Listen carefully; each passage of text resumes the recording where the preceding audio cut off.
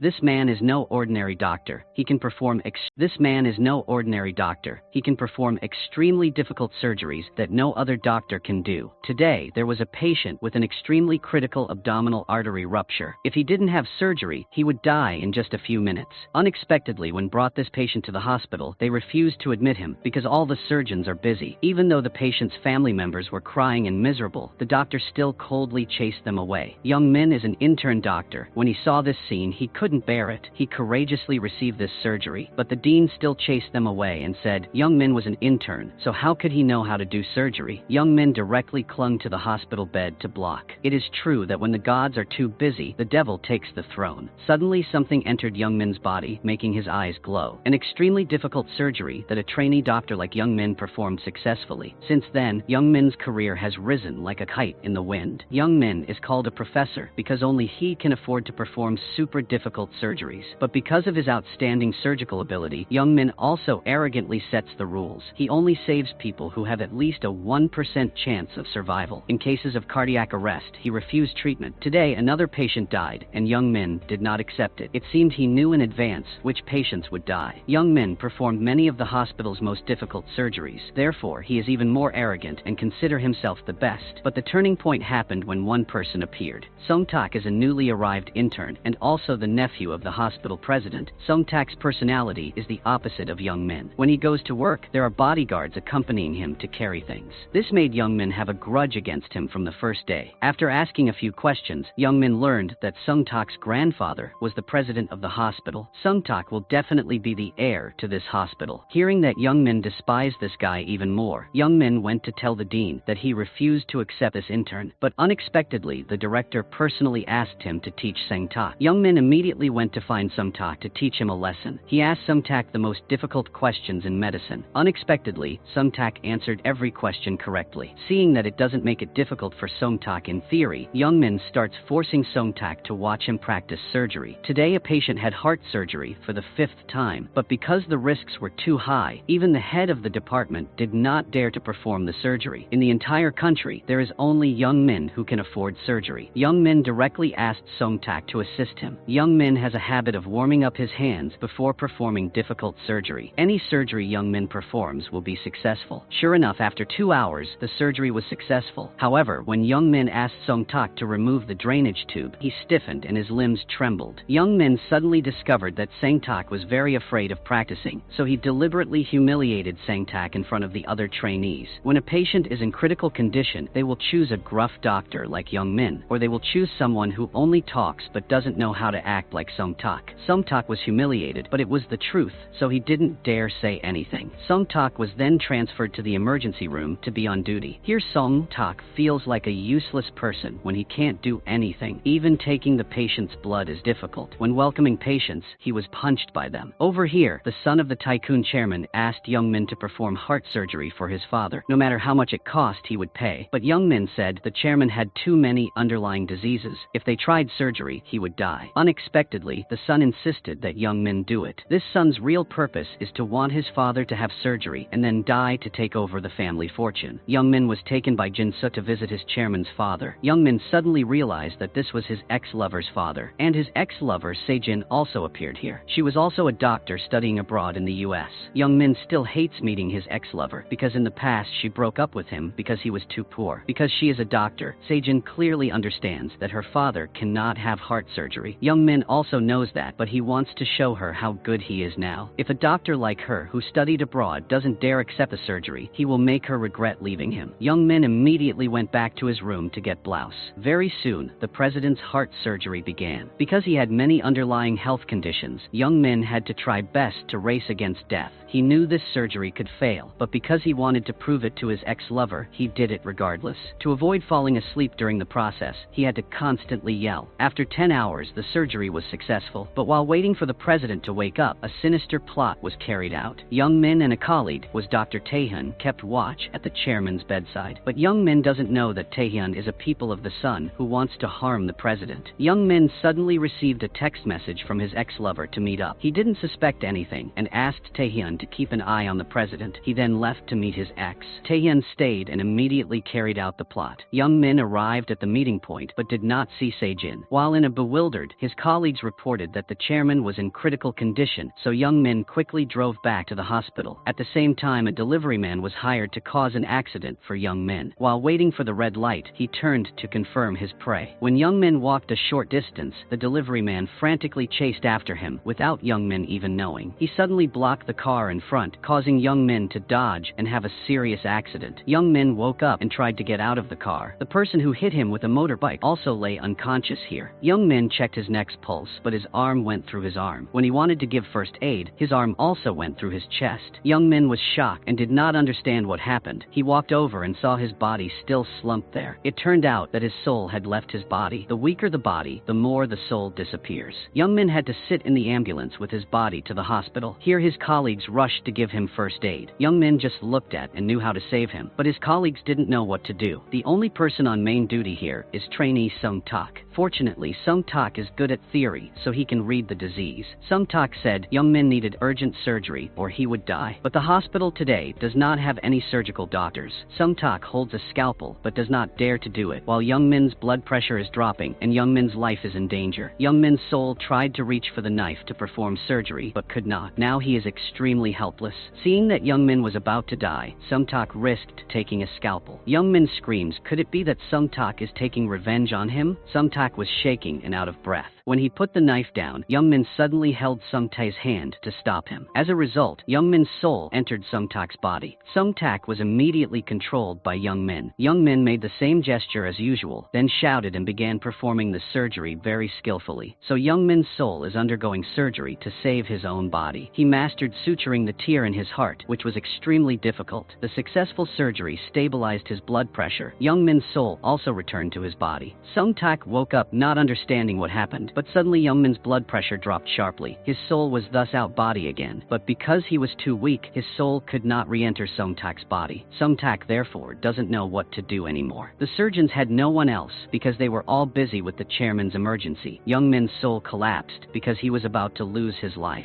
At the critical moment, Taehyun was able to return and quickly perform surgery on the torn left ventricle. The surgery was completed very quickly, but Taehyun deliberately did some procedure that caused Young Min's body to fall into a deep coma, not knowing when he would wake up. Young Min was extremely confused. He tried everything to get his soul back into his body, but couldn't. He didn't want himself to die like that. Outside, the female doctor interrogates Sang Tak. She asked him if he was possessed by Young Min's spirit. Why did you do the same surgery gesture as Young Min? But Sung Tak denied, saying that he was actually very good at surgery, but had been hiding it for a long time. On this side, Young Min was keeping watch over his body when he suddenly discovered that the drainage tube had been pulled out. It seemed like someone wanted him to be unconscious forever. Young Min's soul tried to enter another doctor's body to reattach it, but it failed. Unexpectedly, the cleaning lady here could hear and see him. She immediately helped him attach the tube, then greeted him, making Young Min extremely surprised. Young Min followed and found out that the cleaning lady was also possessed by a spirit. That spirit is Uncle Teth. Uncle Teth has been a ghost for a long time, so he knows everything. So he explains to Young Min the rules of ghosts. That is, the soul cannot be more than 100 meters away from its body. Furthermore, if you enter many other people, you will not be able to enter your body again in the future. Since then, Young Min has been looking out for himself because his personality is very harsh and unpleasant to everyone, so no one comes to visit him. Every day, only intern Sung Tak comes to visit him. Sung Tak could see Young Min's ghost, but he pretended not to see it so Young Min wouldn't bother him. Young Min kept following Sung Tak, but was suddenly blocked by an invisible wall. This is the line that he cannot cross.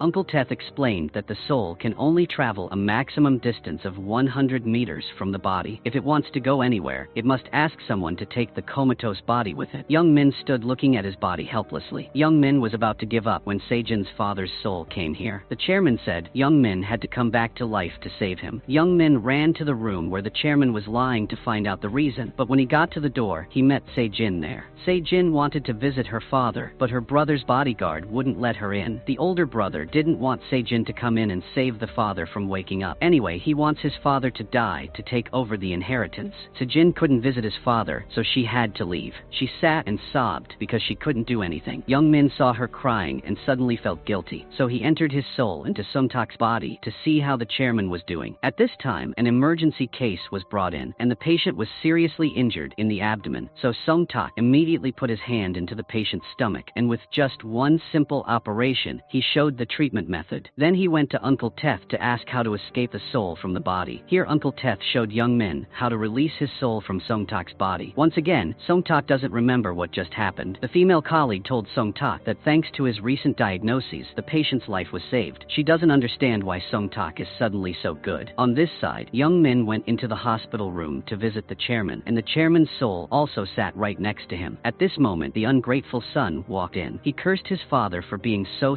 stupid. If dad listened to daughter had not had surgery, he would still be alive. The two souls were shocked to discover that the son was the one who harmed the father. Jin-suk then went upstairs to meet the hospital director. It turns out that he and the director cooperated to inject drugs to harm the chairman, and at the same time arranged for a delivery man to cause an accident for young Min so that he wouldn't be able to return in time to save the chairman. At the same time, Taehyun, the person who murdered the president, brought his colleagues to examine young Min. Because was in a deep coma, young Min was transferred to a special room. Here are all patients with no chance of recovery. Taehyun said these were the patients young Min abandoned in the past because they had no chance to live. Unexpectedly, young Min will also have to lie here one day. The words made young Min freeze. He suddenly realized that in the past it was really bad of him to abandon his patients. He was startled and turned around to see the souls of these patients here. These ghosts seemed to hate him. Young Min felt very regretful for refusing to treat them before. So every time he saw a seriously injured patient in need of urgent surgery, young Min couldn't help but borrow Songtak's body, confidently instructing the superior doctors. After each successful surgery, Songtak becomes a hero that many trainees admire. Since then, Songtak felt like there was something unusual about him, so he reviewed the surveillance cameras and then used his power to ask security to delete all those videos. Because he was so tired of having his soul enter his body many times, Songtak took a day off from work and stayed home to play games. Unexpectedly, something big happened at the hospital that day. Young Min's body was transferred to another place. He quickly ran back to the room to find doctors standing around. Young Min hurriedly went to find Songtak to enter his soul into Songtak's body, but could not find. At this time, Taehyun met the director and asked to let young Min stay, but did not expect to be scolded by the director. The director told Taehyun not to forget that he was the one who harmed young Min to get a professorship, and he was the one who injected poison into the chairman that day to help the son harm his father to take over the fortune. On this side, young Min is still worriedly running everywhere looking for Songtak. He was shocked to see the dean bringing the bed cart. At this moment, Songtak came and secretly pushed his body away. After a while, the housewife came to help push him into the elevator, and at the same time stopped the dean when chased him there. Songtak pushed it away for a while and was caught by the director. While not knowing how to explain, Sejin came. She did not allow anyone to touch young Min. Director Han came to find his mother and found out that Sejin was young Min's guardian. He angrily said that ever since his younger brother Songtak came to work, the hospital was in chaos, but his mother still ordered Director Han to help his younger brother. Later, Sejin was at young Min's bedside. She regretted leaving him in the past. Young Min suddenly realized she still loved him. He followed her, but was eventually stopped by the 100m boundary. Young Min was extremely sad. At this moment, Songtak passed by, so he borrowed Songtak's body to run after his ex-lover. Because he couldn't see her, he took the car and drove away. That day, young Min drove around all day until night in the form of Songtak. Unfortunately, while walking on the street, he accidentally bumped into a woman, causing his soul to be thrown out of body. Because if he goes more than 100m away from his body, his soul will vanish and die. So, young Min quickly begged Songtak to save him, but Songtak only paid attention to the fainted woman. It seemed like she had some very serious illness.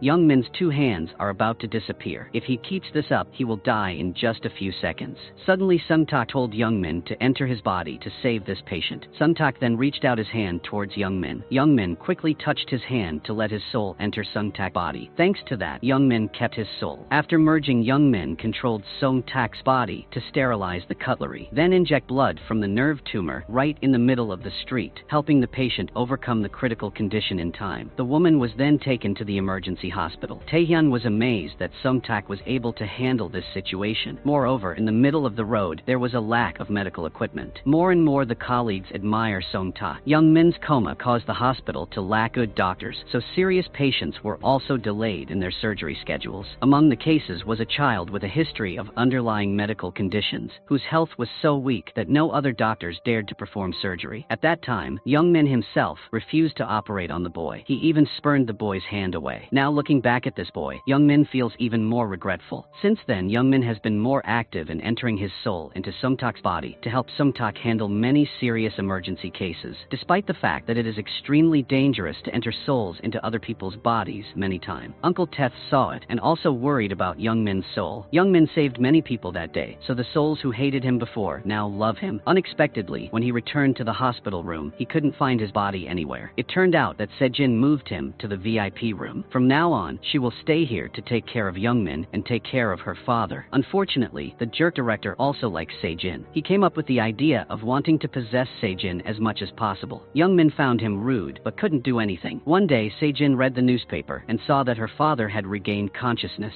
In fact, Jin-suk intentionally spread rumors to sell stocks. Sejin immediately went to find his father, but his brother still prevented her from entering. Young Min went inside and discovered that the president was still in a coma. Jin-suk announced that he would sell the stock when it was at its peak, wait until his father died, and then the stock would decrease so he could take the money to buy it. Later, Young Min followed Taehyun to find out the truth and discovered that Taehyun was an accomplice of the director and the evil son. The director appointed Taehyun to take over and take care of Sejin's father with the task of removing the breathing tube when needed. In return, Taehyun will soon be promoted to professor. Knowing the truth, Young Min was extremely angry. He chased and beat Taehyun, but it had no effect. Young Min felt guilty, so he quickly went to apologize to Sejin's father. He promised to find a way to help the president fight against the unfilial son. That night, Young Min's soul entered Sung-tak's body to find Taehyun and tell all his secrets. Sung-tak threatens him to not do dirty things if he wants to live. Taehyun was extremely scared. He quickly ran out to chase Sung-tak and asked how you knew that, but Sung-tak was bewildered and didn't understand what was going on. Sung-tak was afraid of being exposed, so he went to the control room and asked to delete the video, so when Taehyun came to watch, he could no longer see anything. Back in the hospital room, Sejin says Young Min's brain condition is worsening day by day. Young Min remembered that Uncle Teth once said that possessing too much of a living person would cause the comatose soul to not be able to return to the body, at which point he would have to be a ghost forever, afraid of dying, so Young Min quickly escaped Sung-tak's body. He saw his ex-girlfriend crying because she was afraid he would die. Sejin promises that if he wakes up, she will stay with him forever. Hearing this sentence, Young Min vowed not to enter another person's body again. At this time, a black soul appeared in the hospital. Other souls saw it and were frightened. He is the soul of the delivery man. Later at the hospital, they received an extremely critical patient. Young Min looked at him and immediately knew that this was a difficult case due to a heart attack. This difficult case caused Professor Tae-hun to refuse treatment. Tae-hun suggested letting Sung-tak perform the surgery. Sung-tak is worried because he doesn't know how to operate, but when he looked at the pitiful victim's wife and children, Sung-tak agreed to perform this surgery. He ordered the patient to be quickly taken to the operating room, in fact to Young Min's soul to enter his body. But Young Min just swore to Sejin, so he can't do that anymore. Therefore, Sung-tak had to do the surgery himself.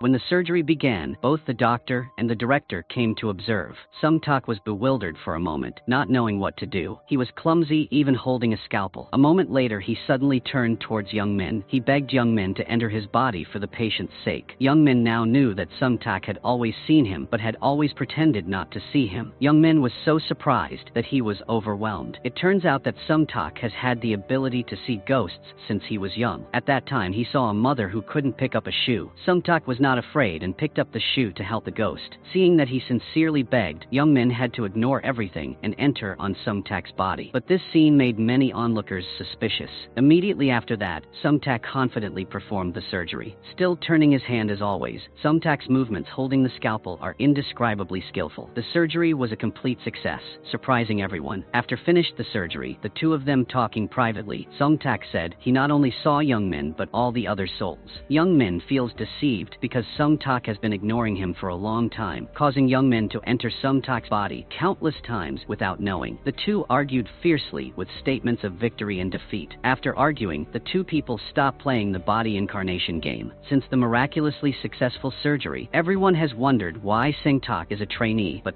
so good like that. The director also asked to review the video of the surgery that Sung-tak just did. The next day, suddenly reporters rushed to find Sung-tak. It turns out that director Han posted the news that Sung-tak has excellent surgical ability online. Because he thought his younger brother was just lucky, in the future Sung-tak encountered a difficult case, and if he couldn't handle it, he would be severely criticized. Sung-tak hates this brother very much. It turns out the two brothers are competing for inheritance. Ever since Young Min and Sung-tak got angry with each other, Sung-tak started having clumsy days alone. He was clumsy when performing operations with the patient. Even removing the drain failed. Young Min saw but refused to help, so dissatisfied Sung-tak decided to take revenge. He opened the window and threw away Young Min's best vest. No matter how much Young Min begged, Sung-tak still Tae-hyun dropped the vest on the street. The two people hate each other more and more each day. At this time, the black soul of the delivery man became increasingly stronger. This person is always following Young Min, and he doesn't know anything. As for Sejin, every day she tried bringing the food her father was allergic to the bodyguards, and they replied that he had eaten it all. After hearing this, Sejin immediately knew that her father had never woken up. Dad's soul was afraid that the more Sejin investigated, the more danger would be in, so his soul talked to Young Min's soul. The chairman wants to ask Young Min to take care of his youngest daughter. At that moment, Tae-hyun came in and gave the chairman an injection, which was poison to maintain the chairman's coma. The chairman knows that his son has a big plan, so he wants to ask Young Min to protect his daughter. On this side, the body of the delivery man who caused Young Min's accident is in critical condition. Fortunately, Sejin came to the emergency room in time. The delivery man's soul suddenly appeared and begged Young Min to save him. He told Young Min all the truth. That day, because of money, he caused an accident for Young Min. Unexpectedly, it put himself in a critical situation. He knelt down and asked Young Min for forgiveness. Young Min's questions were gradually revealed. Furthermore, Young Min eavesdropped on the conversation between Director Han and Sejin and learned that it was Director Han who borrowed Sejin's phone to text to meet him on the day of the accident. Therefore, Young Min must investigate and exonerate himself. Here, the seriously ill boy is begging Sung-tak for surgery. Sung-tak is extremely heartbroken, but he is unable to do that. Only Young Min can do this difficult case now. The boy then ran to hug his mother and cried, making Sung-tak even more heartbroken. So he found Young Min and wanted Young Min's soul to enter his body, and Young Min will operate on the child, and Sung-tak will help Young Min investigate the truth of his accident. The two quickly reconciled and agreed to cooperate. At this moment, there was an emergency patient, but the wife kept scolding him. It turned out that the victim went to the mountain to have an affair and fell down. Seeing that this case was troublesome, Young Min took the initiative to leave, but stupid Sung-tak deliberately wanted to enter Young Min's soul and come to save people, but as a result, the wife grabbed his hair. It hurt. At this time, the patient was unconscious and needed emergency treatment. Everyone immediately took the wife out so Young Min could work. The extremely talented Young Min successfully cured the patient. After surgery, the patient was taken to the recovery room. Unexpectedly, the lover's husband came here to take revenge. Young Min was very smart and quickly got out of Sung-tak's body as the doctor who saved that man, so Sung-tak was beaten. After this hurt incident, Sung-tak was angry with Young Min again. Unexpectedly, this scene was recorded by the camera and the director saw it. He asked the security guard to send him videos about Sung-tak every day. At this time, there was a girl outside crying bitterly, asking for her brother's hospital bill to be reduced. She is the delivery man's sister. To earn money for her brother's medical bills, she had to work until she was exhausted. The delivery man promised Young Min that if he could wake up, he would be a witness to Young Min's accident. This is an opportunity for Young Min to expose the director's plot. But before Young Min could do anything, the director started flirting with Sejin. It turns out that many years ago, he really liked Sejin. Watching her take a grain of rice from her hair and eat it, the director was fascinated. That afternoon, he brought food to flirt with Sejin, but saw her resting her head on Young Min. The lunchbox had to be thrown in the trash. Now that he has put Young Min into a coma, Sejin must be his. At the same time, Sung-tak tricked Tae-hyun into going somewhere else so he could replace Tae-hyun and inject the president with medicine. Sung-tak pretended to be confused, making the two bodyguards not pay attention, and Sejin successfully sneaked into the hospital room. When the security guard went out, Sejin sneaked in to see her father. Seeing her father motionless and haggard on the bed was extremely heartbreaking. Now she is sure that her evil brother harmed her father. Moments later, Sejin came out, surprising the two bodyguards. She said that if they didn't want to lose their job, they should keep this a secret, and next time, don't stop her from entering. Sung-tak tells Sejin the truth about the delivery man causing Young Min's accident. So Sejin decided to be in charge of treating the delivery man. Today is the day the boy with a serious illness is operated on. Sung-tak took the boy into the operating room. At this time, Young Min also followed, but unexpectedly he was blocked by a limited wall. While the surgery had begun, Sung-tak was confused and didn't know what to do. It turned out that at this time, Young Min's body was being taken for a scan, causing his body to exceed the 100 mem limit to the operating room. So Tae-hyun will be in charge of this surgery, and Sung-tak will be the assistant. But he has not yet had Young Min's soul enter his body, so he is very worried. He clumsily dropped the electric knife, then accidentally touched his hand to the ground. As a result, he were kicked out and disinfected before being allowed in. When the situation was critical, Young Min quickly went to find Uncle Teth's souls. Here, Uncle Teth, in the picture of the cleaning lady, agreed to help. She went to the imaging room to take his body away. Thanks to that, Young Min was able to get close to the operating room. On this side, Sung-tak was clumsy and was constantly scolded. Young Min promptly appeared here at the critical moment. Young Min's soul begins to enter Sung-tak's body. Sung-tak immediately changed and performed extremely skillful operations. That made Taehyun start to feel confused. He couldn't even do the basic steps, so Sung-tak asked Taehyun to stay behind so he could do it. If something happens to the patient, Taehyun's professor chair will be blown away. After hearing this, Taehyun was scared, so he gave his seat to Sung-tak. Artificial heart replacement is an extremely difficult and rare technique. Young Min has done it before, so he is very skilled. The dean was extremely surprised. After the surgery, the two young men lay down laughing as if they had won the lottery. But Sejin inside received shocking news from a foreign colleague. The professor read Young Min's test results, which showed that he had no more than a month to live. This makes Sejin extremely sad. That night, Young Min stayed up all night waiting for the baby to wake up. When he saw the baby's eyes open, he was so happy that he cried. This has never happened to an arrogant person like Young Min. At the same time, Young Min wrote a report about the boy's surgery last night, but Sung-tak didn't know Young Min wrote it. When he found out, he quickly ran back to his room to open the computer and delete the report. Unexpectedly, Taehyun had printed it out before. Taehyun discovers that Sung-tak's report is identical to Young Min's previous report. Taehyun began to panic, wondering if Sung-tak was really possessed by Young Min's ghost. On this side, Sung-tak was afraid of being exposed, so he scolded Young Min's soul. While arguing with Young Min's soul, his mother came here. The mother accidentally saw Sung-tak talking alone, looking very scary. Because Young Min had been talking to ghosts since he was a child, his mother thought he was sick. On this side, Sung-tak came to remove the drainage tube for the pediatric patient. Many curious people came to see him because they heard he was very talented. Unexpectedly, the boy opened his eyes and saw Young Min's soul. The boy asked why he got into Sung-tak's body. Young Min panicked and caused the drainage tube to fall out. Everyone was disappointed to see that. On this side, Sejin saw the delivery man in a coma and didn't woke up yet. While checking, everything was normal. She was wondering and didn't understand when suddenly the cleaning lady screamed loudly because the trash can lid didn't fit the bin. The cleaning lady had to check to see if there were any dents anywhere. Sejin understood the meaning of that, so removing the bandage on the delivery man's head, and sure enough,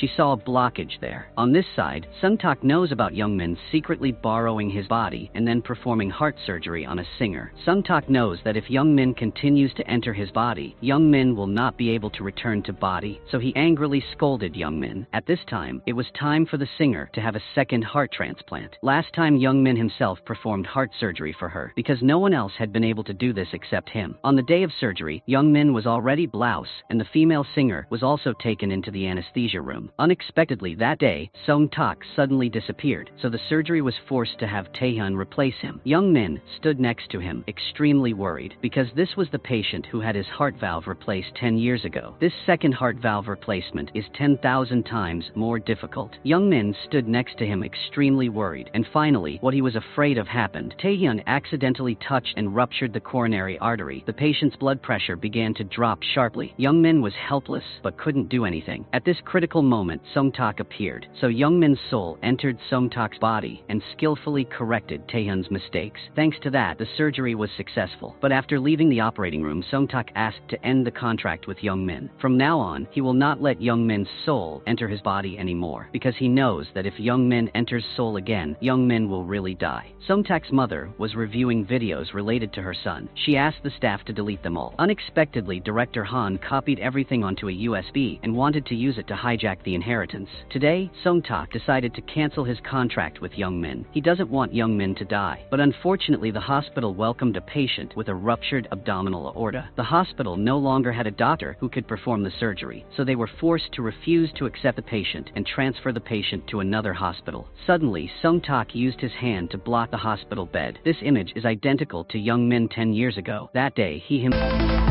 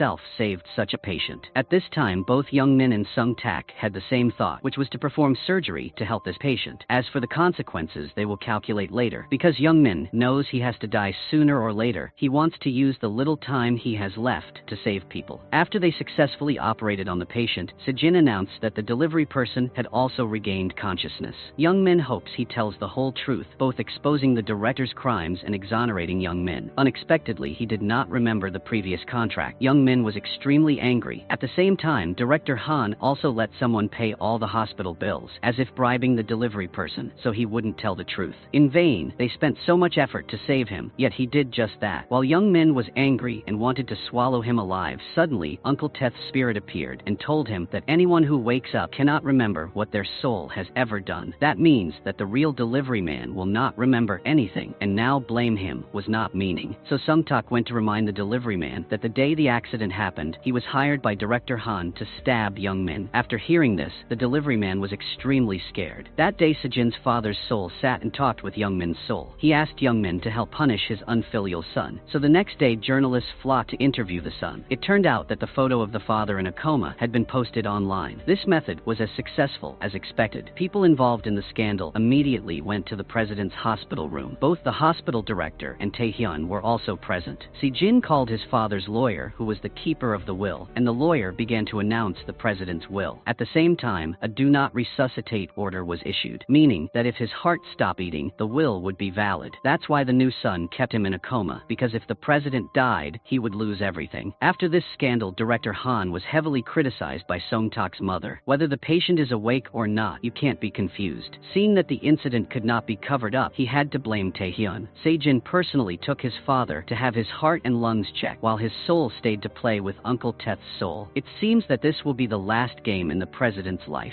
Sejin checked to see that her father had no signs of life anymore. Both his heart and lungs had stopped working. She cried a lot because she couldn't bear it. Now she had to carry out a do not resuscitate order. Even though didn't want to, Sejin still had to take out the breathing tube to declare his father's death. At that moment, his soul also disappeared. On the day of the funeral, Young Min's soul entered Sung Tak's soul again to visit him. Young Min knew he didn't have much longer to live, so he decided to work with Sung Tak on all the untreated cases. The hospital board naturally agrees with this. The two of them worked so crazy that they didn't take a break for several days. While Sung Tak felt extremely tired, Young Min's soul appeared full of energy. Because Young Min is a soul, he doesn't get tired. However, whenever an emergency patient arrived, the two of them enthusiastically ran quickly to help them. At the same time, Taehyun tried to harm Young Min. He gave the report that Sung Tak once wrote to Director Han. Taehyun is certain that this report was written by Young Min. Taehyun confirmed that the director's younger brother was possessed by Young Min's ghost. Director Han didn't believe it at first, but suddenly he heard that his grandfather was coming to the hospital, so he rushed home. Unexpectedly, as soon as he met his grandfather, the grandfather scolded Director Han for letting Sung Tak work so hard. Knowing that Professor Young Min is in a coma and lacks a surgeon, why not find a good doctor to replace him? Personnel is also worried that if it can't be done, you should quickly resign. That night, Young Min went to visit Sejin and found her crying. She was miserable because her father had just gone away, so Young Min could not afford to treat her like that. Did he just lie there in a coma, waiting for her to declare her death to him? When Young Min saw her crying, he was also extremely sad. He regretted that he couldn't help her. At this moment, he saw Sung Tak coming, so his soul immediately entered Sung and went into the room. Young Min used Sung Tak's hand to cover Sejin with a blanket, and he didn't forget to caress her face.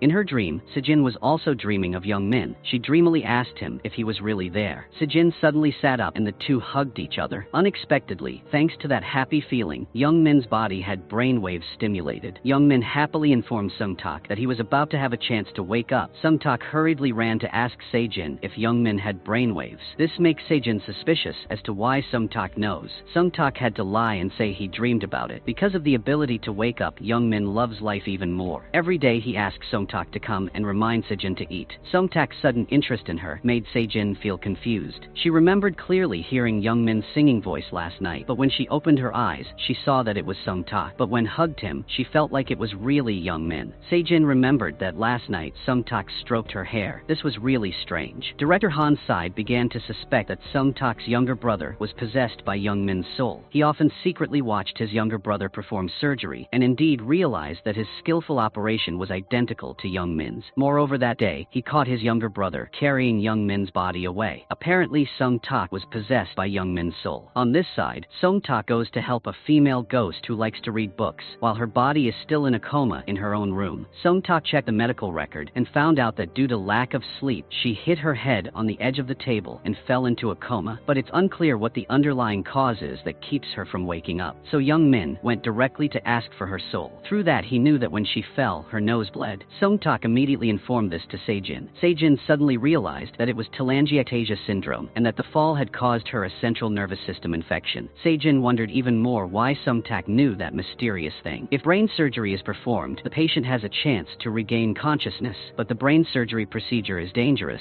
so the treating doctor hesitates.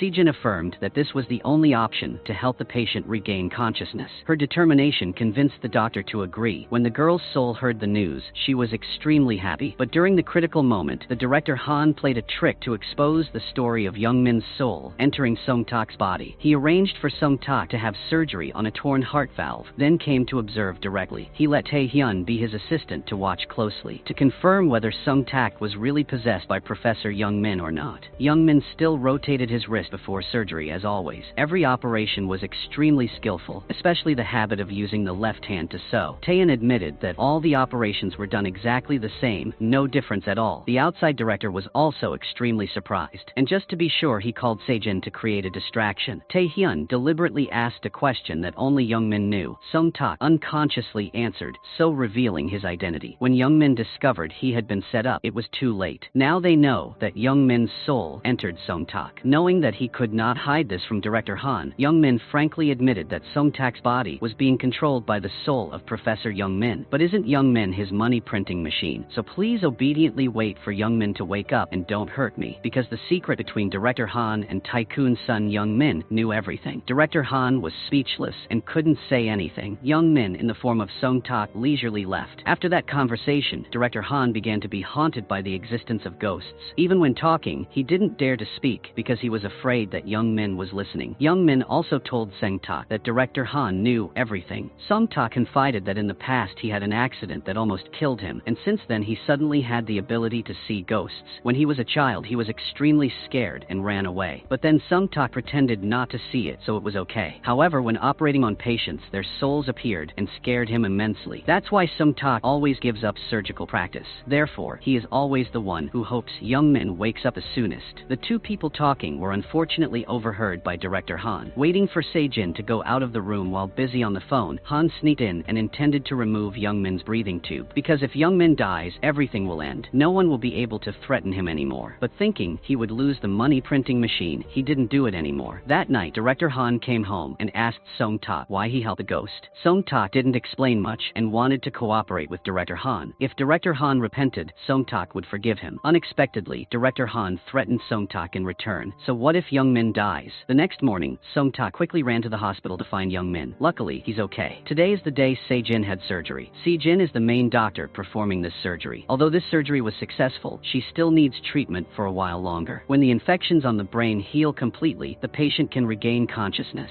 Knowing that happiness can help Youngmin wake up faster, Song-tak carefully asked his colleagues to watch over Youngmin's body, and he bought Sejin a ticket to see a concert, and at the same time allowed Youngmin's soul to enter his body to go see it with Sejin. So that day, Youngmin, in the form of Song-tak and Sejin, went to see a concert. When the two sat next to each other, Sejin's student memories suddenly appeared. Even though circumstances were poor, they always had each other. Leaving the theater, Sejin curiously asked why Song-tak chose to be a surgeon. He answered because he once promised a girl to do that, and she worked as a neurologist. This answer was exactly like the promise between her and Youngmin the day before. Sejin suddenly froze. She didn't understand why Song-tak knew that. Since the day Youngmin's soul entered Song-tak's body, his life has encountered many troubles. The pediatric patient they had operated on suddenly had his soul leave his body to find Professor Youngmin. The boy's body was unconscious on the floor and was being treated by a female nurse. After Song-tak ran over, she suddenly asked the ghost of Professor Youngmin if he was nearby. The question surprised them greatly. They did not expect that she already knew about the soul possession between Professor Youngmin and Song-tak. Although the nurse did not see the ghost, she spoke confidently. Because she noticed that only Professor Youngmin warmed up his hands before surgery, the two of them returned to observe the boy and discovered that he needed another surgery to change the position of the artificial valve. But Song-tak is an intern, so he doesn't have the authority to preside. He called on other professors to accept this surgery. Unexpectedly, they all refused. Even for other other surgeries, they removed Song-tak's name from the AKIP. These things were all done by Director Han. Song-tak was extremely angry but couldn't do anything. Young Min originally had a charity fund dedicated to helping pay hospital fees for the heart surgeries he was in charge of, and this boy was also on that list. The head of the department said that if the boy was not operated on soon, he would not be able to wake up. He came to ask Director Han to operate on the boy, but Director Han used private matters to take revenge. All patients in charge of Young Min must suspend medical examination. As for the fund money, it will be transferred directly to the fund that Director Han is in charge of. The head of the department couldn't help but be shocked. How could he trade a patient's life for money like that? At the same time, the boy's soul ran to hug his mother, but could not. When he saw his body on the bed, the boy burst into tears, making Song-tak unable to bear it. So, he cooperated with the dean and other professors to create a scene to trick Director Han. Everyone changed their working hours, waiting for the day the boy was to be operated on, but only Song-tak had an empty schedule. Therefore, Song-tak was allowed to enter the operating room as an assistant. Director Han sat outside watching to see if it was Young Min or Song-tak. Unexpectedly, during the surgery, Song-tak's hand kept shaking. It seems that the connection between soul and body is unstable, which is extremely dangerous for the surgery. The dean and Director Han outside were also nervous for him. Young Min had to try to remember the promise to help this boy return to see his mother again. But unexpectedly, this phenomenon still happened. It was very difficult to complete the surgery. After the surgery, Young Min quickly ran out. He asked Uncle Teth why today, when the soul entered Song-tak, he kept having problems. But Uncle Teth didn't understand why. What's even more strange is that Song-tak suddenly remembered the surgery, but before, when Young Min's soul entered, he couldn't remember anything. The boy's soul was about to wake up and immediately went to see Young Min. The boy asked Young Min that he help the boy to wake up, so did Young Min wake up with the boy. This statement seemed to crush Young Min's heart. He really want to, but he can't. Uncle and nephew hugged each other. Suddenly, the boy's soul disappeared. Young Min rushed to the hospital room and the baby woke up, but now the boy can only see and touch Song-tak, and Song-tak carelessly teased Young Min. Young Min left heartbroken. He shouted angrily because he was a vegetable, so no matter what he did, only Song-tak would inherit it. Young Min sadly returned to his room, seeing Se-jin falling asleep next to his body. Another thing that made him extremely miserable. Young Min burst into tears like a child. Why is everyone so miserable because of him? He scolded his body to wake up, intending to lie there and torment everyone for how long. Outside, Song-tak heard everything. He was also heartbroken for Young Min. The next day, Se-jin's brother suddenly returned to the hospital. He rushed straight into Young Min's hospital room to see Se-jin. Young Min's soul standing next to him heard something extremely shocking. It turns out that in the past, her brother deliberately forced Se-jin to go to America. Otherwise, he would have someone break Young Min's arm. That day, he hired a group of thugs to warn Young Min. They threatened to make Young Min's hand unable to be operated on. Today, he came here to cause trouble again. He wanted to force his sister to sign a paper refusing to inherit the father's property. Young Min helplessly watched Se-jin struggle with her evil brother. Luckily, Song-tak ran there in time. Young Min's soul entered Song-tak's body and grabbed Jin-suk's collar. Then he punched this evil brother straight in the face.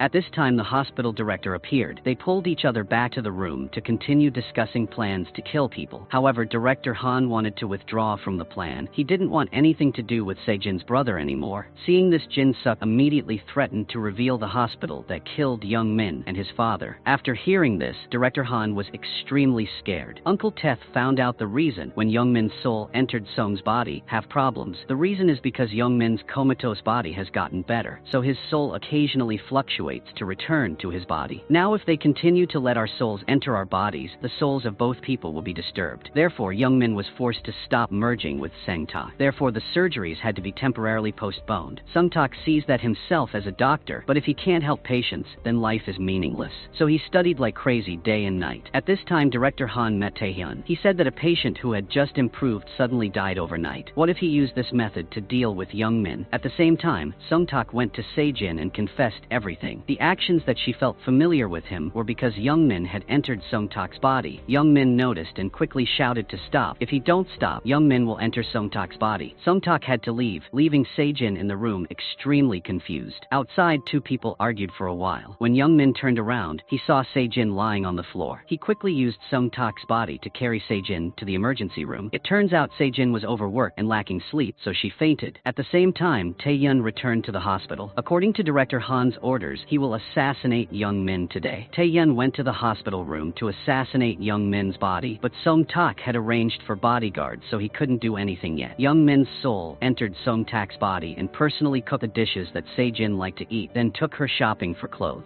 Se-jin once again felt that she was very close to Young Min. Emotions were so overwhelming that she couldn't hold back her tears. The next day, Sung-tak went home to help his mother supervise the plumbing workers. He picked up the faucet and accidentally sprayed it everywhere. Sung-tak suddenly understood something and rushed to the hospital. He found out the cause of Young Min's deep coma, which was due to the blood flow to Young Min's brain being compressed. They immediately took Young Min's body for a CT scan. Sure enough, it was discovered that the artery was being compressed. Because she was so happy, Se-jin hugged Sung-tak. Young Min quickly entered his body to enjoy this happy feeling. Sung-tak then opened a faculty meeting to announce this. He confidently explained every detail, making the professors admire him. The head of the department immediately said, "So let's schedule the surgery." Sung-tak asked the head of the department to be the main surgeon, and he would assist as an assistant. The two scheduled surgery for Young Min tomorrow morning. But Young Min is worried because Uncle Teth has told him not to enter the soul anymore. Because yesterday when he went shopping with Se-jin, his soul was also disturbed. If during brain surgery the connection between the body and flickered again, it is very dangerous. Young Min decided to teach everything to Sung-tak. At least if something goes wrong, he can handle it. On this side, Director Han knows that Sung-tak will be an assistant for this surgery. He suddenly remembered that recently Young Min had been having trouble while possessing soul, so he immediately hatched an evil plan. At this time, a patient had a ruptured aorta, causing blood to flow non-stop, but currently the hospital no longer has any surgeons on duty. Sung-tak couldn't help but accept this surgery. That made Young Min very upset. "I told you being possessed now is very dangerous. If there is a problem during surgery, the patient can lose his life." However, Sung-tak was still very stubborn. He still to proceed with the surgery. Entering the operating room, Sung-tak was confused and didn't know what to do. While the victim's blood pressure continued to drop, Young Min's soul outside was extremely worried. Sung-tak looked out the window for help. When the machine reported that the patient was about to die, Young Min took the risk of entering his soul into Sung-tak's body to continue the surgery. The operations are extremely skillful. Thought this patient would be saved, but unexpectedly, as the surgery was about to end, Young Min's soul was pushed out of Sung-tak's body. Sung-tak doesn't know what to do next. Young Min quickly reached out to re-enter Sung-tak's body, but couldn't anymore. In a critical moment, Uncle Teth ran in and yelled at Sung-tak to continue the surgery. But now it was too late. The patient's heartbeat was no longer there. The patient's soul stood looking at them. Sung-tak was dumbfounded because he had just lost a person's life. He couldn't stand it, so he ran out. The surgery failed, so Director Han called the department head to investigate. However, the head of the department said this was not a medical incident because the patient's aorta had already ruptured before that. Sung-tak wanted to save the patient, so he performed the surgery. Everyone protected Sung-tak, making Director Han mad, but couldn't do anything. After that incident, Sung-tak was so shocked that he cut off contact with everyone. The mother was worried about her son, so she searched everywhere. Director Han saw this and immediately said that it was because she forced him to become a doctor. "If you love Sung-tak, let him come home." Then Director Han and two people discussed how to kill Young Min. He told Taehyun to perform Young Min's surgery like it was an accident. That is to let Young Min die before being taken into the operating room. Then Taehyun will not be held responsible. Since Sung-tak is not here, he will let Taehyun take Sung-tak's place. They also prepared wine to drink to celebrate Young Min's death. Young Min's soul was nearby and heard everything. The urgent thing now is to find Sung-tak and return. The nurse went to the house and met Sung-tak there. Unexpectedly, he had already prepared his resignation letter and asked her to bring it and submit it for her. But on this side, Young Min's soul did not give up. He firmly believes that Uncle Teth's ghost is the one who possessed him 12 years ago. He begged Uncle Teth to help him, so Uncle Teth devised a plan to call Sung-tak back. But the mother's side has now agreed to let Sung-tak quit his job. Both mother and daughter planned to travel far away. At this time, Se-jin had someone calling, so she had to leave quickly. Unexpectedly, just a short distance away, the nurse called to say that Young Min was in danger. Se-jin returned to find that someone had lowered his bed, causing water to flow back inside, causing pneumonia. A colleague reported this news to Sang-ta, and upon hearing that, he immediately canceled his return flight. Unexpectedly, when he returned to the hospital, he found out that this was Young Min's trick to get Sung-tak to return. This makes Sung-tak very angry. Back home, Sung-tak receives a text message that Young Min's surgery has been postponed indefinitely. Sung-tak suddenly felt very sad. Sung-tak recalls Young Min being able to save many patients because he entered his body. If they lose a talented person like Young Min, there will be many patients who cannot be saved. Unexpectedly, the next day, the colleagues told him that Young Min had to be transferred to the hospital. After hearing this,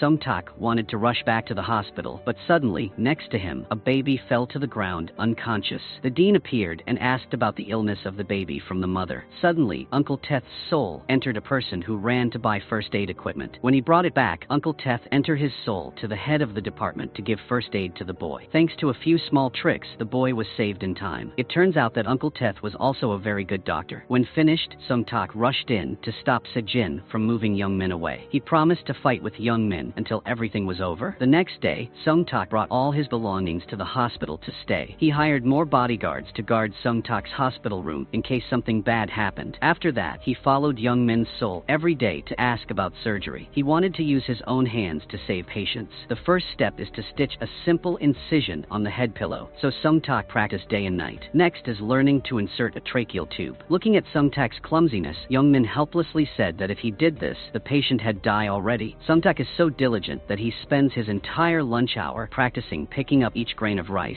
with the aim of practicing his skillful hands. Gradually practice suturing blood vessels with balloons. At first, Sung Tak was clumsy, making Young Min angry, but with perseverance, he finally succeeded. Sung Tak moves on to practice on the model heart. He stayed up all night, so tired that he fell asleep on the table. Unfortunately, the hospital suddenly received many emergency cases due to a series of traffic accidents. Among them was the most serious patient. Sung Tak courageously took this case. Young Min stood next to guide Sung Tak little by little. The trainee practiced with his true strength for the first time. He sewed the patient's wound himself. Everything went smoothly at first, but at this moment someone had a cardiac arrest. The doctors on duty tried very hard but failed. The victim's soul appeared, causing Sung Tak to freeze. The doctors have officially given up. This patient's soul is also about to disappear. However, this time Young Min told Sung Tak to try harder. He jumped onto the table and enthusiastically pressed the victim's chest with all his hope. Sung Tak's face was extremely emotional. He stared at the ghost, determined to save this guy. This surprised everyone around. Very quickly, the victim's soul disappeared. This guy showed signs of life again. Sung Tak breathed a sigh of relief. Se-jin stood next to observe everything. She began to have doubts. She remembered that Tae-huin had said that Young Min's soul entered Sung Tak's body. Plus, many times when she's with him, she feels like it's Young Min. Perhaps Young Min's soul entered that guy. Se-jin decided to verify this for herself. She immediately went to ask the nurse about the food that Sung Tak didn't like. Then she deliberately invited him out to eat. Unexpectedly, Sung Tak ate very well. This made Se-jin firmly believe that the person in front of her was Young Min. She happily said that from now on, she would invite him out to eat every day. Unexpectedly, two people were walking on the street when disaster struck. The older brother, who was always watching the two of them, came to cause trouble because he thought that Se-jin was dating Sung Tak. He sent his juniors to secretly attack Young Min that made his soul out of Sung Tak's body. Se-jin ran over and saw Sung Tak had fainted. Young Min's soul is weak right next to him. Because there was his body didn't nearby, so Young Min's soul began to disappear. At this time, Se-jin suddenly called Young Min's name. She knew all the secrets between him and Sung Tak. Se-jin quickly called the nurse to send an ambulance came here. Uncle Teth came here and saw that Young Min's soul was about to disappear. When in danger, he quickly possessed an employee, then picked up Sung Tak's body and put it down for Young Min's soul to enter. Thanks to that, Young Min's soul was saved. When Young Min got in the car, he realized that Se-jin already knew everything. She looked at Sung Tak with happiness. From that day on, Se-jin smiled happily every day. As for Young Min, he comes every day to ask Sung Tak to convey his words to Se-jin. He even borrowed Sung Tak's body to have lunch with Se-jin every day. Sung Tak's lover see that, and extremely jealous, the girl intentionally slapped hard to push Young Min's soul out. The two girls started fighting over Sung Tak's body. Seeing that something was wrong, they started to sit down and discuss. The two will take turns loving Sung Tak. Only on odd days will Young Min borrow Sung Min's body to date Se-jin, and each time Se-jin borrow a body, it can't be more than 2 hours. Just when everything seemed to be going smoothly, Se-jin discovered that Young Min's white blood cell count had increased. After taking his body for testing, Se-jin said drug-resistant bacteria were spreading very quickly, making pneumonia more and more serious. There can be no more delay now. Sung Tak immediately held a medical council meeting. This time, the illness was much more complicated than the last time, because in addition to surgery, infection is also involved. Just one mistake and will lose the life. If thoracic surgery is performed, it will be completely resolved, but 99% of the time, it will fail. Even though opening the neck area is safe, he will have to wear a neck tube for the rest of his life. Daily activities will be very cumbersome, and the tube can get clogged at any time. Young Min's soul and Sung Tak go out to talk privately. They knew that if they had neck surgery, they could save his lives. But later Young Min also lost the ability to save people. So Sung Tak decided that even if he searches the earth, he must find the best doctor to help Young Min have thoracic surgery. He called all the best professors. But because Young Min is a famous doctor, no one dares to treatment for him. If anything goes wrong, they will have a reputation for life. Because there was no doctor to help him perform the surgery, so Youngmin asked Sung-tak to see Taehyun. Even though he knew that Taehyun had wanted to kill him several times, Youngmin took the risk and asked Taehyun to join the surgery team. Dr. Ahn also recognized that the person in front of him was Youngmin's soul entering. Taehyun immediately went to see Director Han to ask him to operate on Youngmin. Taking that opportunity, he will assassinate Youngmin as promised. Director Han happily agreed to this, and Youngmin's surgery was immediately performed. The head of the department and the best doctors are all here watching. Even Director Han came to watch. Taehyun was in charge of the surgery. He nodded at Director Han. Then Sung-tak also entered the room as an assistant. The two nodded, signaling the surgery to begin. But suddenly Sung-tak and Taehyun switched places, surprising everyone outside. Youngmin's soul entered Sung-tak's body. As always, he rotated his wrist before surgery, and at the same time Youngmin announced to change the content of the surgery. That is to change from neck surgery, as originally, to thoracic surgery. It turned out that Taehyun had gone to Youngmin's office before. Taehyun sat crying because he regretted the bad things he did. That's why Youngmin trusted him. They acted together to trick Director Han into agreeing them to perform surgery on Youngmin. At the same time, the most difficult surgery in the history of medicine took place.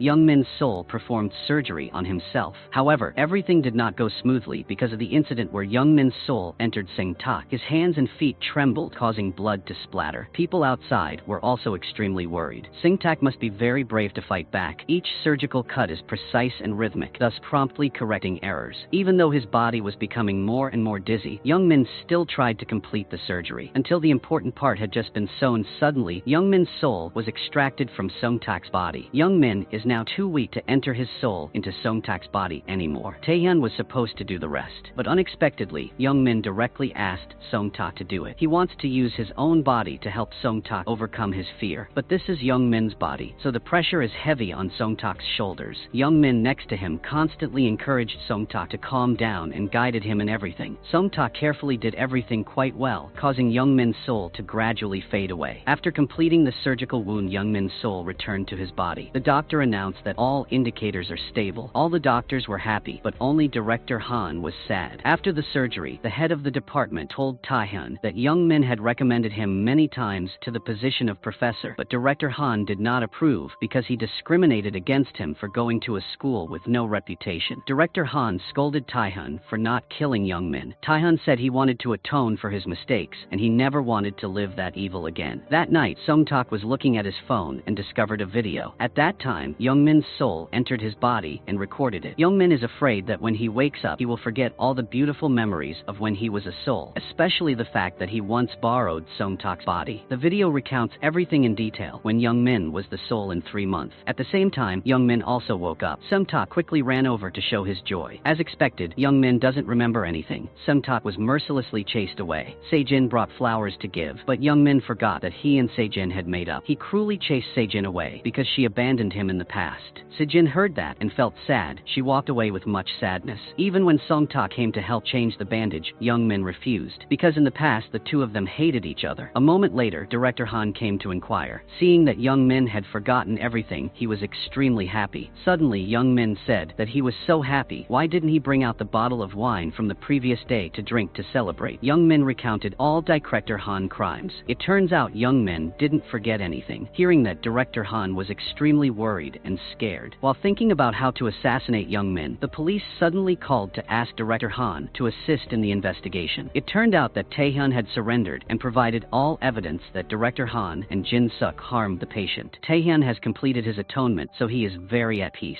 Sejin's brother was also arrested for his crimes. The next day, Youngmin was able to walk with the tubes. Never before have he seen such beautiful sunlight. While being romantic, Sung-tak came to cause trouble, so the two of them argued again. Sejin inherited all of her father's assets. She donated everything to charity and moved into Youngmin's house. The two of them hugged each other very happily. The next day, Youngmin immediately went to work. He always tried to cure the most difficult cases, and accompanying him is Sung-tak, because everyone's health is precious, so don't wait until you lose it to appreciate it. The movie ends here. If you find it interesting, please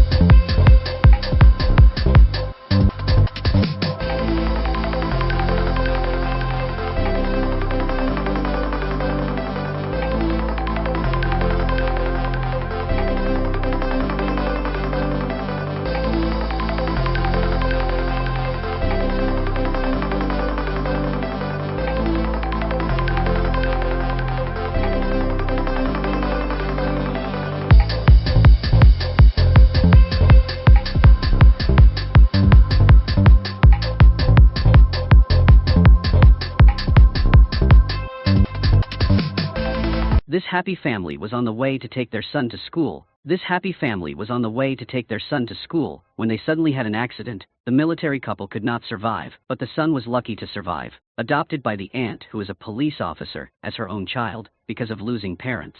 So Bayman's personality is always sad and easily angered. He has changed schools 3 times because he doesn't like the bratty bullies, but he was smart, so he went home to study the law course on his own and successfully passed the exam to get a law degree. But because he didn't have a high school diploma, the law degree was just a vocational degree. No employer would accept it. They even sarcastically said he was uneducated. This words had just ended made Bayman mad. He picked up the chair he was sitting on and threw it at the recruiter, then angrily left. Bayman, depressed, sat down to eat noodles on the side of the road. Then suddenly he met the director of the law firm he interviewed in the afternoon. His name was Moon Go. He didn't care about degree, but he saw the natural talent of the male lead. Moon Go wanted to cooperate with Bayman, help him working as a military prosecutor in a military environment. Mentioning the words military made Bayman extremely disgusted, so he immediately refused. But when he heard Moon Go talk about 5 times more money than a lawyer and a 10% commission, equal to the whole year he tried to work, Bayman could not resist. But when he entered the army and came into contact with many people, Bayman gradually realized that his parents' accident was not accidental, but was caused by someone harming. So who is the enemy? Please continue to follow along. After agreeing to cooperate with Moon Go, the male protagonist successfully became a high-ranking sergeant in the army. Today he came to meet a new recruit and deliberately showed special interest in him. After went out, he told the platoon leader of that team that guy was the son of the president of a big bank. After hearing that the platoon leader treated the guy extremely well, his clothes were also washed by someone else. When everyone went out to practice, the bank president's son was allowed to stay in the room to rest. That naive boy thought that because he had severe sinusitis, should be paid more attention by everyone, but he didn't expect that he would fall into the trap of the male lead and Moon Go. Very quickly, the fact that the bank director's son was given special treatment in the army was exposed by the press. The male lead is a military prosecutor, so he is in charge of this case. The boy hoped Bayman would help him clarify his medical condition, but he asked the wrong person. Bayman asked questions to prove that the boy was entitled to preferential, especially without giving him a reason. When the boy asked, this was Bayman's intention. Then he looked at him with killer eyes, not knowing that outside the interrogation room, a pair of eyes were watching everything. It seemed Wu In had seen through Bayman's intentions. This plan was successful, making the director of the bank had to resign due to press pressure. The male lead did this job for Moon Go to complete his undercover mission in the army. Now he will be discharged in a few months. At that time, Bayman did not want to work for Moon Go anymore, but wanted to work for someone above him. That was the young CEO Tainam. He was a man with money and power. At his party, there was a couple dare to yell at his pet dog. They was physically attacked by Tainam's bodyguard. Not only that, he also forced the man to kneel down and apologize to his dog, then continued to pour angry punches on the man. After beating this man, he assigned Moon Go to handle the legal issues of this case. The case of the bank director's son was also ordered by him, for that bank is against his company. Tainam really wanted to meet the male lead, who had successfully completed the last case. He wanted to see if Bayman was really as loyal as his dog. Then he chased Moon Go out. He continued to have fun with his friends. The blonde man was Tainam's best friend named Helen. He brought his extremely pretty girlfriend, causing Tainam to reveal his evil intentions. The girl immediately felt the danger and wanted to leave, but the 2 people held her back and forced her to drink a glass of water to be polite. That glass of water had sleeping pills in it. Not long after the girl finished drinking it, she lost consciousness, and Tainam's smile became more and more inhumane. Not long after, at the police station, a girl staggered into the report after harming people. These bastards are still having fun with each other as if nothing had happened. Suddenly, a red-haired girl wearing dark glasses appeared outside the door. Seeing that there was a girl, they thought someone was calling to continue having fun, so the blonde man opened the door to let the girl in. The red-haired girl sat in front of the men without fear. The girl who took off her glasses unexpectedly was Wu In. She had long investigated their actions, so she came here today to deal with the scum. She fought those men alone, but was not inferior. The girl acted extremely strongly and decisively, and soon defeated them all. The blonde man wanted to run but was stopped by Wu In, and was taught a lesson by the girl. After dealing with everything, she called her teammates to bring these guys back to the warehouse. She did this for no purpose at all, but just felt like she needed to help the world operate again. Get out of the dominance of money. On the male protagonist's side, he is busy finding out information about Tainam's name to approach this guy, only to be surprised to learn that this guy was the son of the first 2-star female general in Korea. Everyone was in awe of the series of integrity victories. Back to Wu In, she locked the bastards in the trunk of the car and went to the hospital to visit the victim girl named Mina. Wu In gave Mina a video of them humiliating her, saying that she must keep this evidence carefully, then we can send his to prison. The blonde boy is a famous singer, so his disappearance was quickly reported on the media. His close friend, Tae Nam, also quickly learned this news. His lawyer is Moon Go. He is worried about finding a way to save Tae Nam from this involvement, because he knows that the blonde boy's disappearance is definitely related to the female students who were humiliated by them.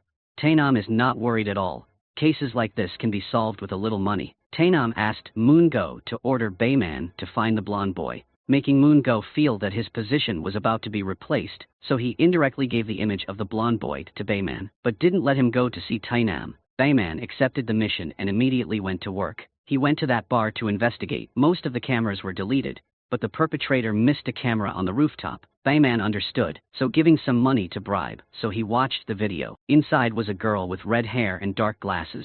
Then Bayman continued to the other room to collect blood on the floor. On the other side was the banker's son was arrested and put in military prison, so he had hatred for the male lead. He hired a boss to kill him with a large sum of money, and this boss also had a grudge against Bayman, so he agreed. At this time, Bayman went with Moon Go to meet Tae Nam. Moon Go clearly did not want to, but could not disobey his master's orders, just waiting for this opportunity. Bayman nominated himself to work directly with Tae Nam without going through Moon Go anymore, making Moon Go very uncomfortable. The thing he feared the most had finally come. When turned back, Moon Go blamed Bayman for doing so, which was tantamount to betraying him.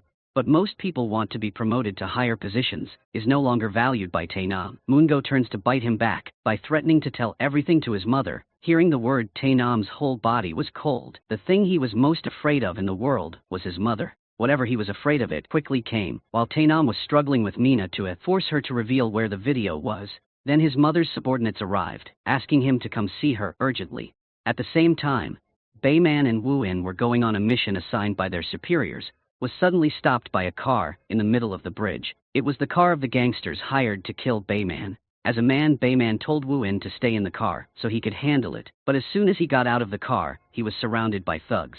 Bayman tried to fight back, but the thugs were too numerous and aggressive, while Wu In sat leisurely in the car observing everything. When Bayman was about to be defeated, she got out of the car to support. She calmly turned the car's windshield wiper to fight the thugs. Seeing a woman dare to challenge, a thug disdainfully criticized her. As soon as he finished speaking, she knocked him out, but the other guys who came in were also defeated by her. This aura of hers made Bayman surprised. With just a few moves those people were defeated. The two continued on their way. At this time Bayman sat in the back seat and accidentally saw Wu In's red hair. She also deliberately wore dark glasses so that he would remember the suspicious red-haired woman. He secretly took some of the hair from there to take for DNA identification and returned to Tae Nam. He was so afraid of his mother because of the terrible memories he had when he was in high school. His mother did not punish him with a whip, but only with her eyes and words, because in order for him to obey, she was willing to give her son a grenade with the safety pin removed. While Tae Nam trembled in panic and fear, Yun-soo warned him that the most important thing in her life was her power and position as the highest-ranking female soldier in the army, so no one could stand in her way, including her son. If Tae Nam does bad things that are exposed and affect her career, she will not hesitate to kill him. The grenade will explode after an hour, or will explode immediately if Tae Nam drops it to the ground. Yun-soo locks his son in the warehouse so he can repent, but unexpectedly, that fear creates a perverted devil-like ick now. Every time he remembers that memory, Tae Nam is so scared that his brain wants to explode. As soon as he saw his mother, he knelt down and begged for forgiveness. Yun-soo mercilessly kicked her son because he dared to skip military service and cause trouble outside. She stomped on Tae Nam's face. It wasn't that she wanted him to be a good person, but that she wanted him to do nothing to affect the reputation she had built. Tae Nam got out of that heavy foot, vowed not to serve at the barracks, managed by his mother, then ran away immediately.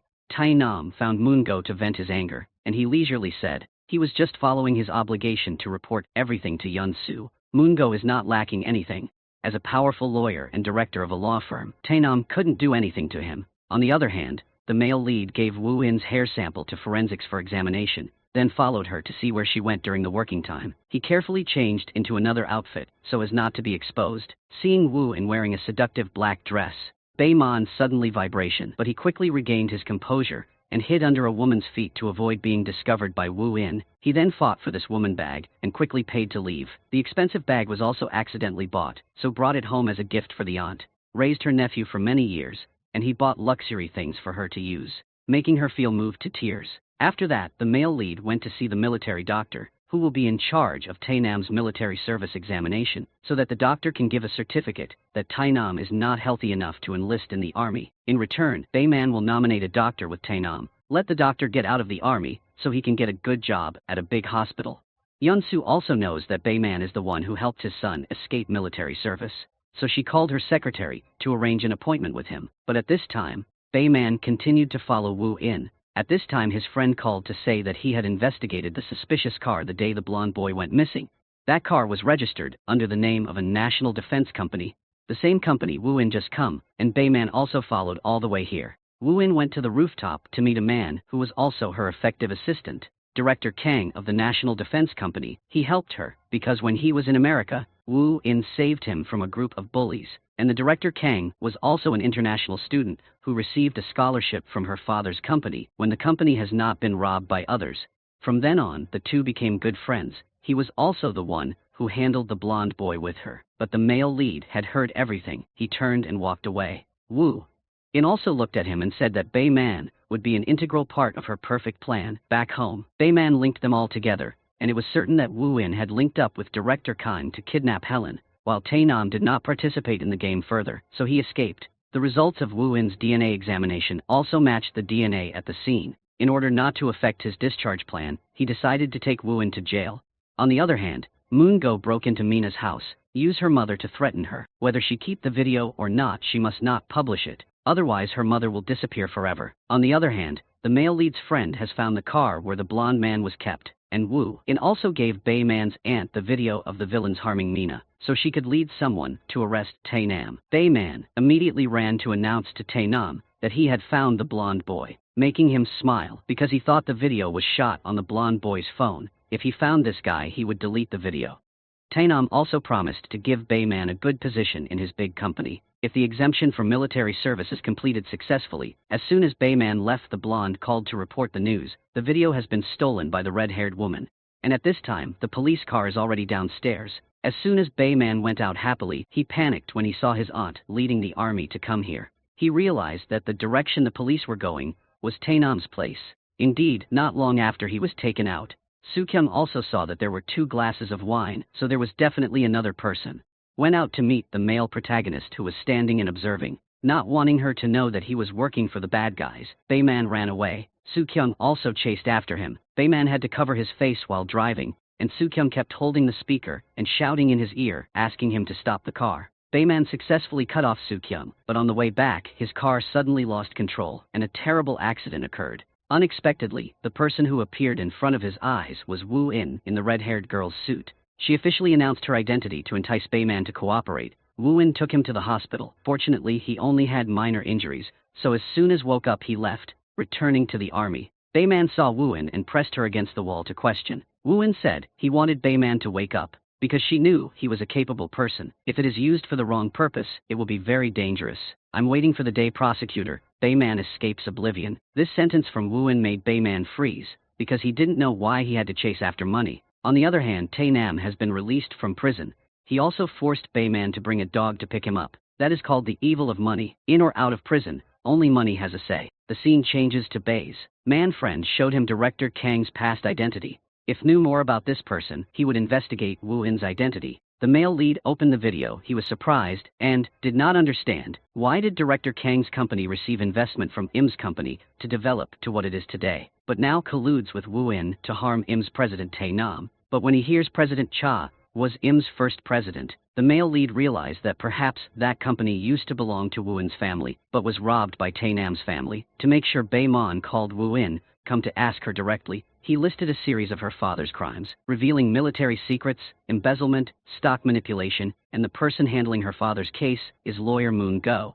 And Yunsu is the one who forced her father to die, so now she wants to take revenge on them. And Wu In just silently watches and thinks he doesn't know anything. Just based on information online, Bayman returned the watch she gave him that had a wiretap attached. Wu In did not deny it, and also told Bayman that the current president of Im Company is actually Yunsu. Bayman said that after being discharged from the army he will work for that side. So, if Wu In opposes them, it means her is confronting him. She did not challenge, but just reiterated that she hoped Bayman would find the answer for his life. Then placed a photo on the table. Bayman went to the address. In that photo, the memory of the accident from the past suddenly came rushing back. In the end, he forgot something that Wu In forced him to remember. When he got home, he looked at the box of things his parents left behind and saw a photo of the two of them together with a man. Chairman Cha. Wu In father. This makes the male lead remember that when the accident happened, Chairman Cha called his parents many times, as if he wanted to urgently announce something. Bayman immediately found his parents' old teammate, and he was also the one in charge of their accident. When he knew Bayman didn't remember much about that accident, this man stood up to leave and advised him not to remember anything. The more he knew, the easier it would be to be eliminated. Unexpectedly, he then came to Wu In and told her about the male lead who came to ask him today. Wu In said to let him remember everything himself. On the other hand, in order not to affect herself, Yunsu forced her son to enlist, then handed over the company to Moon Go to manage. Unable to disobey his mother, Taenam was forced to pack his bags. After all, he just was a pawn in Yunsu's power game. The day he joined the army, people protested violently and fiercely opposed Taenam joining the army to escape the crime of rape. He only cried because his hair was cut too short. The day he joined the army was also the day Bayman was discharged from the army. He went to greet the division commander, Yunsu. She strangled him, scolding, "He is just the kind of money-hungry person who is not worthy of being a prosecutor." But Bayman couldn't hold back anymore, because he had already been discharged from the army. He dared to protest without fear of being disciplined anymore. But when he looked at her hand, he suddenly remembered the hand when his family had an accident, during the military trial of Taenam, held by Wu In. With the participation of both Yunsu and Moon Go, Bayman unexpectedly also appeared wearing a lawyer's shirt and taking Wu In's side, because he had recalling old memories. His parents' accident was caused by Yunsu. She was the one who checked to see if his parents were still alive, and even gave an evil smile because the male lead's parents work for Chairman Cha, and Chairman Cha is the owner of the IM Group. After killing people and blaming him, Yunsu is of course seated as the new chairman of IM Group, and Moon Go was her supporter, so she also supported him. Wu-In's father was harmed, and she was no exception. Luckily she kept her life, but was tormented by the pain of losing her father. Because of her will to survive and take revenge, she must continue to live, restore her body, and enter the army to approach Yunsu. Bayman's family was harmed by this woman, and up until now, Bayman has always worked for this woman faction. Taking the opportunity to have thugs come to fight, he vented all his anger at them. Every punch was a stupid scolding he gave to himself, but every tear of Bayman, Wu-In witnessed it all. She knew she was about to have an ally, and Taenam was used to enjoying a rich and happy life. Now he had to wake up early every day. Eating scrumptious food is used to it, but now he can't swallow military rice, so knock over the rice tray. The officer ordered him to pick it up and he refused, so the whole team was punished with push-ups. It is a form of cruel punishment in the military. Then there are high-intensity physical exercises that scare Taenam, all monitored by Yunsu via camera. She wanted to train a copy of herself, but the press still did not ignore the video incident. Violated Taenam's college girl and the blonde boy, so he was taken to court, which was Bayman's chance to take revenge. The girl Mina was also present and sat in the witness chair. She recounted the entire process of being lured into the tiger's den and being abused. Wu-In also gave convincing evidence about Taenam's fingerprints and the broken wine bottle at the scene, along with the video he recorded. But when Moon Go came out to question, he asked Mina why she was with the blonde boy, when he knew she was a fan of the blonde boy. Moon Go immediately changed the crime of sexual assault to consensual sexual intercourse between men and women. Furthermore, if pour aphrodisiacs into wine, it will create compounds that cause vision impairment and memory loss. On the bottle of wine there is also the fingerprint of the blonde hair, so it's unlikely that Taenam did like Mina remembered. He gradually cornered Mina, causing her to collapse, constantly questioned her about remembering the wrong person, making Taenam laugh. The first trial ended with victory for Taenam, exactly as Bayman had predicted, but unexpectedly after the trial, Bayman came to an alliance with Moon Go. He told Moon Go the way to win the second lawsuit, which was to use Taenam's illness of not being able to be intimate with women as a defense. Bayman's purpose in doing so was to continue allying with the wolves to find an opportunity to kill the whole herd. During the second trial with the presence of the blonde boy, before that lawyer Moon Go used intimidation to force him, admitted all the guilt. So during the trial, he did not dare to go against Moon Go word. The blonde boy admitted that he broke the wine bottle to threaten Taenam into filming him. Moon Go also presented Taenam's medical examination records to prove that he could not react to women. causing him to hold his head in humiliation. The laughter in the audience was like a knife stabbing into Tainam's heart, made him go crazy and grabbed Moongo's neck, and also wanted to rush up and punch the judge. This expression further proved that it was true, so he was found innocent, returned to Bayman. Because he was an ally, he was led by Wu In to her secret base, located in a cafe. Looked at the evidence that Wu In had collected and her plan, Bayman was even more surprised when he learned that Yun Su was in the Patriotic Association, a gathering place for greedy mouths, in which Yun Su ranked third. Second was Lieutenant General Hong. He was the former prosecutor in charge of Bayman's parents' case, and the leader was Minister Li. But Lieutenant General Hong is currently the Yun Su's superior and did not like her very much. The person admitted to the Patriotic Association also have Lieutenant Colonel Wan, the bombing hero, also Yun Su's person. In the near future, she plans to bring Moon Go into this group to increase the number of her people in the group. As for Tainam, he was found innocent, but from now on there will be a disgrace in the army. Wherever he goes, he will be laughed at by his comrades, and was threatened with an eel by the platoon leader. He couldn't stand this humiliation anymore, so in that night, Baynam decided to defect. He would rather go to jail than be despised by others. Previously Moongo had loudly and firmly affirmed to the press that Tainam would complete his military service as atonement, but now he deserted. Making Moongo was very angry. Tainam saw a group of workers who were warming up also running back to heat up, but lived without knowing anything.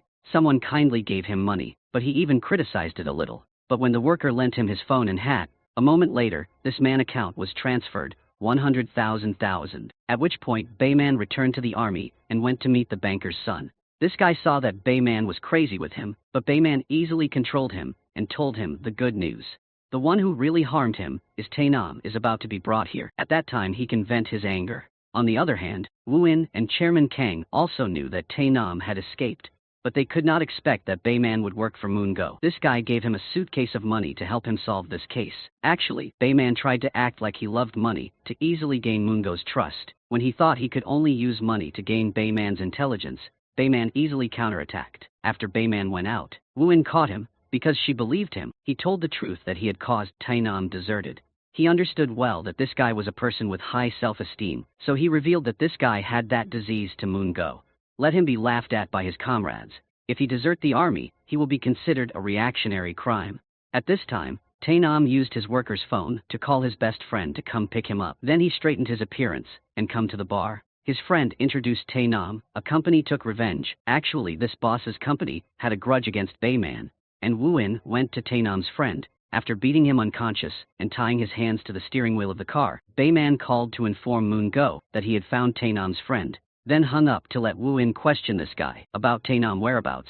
Wu In made a very strong and decisive move. If this guy didn't say a word, she would cut off a finger, making Bayman scared too. Surely, he wouldn't have dared to betray her in his entire life.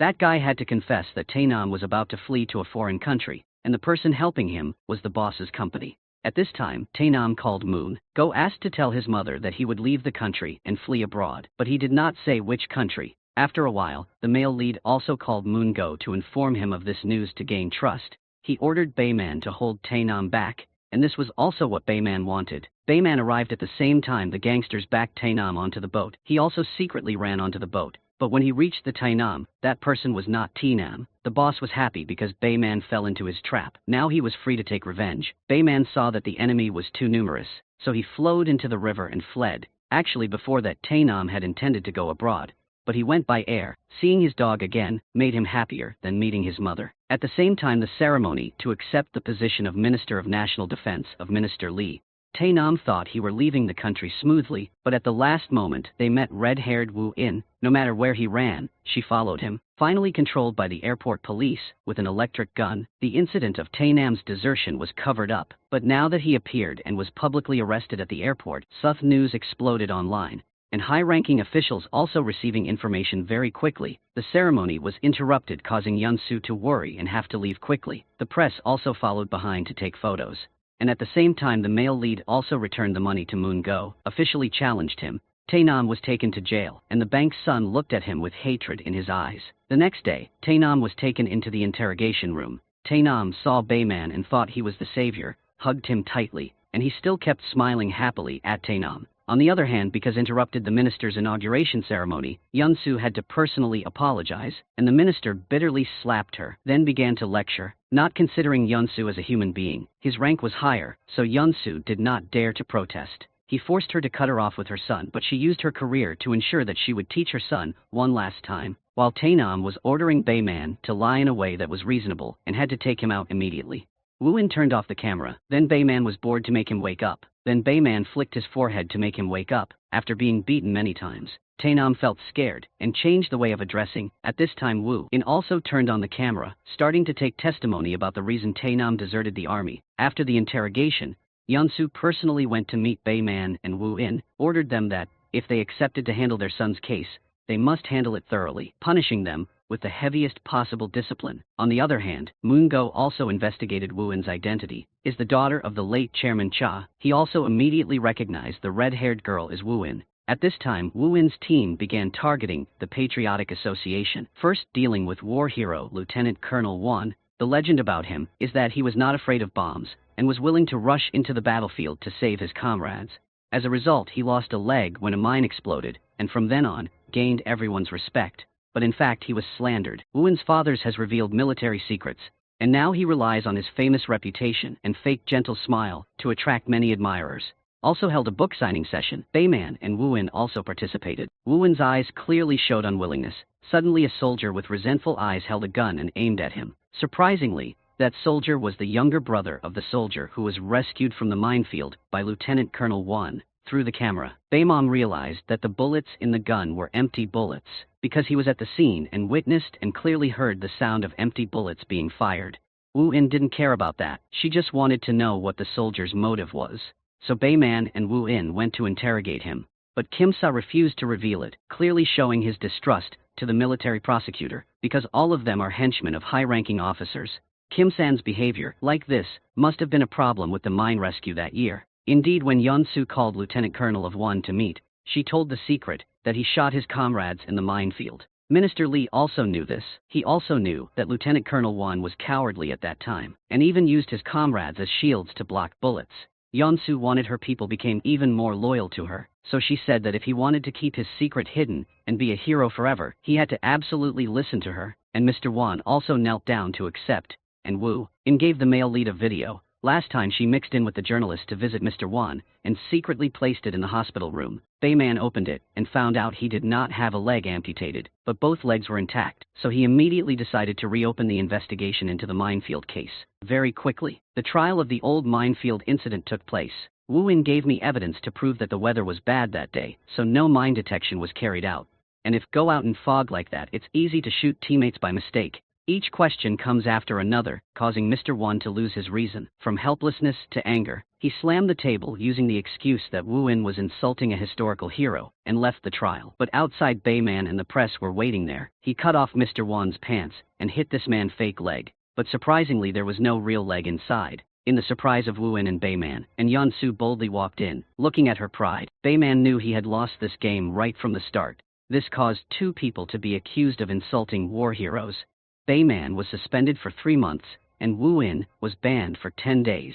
And the trial of the soldier who shot Lieutenant Colonel Won was taken over by another person. He was a man without integrity, so he punished the soldier very seriously. This captain also accepted Tae-nam's trial, but the attitude was completely different, defending him to reduce the crime to the lightest possible, on the way to send the soldier to serve his sentence. His teammates cooperated to deliberately forget the documents to return to the army. The purpose was to allow the soldier to meet Woo-in. The female lead told the soldier that she had also experienced a feeling of deep hatred for a powerful person. She once held a pistol and stood behind Yun-soo. She could have killed that demon in one shot, but she chose the path of revenge, exposing all this woman's crimes, sending her to prison, making her lose everything. That was the heaviest punishment. Those words made Kim-san burst into tears. He opened his heart to tell her that, when his brother was in the hospital, a note was sent, saying that Lieutenant Colonel Won was not the one who saved people, but was the one who shot Kim-san's brother. After saying that he took off his shoes and gave the evidence to Woo-in, she immediately took a photo and sent it to Bae-man. The next day, the male lead immediately went to the hospital to find the doctor who had treated Kim-san's brother. Coincidentally, that day, Moon-go also went to the hospital to find that doctor to cover his mouth, and that military doctor also left the hospital immediately. Moon-go chased after, but when he reached the parking lot, he still let his prey run away. So he immediately called the boss to ask him to find the doctor's whereabouts.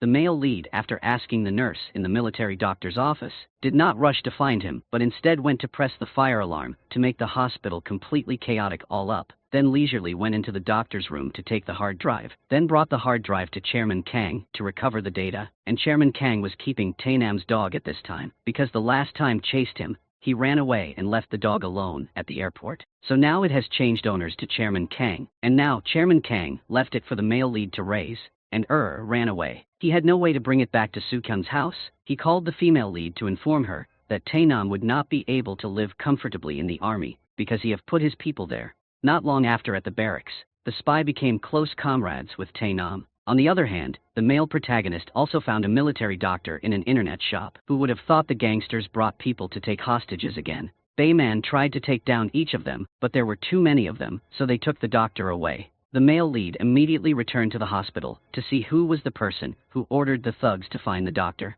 only to find out that it was Moon Go. When Woo In learned that he had lost the doctor, she was not very worried, that because she had finding out who sent the note in Kim San's brother's hospital room, Bayman immediately followed the address to find him. After a while of calming down and persuading, this person also said, at that time the fog was so thick that it was difficult to identify.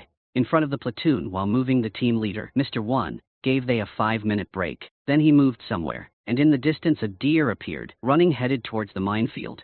So Kim San's brother carefully followed the deer. This friend also followed.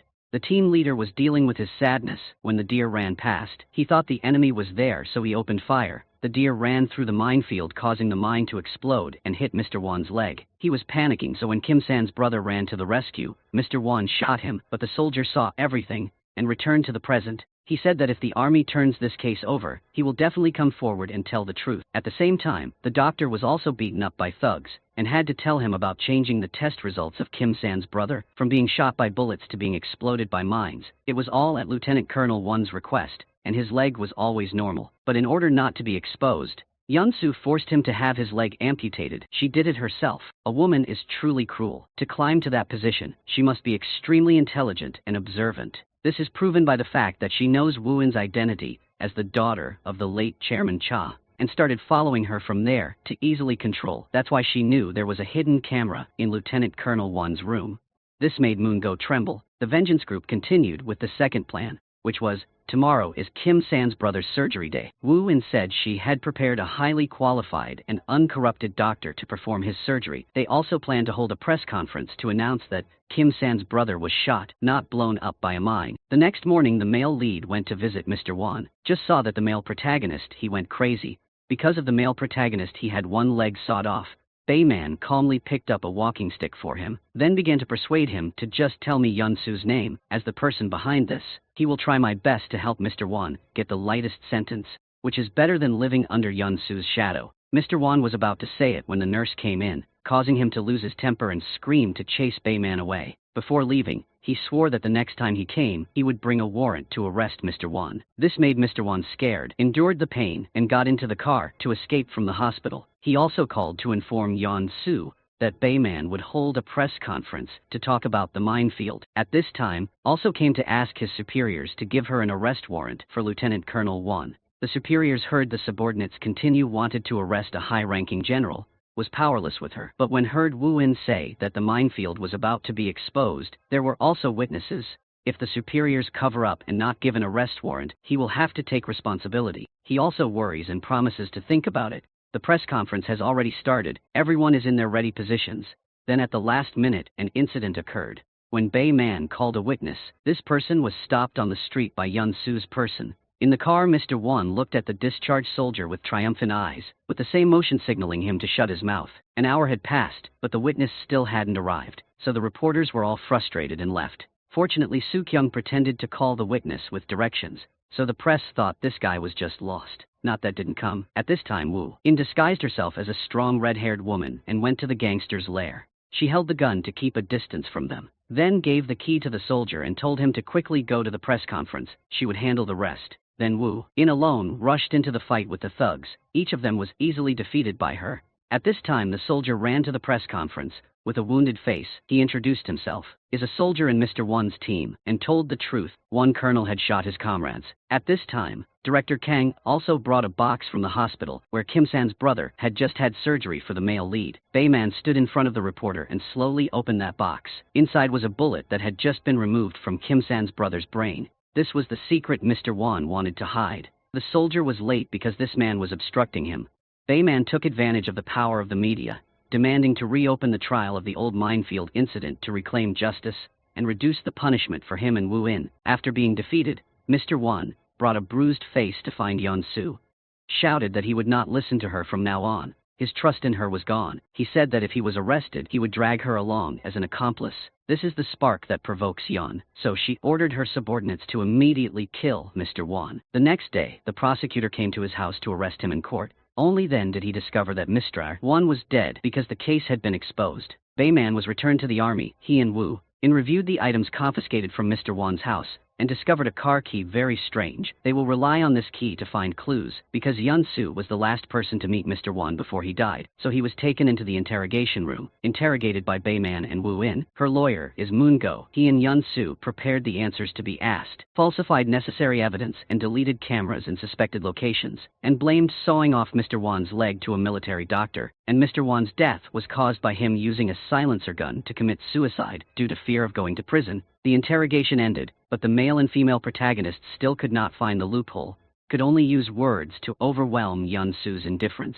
Both knew clearly that the silencer was the one she shot Mr. Wan. Before leaving, Moon-go also gave Wu In-im's company business card, saying in a provocative tone that it now belonged to him, and he will change its name. Looking at his face and those words, Wu In knows that they have recognized her identity. So what if they know? The revenge will still proceed as planned. Wu In and Bayman arrives at an old warehouse, and based on the number on Mr. Wan's car key to open the door, they discovered that he had hidden a lot of important evidence related to many people, so the two secretly brought it back to the base to slowly investigate. On the other hand, did not care about Bayman at all. But after a series of incidents, Yeon-su could no longer be arrogant and was forced to send her subordinates to investigate Bayman's identity. In the pile of documents that Bayman and Wu In took from Mr. Wan's secret warehouse, there was an evidence notebook recording details of Yeon-su's illegal actions. They handed the notebook to Lieutenant Colonel, Bayman's parents' best friend in the old days. Watch. He recounted that in the past, Lieutenant General Hong had interrogated Bayman's father. When he did not confess, this man brutally beat him. Hearing the cruel things his father had to endure, Bayman vowed to repay everything. He went directly to meet this man, under the pretext of thanking him for reducing his punishment in the previous case, and then knowingly presented the suitcase of money, making him smile happily, reach the goal of success. When Bayman asked how long the soldier had worked for Mr. Hong's family, then he answered, 6 months. Lady Hong also showed herself to be a kind and virtuous person who loved these soldier children. But the timid expression of the soldiers is contrary to those hypocrites' thing. This caught Bayman's eyes. He went home and told Wu. In this detail, they will start with the soldier, convince him to tell the truth, to overthrow the oppression that had exploited him for the past 6 months. Not long after, the soldier went to the supermarket to buy cooking ingredients, but could not find the last ingredient. He was extremely worried. At that time, Bayman appeared behind, actively suggested that the soldier hitchhike to another supermarket to buy. After leading him to the coffee shop, Bayman dumped all the food and awakened. The soldier is a soldier combat for the fatherland, rather than being a housework slave. Bayman promised to help him get justice, but the soldier asked Bayman if he remembered who he was, then said he was never bullied in Mr. Hong's house. Bayman didn't understand why this guy was angry with him until he heard Wograng In say he used to work for Moon-go in court before, so the image of a money-hungry Bayman working for a powerful person was deeply ingrained in the soldier's eyes. So this soldier didn't trust him, and even recorded a hatred for Bayman, which made Bayman feel guilty, extremely bad. It turned out that he was so evil and despicable, unintentionally pushing the soldiers' lives into a dead end, while the main class that protected the safety of the country was deported like slaves. The high class, those who only know how to give orders, are enjoying themselves and organizing lavish parties. Mr. Hong, a true devil, is hailed by everyone as an armed hero, as can be seen clearly from Yeon-su's face, unable to like this person. Under Yeon-su's arrangement, Moon-go also gradually came into contact with the Patriotic Association. Having been involved in the political world for many years, he understood the nature of these high-ranking people better than anyone else. He had people stuff money into each politician's lieutenant colonel's car trunk to build relationships. That was the operating rule of this corrupt world of power. After the party, Yunsu stayed in the office for a long time with Mr. Hong. He recalled the accident she caused 25 years ago, at which time she also saved the son of those two prosecutors as an alibi. Suddenly Bayman's image appeared, making Yunsu smile evilly. She recognized the baby that year as him, so she immediately ran to the army to find him. The two of them stood facing each other. Yunsu said clear from every word in Bayman's name, he was that child. That year, it was Mr. Hong who ordered Yunsu to stop the male lead's parents so that they wouldn't go to court to sue him, but they didn't expect that Yunsu would kill everyone, so now they're in the same boat. Yunsu wants to trick the male lead into bringing him to her team by saying the accident of his parents was just accidental, but Bayman grabbed her wrist tightly, clearly confirming her move to check to see if his parents were still alive, then strangled her, and she opened fire, but nothing happened because it was all Bayman's imagination. Pretended to be grateful that she saved his life, and also said he had lost memory, so now he remembered that she was a benefactor. On the other hand, Uncle Seo turned back the old case and told Bayman and Wu at that time in the rookie training camp, the commander caused an accident, caused 3 new recruits to lose their lives. Bayman's parents knew this was not the soldier's fault, but the grenade exploded before being thrown. Bayman's father reported this to Prosecutor Hong in charge of the case, but he did not investigate, even distorting the truth. Bayman's father did not give up. He continued to investigate and found out that the grenades were not up to standard and wanted to reveal to the press that bad side of the army to hide the fact that he cut money to buy bad grenades. Minister Lee ordered Yunsu to kill the male lead's parents to silence, so now they have to deal with Lieutenant Colonel Hong first. Firstly, handle legal officers so they couldn't cover up for him. Wu's colleagues took on this case with a proud atmosphere. 2 people quietly went to the golf course of the officials who took bribes and enjoyed taking pictures of the scents. They bully their subordinates and then release these pictures outside, causing them to be cursed by the people and demanding to be removed from their positions. So Mr. Hong lost his legal support team, and after that, Bayman once again went to the soldier and sincerely apologized to him for his corrupt past and promised that he would make the bullies suffer the end they deserved. Then he also gave his business card to the soldier because couldn't stand the feeling of living without a moment of rest and respect. That night, the soldier packed his things and wanted to run away, but was stopped by Mrs. Hong. She still had that disdainful tone and attitude, but this time the soldier resisted. Immediately after the news of Mr. Hong's abuse of subordinates, abused power and coerced others was public to the media. Mr. Hong is a member of the Patriotic Association, now making the association lose face like this, making Minister Lee angry. He had to appear before the media and promised to have this case investigated clearly in court. Unexpectedly assigned this case to Bayman to investigate. He began to take statements from the soldiers under Mr. Hall, but absolutely no one dared to confess that he had bullied them. They were afraid of his power and the Patriotic Association, and the soldier was bullied. Bayman let this guy sleep in his place to be safe. The scene changed to Director Kang successfully recovering the hard drive that Bayman and Wu In found at Mr. Wan's place. When heard it, he discovered that it was a conversation between Yunsu and Mr. Hong, proving that they were the perpetrators in the case of Bayman's parents. But right when he was about to call Bayman, the investigator came in, using the excuse that President Kang's company stole technological data and confiscated all his machines. Take that evidence. When the investigator left, Moon-go appeared in front of Chairman Kang. He was the person behind this case. He caused the stock price of Chairman Kang's company to drop, then bought back the shares and take over his company. The scene of the trial of Mr. Hong's abuse of his subordinates begins.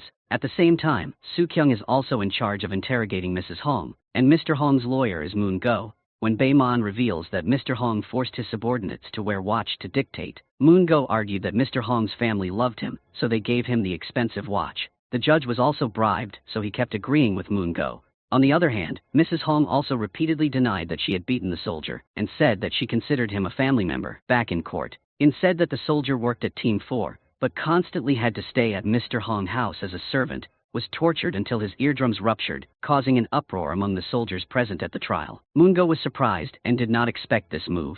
The soldier also directly stood up and told the whole truth, how he and another friend were abused and beaten like animals, living a miserable life.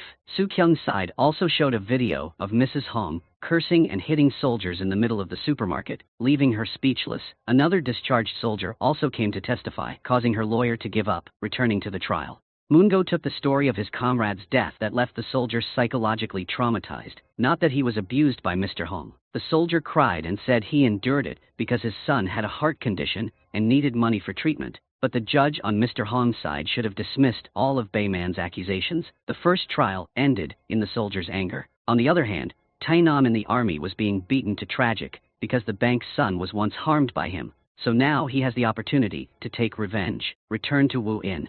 Something unexpected happened in the second trial. Wu In asked to use a witness.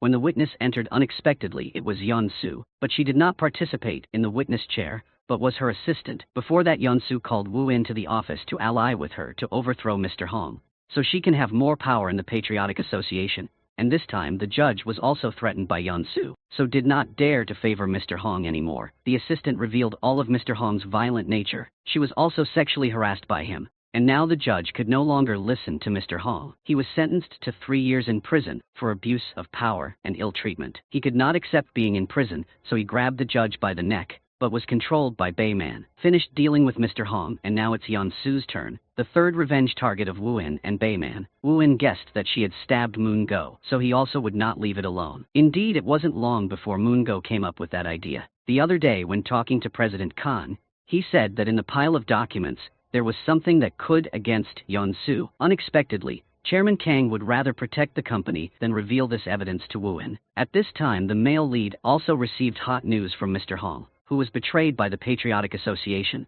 so he sided with him. This man said that in addition to Bayman's parents, Wu In's father also collected 14 evil documents from the Patriotic Association called X documents, which could overthrow the entire Patriotic Association, which is why Wu In's father lost his life, lost the entire company. But Wu In didn't know about that document, meaning it was stolen by someone else before she took her father's things, whose hands is document X now in. They went to Mr. Won's warehouse to look for it, but could not find it. She immediately called Chairman Kang, but couldn't reach him. At this time he was with Moon-go. Hearing the content on the hard drive, Moon-go was extremely pleased. The message Wu In sent to Chairman Kang did not even bother to reply. At this time, Wu In received news that the documents had been confiscated by investigators. She immediately went to find Chairman Kang. Only now did he reveal his true face.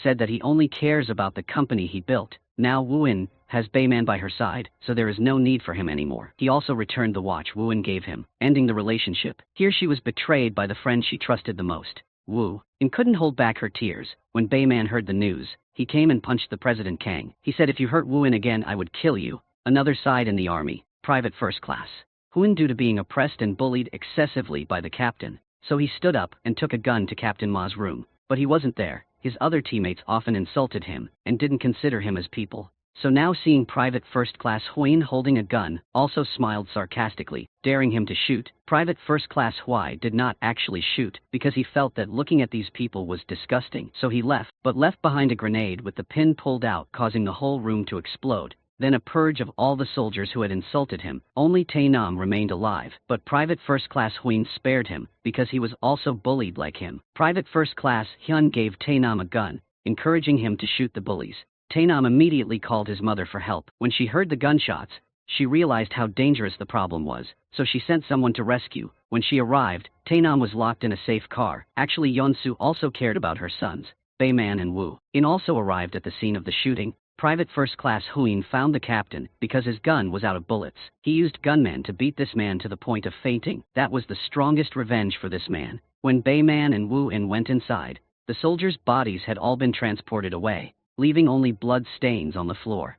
And the reason Private First Class Hyun was so hysterical was not because of being bullied, but because the captain dared to threaten to torture his mother like he tortured him. When Wu In and Bayman took over the interrogation of Private First Class Hyun, they understood his suffering, so they brought him out to meet his mother. The mother and child cried and hugged each other, while the other soldiers, who were lucky enough to survive, were taken to the hospital. They were threatened by the platoon leader not to speak out about his mistreatment of Private First Class Huin. He was afraid that the prosecution would find out that he was the bully, not the victim. As he is now, Tai Nam was also there. A while later, Moon-go came to find him because President Khan had previously told him about the X-file that Yeon-su did not know. But Tai Nam took over Im's company early, so he definitely knows. So now it's time for Moon-go to get close to get information from Tai Nam. When Wu In and Bayman come and make Tai Nam remember Private First Class Huin shot his teammate, so he went crazy with fear, waiting for Tai Nam to calm down. Win started questioning, was Tainam abused when he was in the platoon? He hesitated for a moment, and then said no. On Bayman's side, when interviewing the other team members, they said the same thing. It was not because they were covering for the captain, they were threatened by him. But they spoke very hesitantly, making Bayman extremely suspicious. Surely there is something hidden in this matter. Back before Yunsu found his trembling son, took his hand and promised to let him out of the army and return him to the position of Director Im, but with one condition. Tainam must declare that there was no violent behavior in the army, only then will Yunsu not be questioned by Minister Li. But after confessing, Captain Ma continued to want to abuse Tainam. This time you couldn't hold back any longer and fought back against. Even though Yunsu tried his best, Mr. Li still wanted her to resign because her son caused trouble. Yunsu explained that her son was also a victim, but he wanted to fire her for a long time, so he didn't listen to the explanation.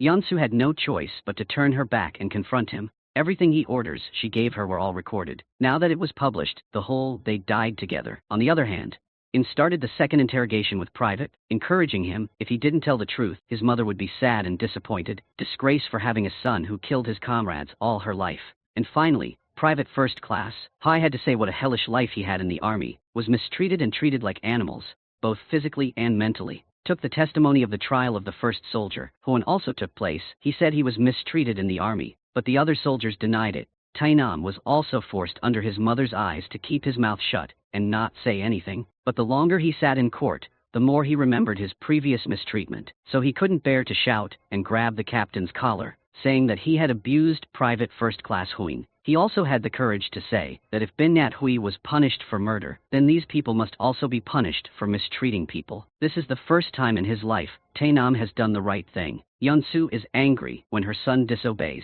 Tainam is dragged out of court. Private First Class Huing was sentenced to death penalty, and the remaining people will be thoroughly investigated by the judge. Not long after this investigation was assigned to Wu In, and Bayman continued to take over. They first went to find Yunsu for hiding bad behavior in the military, but could not find related evidence. Her subordinates also denied this hidden crime. Then Bayman and Wu In continued to interrogate Tainam. He honestly confessed that the captain had forced the entire team to lie, and his mother also forced him to lie. Bayman told Tainam his mother denied forcing her son to lie. She also took advantage of Tainam's loss of temper. As an excuse, Tainam did not think that his mother was using him to get away with the crime. Before ending the interrogation, Bayman showed him a picture of Tainam's favorite dog. It is now alive and well, making Tainam regret and want to start his life again. On the other hand, Moongo brought a large suitcase of money to thank the inspector for helping him confiscate Chairman Kang's company. As soon as Moongo left, Bayman also arrived. In his hand had evidence that the inspector confiscated Chairman Kang's company is illegal because it operates normally and there is no violation. Furthermore, he clearly understands that she is corrupt, so now if she doesn't cooperate with him, her career will be ruined. The inspector wondered where Bayman got the documents from. When the company's confiscation documents were only known to insiders, Bayman immediately took her to meet the person who provided the evidence. Surprisingly, that person was Chairman Kang. Before he was just acting and not playing with Wu In, a 15-year-old. Friendship not easy to be end. The next day, Moon Go was at the Ambrath Im Company shareholders meeting when the special guest raised his hand to speak, asking why there was news that Company had signed a contract with the Ministry of National Defense to produce weapons is a fraud. Actually, all the guests' questions were asked by Bayman outside the command. At this time, Chairman Kang also silently spread the information on the projection screen, proving that the signing was a fake contract. The shareholders wanted investing more in the company. When they learned the truth, there was a stir, so they simultaneously sold all the Bullage Stew Im shares they were holding to escape shareholder status. Before Moon Go could react, the inspector arrived at the scene and issued an arrest warrant.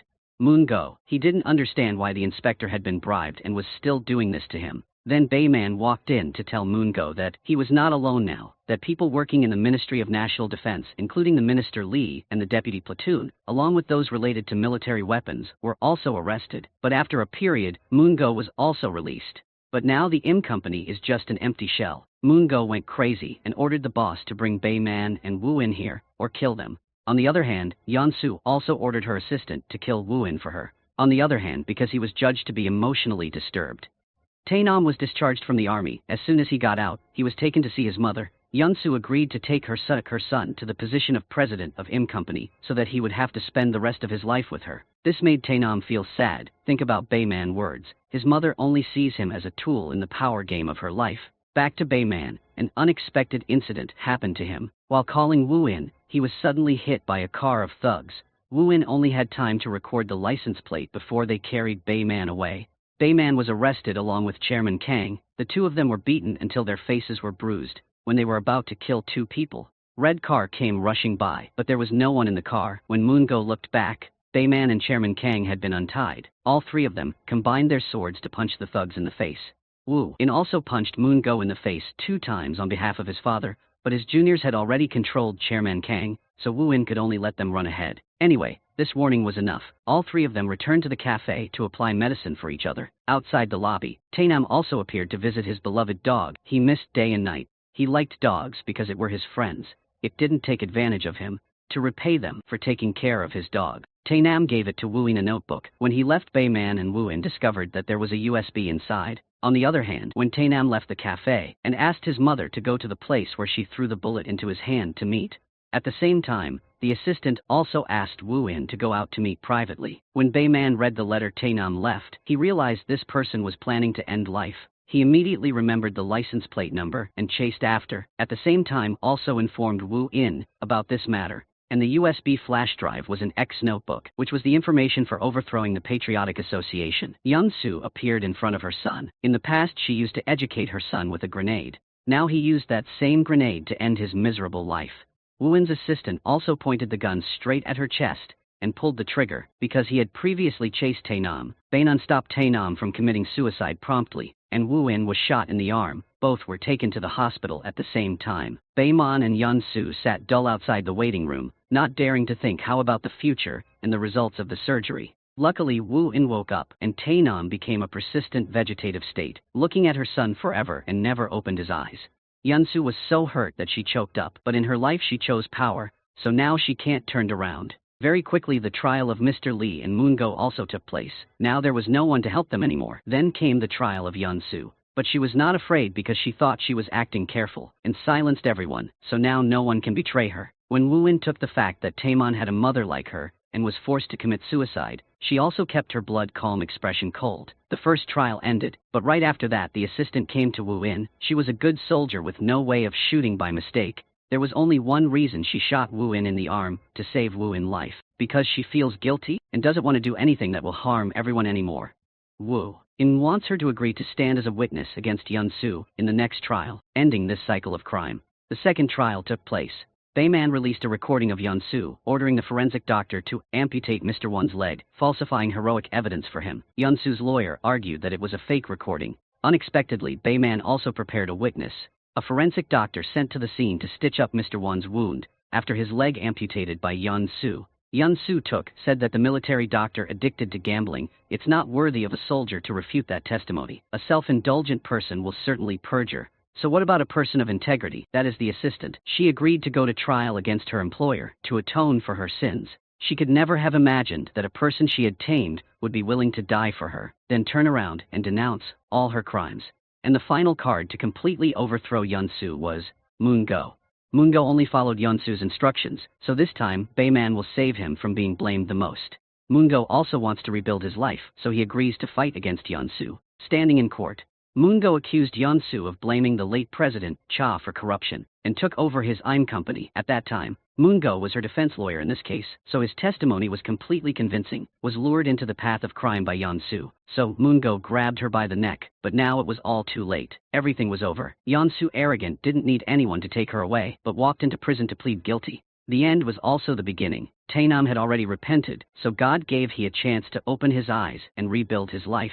And Bayman and Wu In avenged their parents, purging garbage for society. Wu In no longer works as a military prosecutor, because that's not what she wants. Wu In finally gets her father's company back, and Bayman continues to be a military prosecutor with integrity. After a year of meeting again, with no further plans for revenge, Bayman gave Wu In a kiss he had missed for many years, officially opening a new path for them. The movie is over.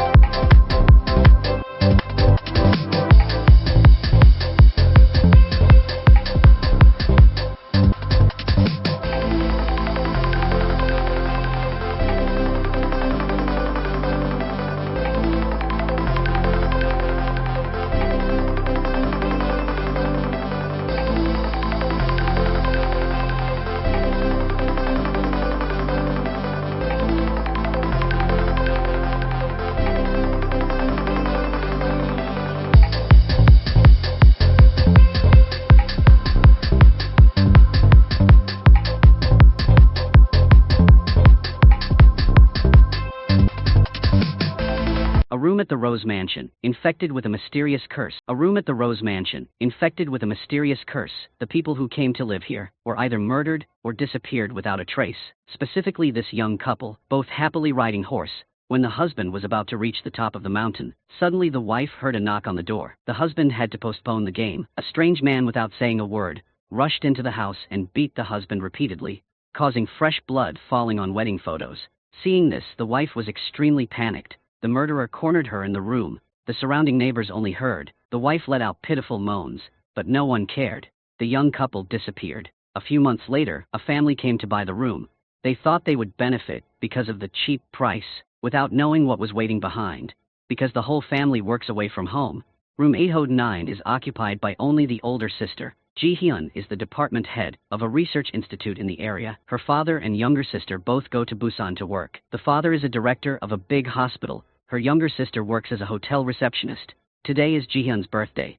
Ji-na sent her a bra as a gift to her sister. The two are quite close, but because don't get along with the father, Ji-na does not want to go home. She has been independent since childhood, working at a famous hotel. Ji-na is a person with a pleasant way of speaking, so she can easily please even difficult customers. However, the manager still doesn't like Ji-na, afraid that one day Ji-na will take her position. Ji-na is taken to clean the pool. Here a colleague wondered to Ji-na, her family has a hospital. Why did she have to work as a receptionist? Ji-na did not want to rely on her family. Then the female colleague said, she is suing the department head for sexual harassment. The female colleague wants to ask Ji-na, standing as a witness, because she was the one who witnessed all the immoral acts. Ji-na was somewhat hesitant, wanting to think more. Suddenly, she received a phone call from her boyfriend, making an appointment for dinner tonight and shopping. Ji-na's boyfriend is not a good person. He is currently a pharmacist at a small private hospital. The boyfriend wants to rely on Ji-na's family to work at a big hospital. At night, Ji-na went to a date with her boyfriend. During the meal, he mentioned marriage, but Ji-na wasn't ready yet. Her attitude seemed unpleasant. Seeing this, her boyfriend took Ji-na shopping and gave her a pink dress, which made Ji-na happy again. She also posted photos on social networks, receiving many likes. There was a mysterious person who wanted to remind Ji-na to be careful with her boyfriend, but this guy stopped commenting. On the other hand, Ji-hyun returned to the Rose Villa after a tiring day of work. While she was pressing the elevator button went to the room, suddenly a hand reached inside. It turned out to be a crazy woman, scaring Ji-hyun. The crazy woman's son apologized to Ji-hyun, then took his mother away. But he kept his eyes glued to the elevator, seeing what floor Ji-hyun went to. Knowing that she was on the 8th floor, this guy silently watched from afar, with the intention of illicit. Ji-hyun will soon have a business trip away from home. She's preparing her luggage. When finished, Ji-hyun called her boyfriend, then started to leave the room. While she was waiting for the elevator, a guy wearing a raincoat appeared behind her. Ji-hyun discovered him, and tried to call for help but couldn't make it in time. In the morning, Ji-na was urged by her father to quickly return to the Rose Villa. He could not contact Ji-hyun, so he was afraid something would happen to his daughter. Ji-na could not ask for leave, so she asked her father to come back and check by himself. But the hospital was busy. He forced Ji-na to go home and hung up. Ji-na was very upset. Suddenly the head of the department appeared. He knew about the female colleague and asked Ji-na to stand as a witness, accused him of harassment, so he asked Ji-na to stay away for a while, taking the opportunity for Ji-na to write a leave application to go home to find her sister. Everyone looked at Ji-na with disdain, thinking that she was shirking responsibility, not wanting to be a witness for her female colleague. Ji-na did not sadly explained to her family members are more important. After making arrangements at the hotel, Ji-na went to her room to prepare her luggage, then took the train to the Rose Villa. Here Ji-na is followed by one woman, but she didn't know it. Ji-na found Ji-hyun's car. Why did her sister leave the house without taking the car? The crazy lady was sitting next to the car cursing.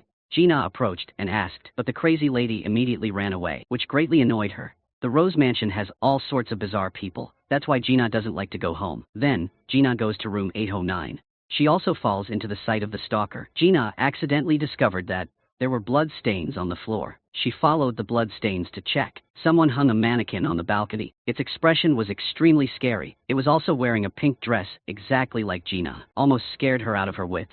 Before Ji-na could calm down, she suddenly heard the door open. Ji-na immediately took precautions. It turned out that her father had come. Ji-na was no longer confused. He couldn't feel secure about Ji-hyun, so he decided to quit his job at the hospital. Ji-na pulled her father to the balcony. He also panicked no less.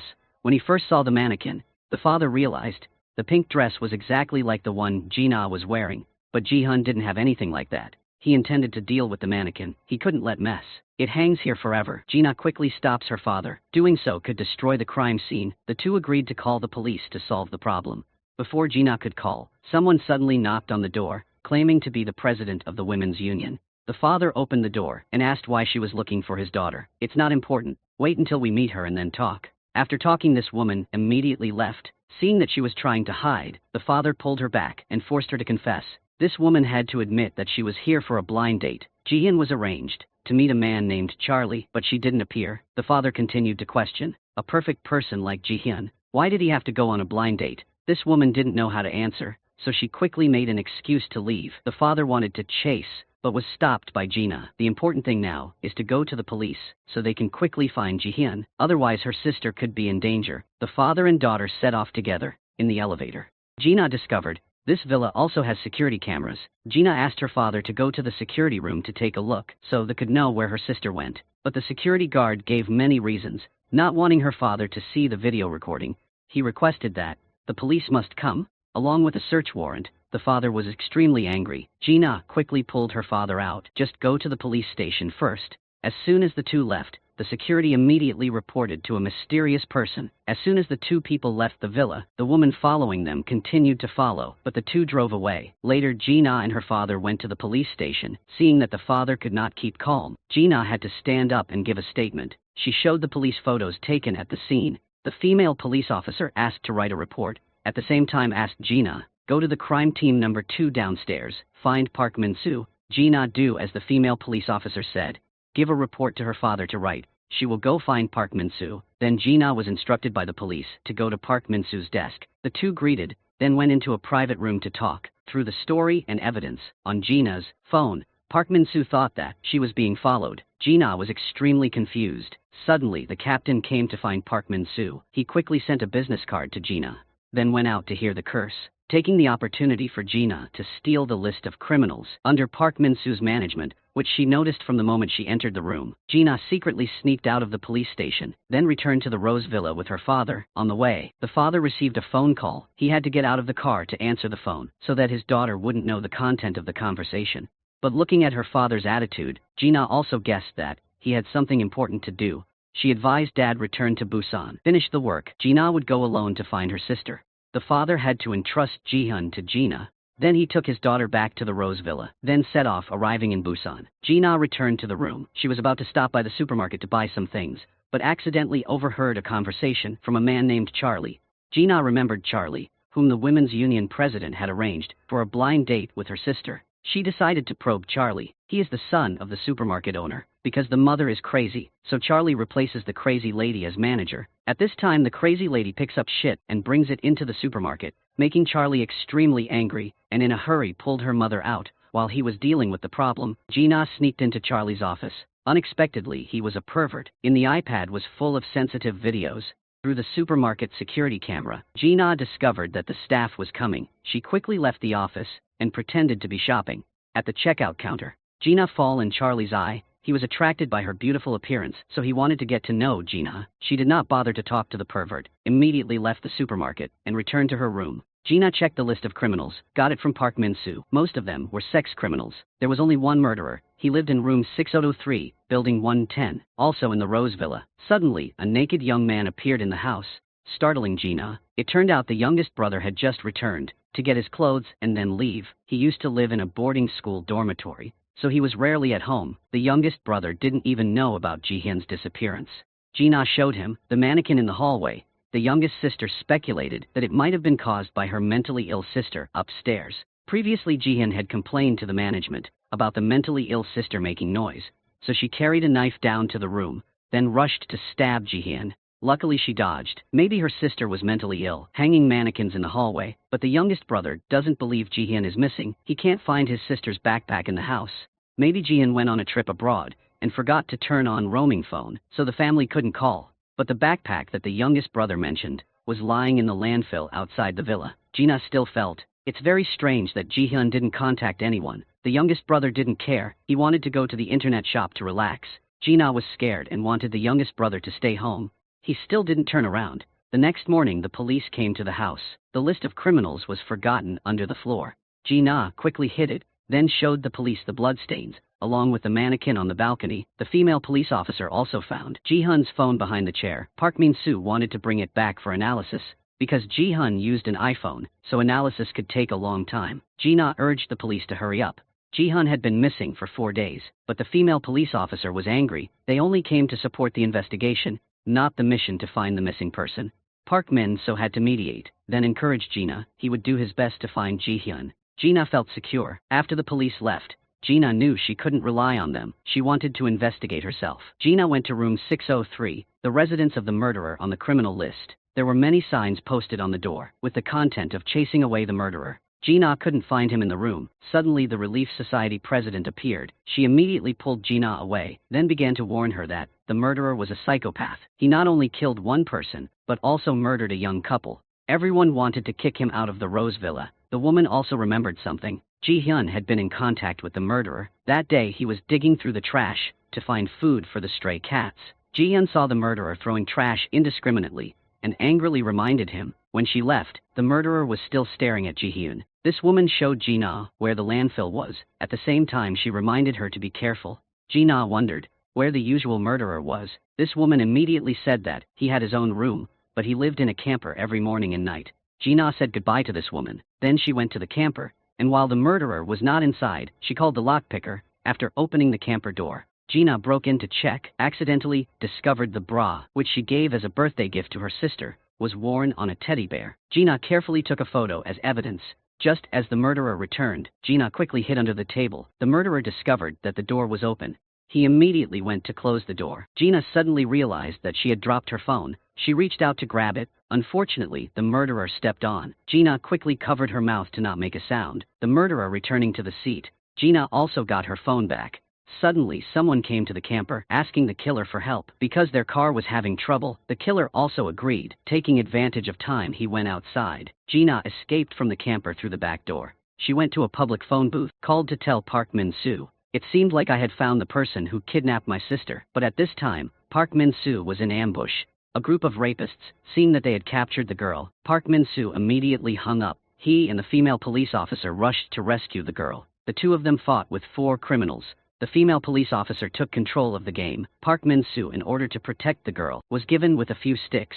The policewoman caught one guy. The rest split up and ran away. Park Min-soo quickly chased, caught one more guy. On the other side, Ji-na saw Park Min-soo hanging up, so she had to leave a message, asking him to meet at the cafe. Ji-na would come first. On the way, she bumped into a female student. Unfortunately, dropped her phone recently, so she wanted to borrow Ji-na's phone to call and try to find it. The female student's phone was in the grass. She had originally thrown it there herself, with the purpose of getting the number. Ji-na's phone. Later, Ji-na met Park Min-soo at the coffee shop, showing him the photo taken in the camper. Ji-na affirmed that only her sister had this bra, because it was a custom-made birthday gift. Park Min-soo decided to go meet the murderer, bringing Ji-na as well. But the camping car was no longer in the same place. Park Min-soo followed the tire tracks. The car was parked in front of the Rose Villa. Park Min-soo approached and asked about the murderer. He just introducing himself as a police officer. The murderer immediately ran away. Park Min-soo and Ji-na split up to chase. She was like an athlete, jumped over the fence to block the murderer's head. He had no way to run and quickly crawled under the truck, rolled around for a while and escaped the siege. Ji-na continued to chase.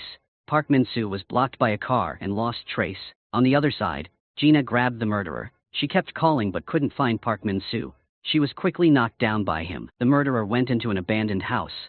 Suddenly he rushed out from the corner, lifting Ji-na up to the wall. Luckily, he appeared in time to rescue Ji-na. The murderer was also arrested for assault. A moment later, he was brought into the interrogation room. No matter how looked at, Park Min-soo was also suspicious. This guy had killed someone once, and certainly dared to kill a second or third time, because he was a twisted psychopath. In the case of young couple, just because the wife smiled, made the murderer think that she had feelings for him. When saw the wife happy with her husband, the murderer became jealous, so he killed both husband and wife. He had to spend 7 years in prison for his crime. Back in reality, the female police officer entered the interrogation room, took out Ji-hyun's photo. "You better not lie about anything." Faced with the female police officer's intense questioning, the murderer remembered the previous situation. He was also forced to confess by other police officers like that. The murderer began to have convulsions. He rolled on the floor and foamed at the mouth, causing the female police officer to be extremely surprised. Outside, Park Min-soo also felt confused. In the evening, Ji-na returned home. Her father also came back. Ji-na told him what had just happened, and knew the suspect is a murderer who has killed people. The father is extremely worried about Ji-hyun. If anything happens to his daughter, he is determined to live and die with the murderer. The father cannot sit still. He wants to go to the police station to interrogate the murderer. Ji-na wanted to stop her father, making him even more agitated. Could it be that I don't care about my older sister? Ji-na feels self-pity. From childhood to adulthood, her father had never cared for her like that. Ji-na let her father do whatever he wanted, hiding in the retreat room. The dad realized he had said something harsh, so he stood in front of the room and apologized to Ji-na, but she refused to open the door. Ji-na was texting with an online friend. The two of them talked for a long time, also quite compatible, often confide about what's happening in life, but when this friend asks to meet, Ji-na refused again. She didn't want to reveal her true identity. Just being a soulmate would be better. Then, Ji-na turned off the phone and went to sleep. Unexpectedly, the phone was infected with a virus. Someone was controlling it remotely, without Ji-na knowing. In the morning, Ji-na received a call from Park Min-soo, wanting her to come to the coffee shop the day before to discuss. Here, Park Min-soo questioned Ji-na. Did she illegally break into the camper car? Ji-na had to admit. Park Min-soo told her the murderer's lawyer went to the police station, sue against Ji-na for illegal trespassing. The evidence she obtained was also destroyed, because the lawyer said that it was Ji-na who brought it into the camper herself. She was extremely resentful, but because Ji-na did not tell the truth from the beginning, Park Min-soo has no way to deal with it. She can even go to jail for 3 years. Now, if Ji-na doesn't want to be sued, she is forced to withdraw the lawsuit. Assault by the murderer. It means he will go free. Park Min-soo cannot continue investigating Ji-hyun's disappearance, even though he knows the murderer is definitely involved. Ji-na felt extremely disappointed. There was no way to arrest him, unless there was real evidence, such as security camera footage. Park Min-soo's suggestion, making Ji-na suddenly remember, there is also a security camera in the Rose Villa, but the security guard won't show it. Park Min-soo still has a way to get it. First, Ji-na wants to go home. Reported the situation to her father, knowing that the murderer had been released. The father had a plan in mind. He waited for his daughter to leave with Park Min-soo, then followed the murderer, and saw him smiling in the camper. The father was furious. Later, the murderer came to an alley. As soon as he saw a stray cat, his expression was extremely hateful. It turned out that, when he was a child, the murderer had his fish eaten by a cat, so he became obsessed, so that he had to kill all the cats. The blood in Ji-hyun's house was not human blood, it was cat blood. The murderer suddenly disappeared. The father who was following him lost track of him, rushed to find him, and found him stabbing the cat, with an extremely excited expression, making the godfather feel terrible. After that, the murderer leisurely left. The father continued to watch. At this time, Park Min-soo took Ji-na to meet the fat man, who has 5 criminal records, and now joins under his command. This guy is a professional hacker, can view all the security cameras in the city. The fat guy gave all the data in the security cameras in recent months to Ji-na, and Park Min-soo slowly checked. In the elevator video, Ji-na discovered that her sister came home at 7:20 p.m. until after 1 p.m. The murderer also took the elevator to the 8th floor, but could not record the scene. He and Ji-hyun went down. Maybe they moved through the staircase, but in the staircase there were no security cameras. Ji-na looked at the map of the camera layout, discovered that in the opposite building there was a camera that could see into the hallway and stairs. The fat guy took data from the camera in the opposite building. In the tape at just after 4 a.m. the same day, someone wearing a raincoat threw a suitcase down from the 8th floor, then carrying one person through the stairwell. Relying on the suitcase and the shirt the other person was wearing, Ji-na confirmed that this was her older sister. Ji-hyun was not missing, but was kidnapped by someone else. The murderer is the first suspect. On the other side, the father followed the murderer to a fish farm. Because of the past, the murderer now feeds the fish to the cat meat. The father feels that this guy is the crazy. The father appeared in front of him. "Do you know who I am?" The murderer just smiled. The father, angry, rushed to beat him, asking where his daughter was. The murderer shook his head and didn't know, but the father still didn't believe it. He cut off the murderer's electronic leg cuffs. If he died now, surely no one would find the body. The father asked the murderer one last time, was he willing to talk now? The murderer struggled, causing both of them to fall into the pond.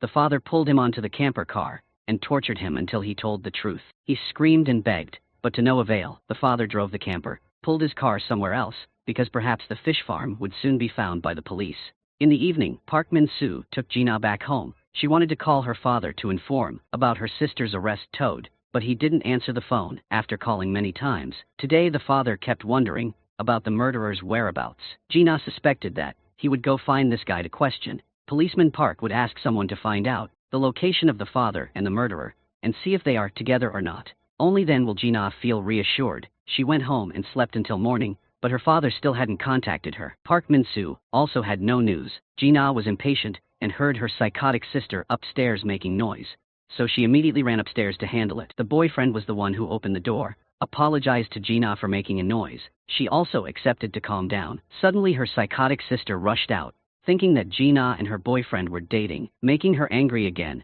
decided to fight against her mentally ill sister. The neighbors also came out to watch the fun. Her boyfriend tried to dissuade, so Gina finally gave up. When she returned to her room, she discovered that someone had left a parcel in front of the door, but she hadn't placed an order. The recipient had written Gina's name. She was curious to open it and see. It was a seductive nightgown, similar to the one Gina saw in her sister's closet. Now she understood the reason. Gina saw that the delivery person had not gone far, and wanted to chase and see who was sending it. However, when she stopped the delivery vehicle, the delivery person said that no parcel was sent to room 809, so who sent it? Gina discovered a motorbike driver secretly running away, immediately chased him to check. It turned out that this guy was Charlie. He hid in the supermarket, but was still found by Gina. Before Gina's questioning, Charlie insisted that he did not send the parcel to room 809. She discovered that the security guard was there. Immediately messed up one match, thinking that Charlie was a harasser, and wanted the security guard to show her the security camera. There was no way. The guard must be agree. Through security cameras detected, Charlie actually brought a parcel to the 8th floor. He tried to deny it. There are many rooms on the 8th floor, not necessarily sent to Gina's room. So which room is it? Today Gina wants to make it clear. Charlie still didn't know how to respond, but suddenly the president of the women's union came to the rescue, saying that it was the food she ordered. This woman also wanted to punish Gina, for from morning till now, she made a chaos everywhere. Gina alone had to fight against the whole villa, arguing with the president of the women's union. I did that because someone was kidnapped here. The president thought Gina was crazy, immediately ordered someone to throw her out. Gina tried to struggle. Charlie praised her for being stronger than her sister. Hide head, reveal her tail. Gina was sure Charlie was involved in the kidnapping. Not only him, but also others people living in a rose villa, seemingly covering for each other. Gina is only one herself, so there is nothing she can do, so she had to sit alone in a corner. She called her boyfriend to complain, but he took the excuse of being exercising hung up. It turned out to be an exercise with a female colleague. Just when it started to rain, Gina felt even more self-pity. Luckily, the light of her life appeared. Park Min-soo came with an umbrella, announcing that he had found her father's location. Just as Gina had guessed, he was with the murderer. Park Min-soo will go there with Gina. On the way, he can hear her confiding about what just happened. Gina has the opportunity to vent all the pain in her heart. On the other hand, the father buys food and brings it to camping car for the murderer. Eat and tell me where my daughter is, the father threatened. If this guy doesn't say anything this time, he will use strong measures. He went out to the car to get a stapler and came back to put it on shoulder as a model. The murderer still endured the pain. The father pressed his head against the glass window. His patience had reached its limit, but before he could act, he was immediately stabbed by the murderer. Unexpectedly, this guy used a can lid as a weapon, ending the father's life. Seeing him struggling, the murderer was extremely pleased. Get up and hit me again. Later, Gina and Park Min-soo arrived. The murderer immediately ran away. Discovered the father was barely alive. Park Min-soo quickly called an ambulance, then chased the murderer. Following this guy along the riverbank, the murderer climbed up the dam, saw that this guy was about to jump down. Park Min-soo advised him to calm down. Everything could be negotiated as long as he was alive. The murderer left the saying, "Love conquers all" in French, then threw himself into the rushing water. Park Min-soo could only feel helpless. He returned to Gina. The father was put in an ambulance. Gina also followed to the hospital. Park Min-soo stayed at the scene to deal with it. He had to go back to the station to report to the captain. Park Min-soo was punished by the captain, leaving the murderer under his supervision, assaulting others and then committing suicide. Park Min-soo could only listen to curses.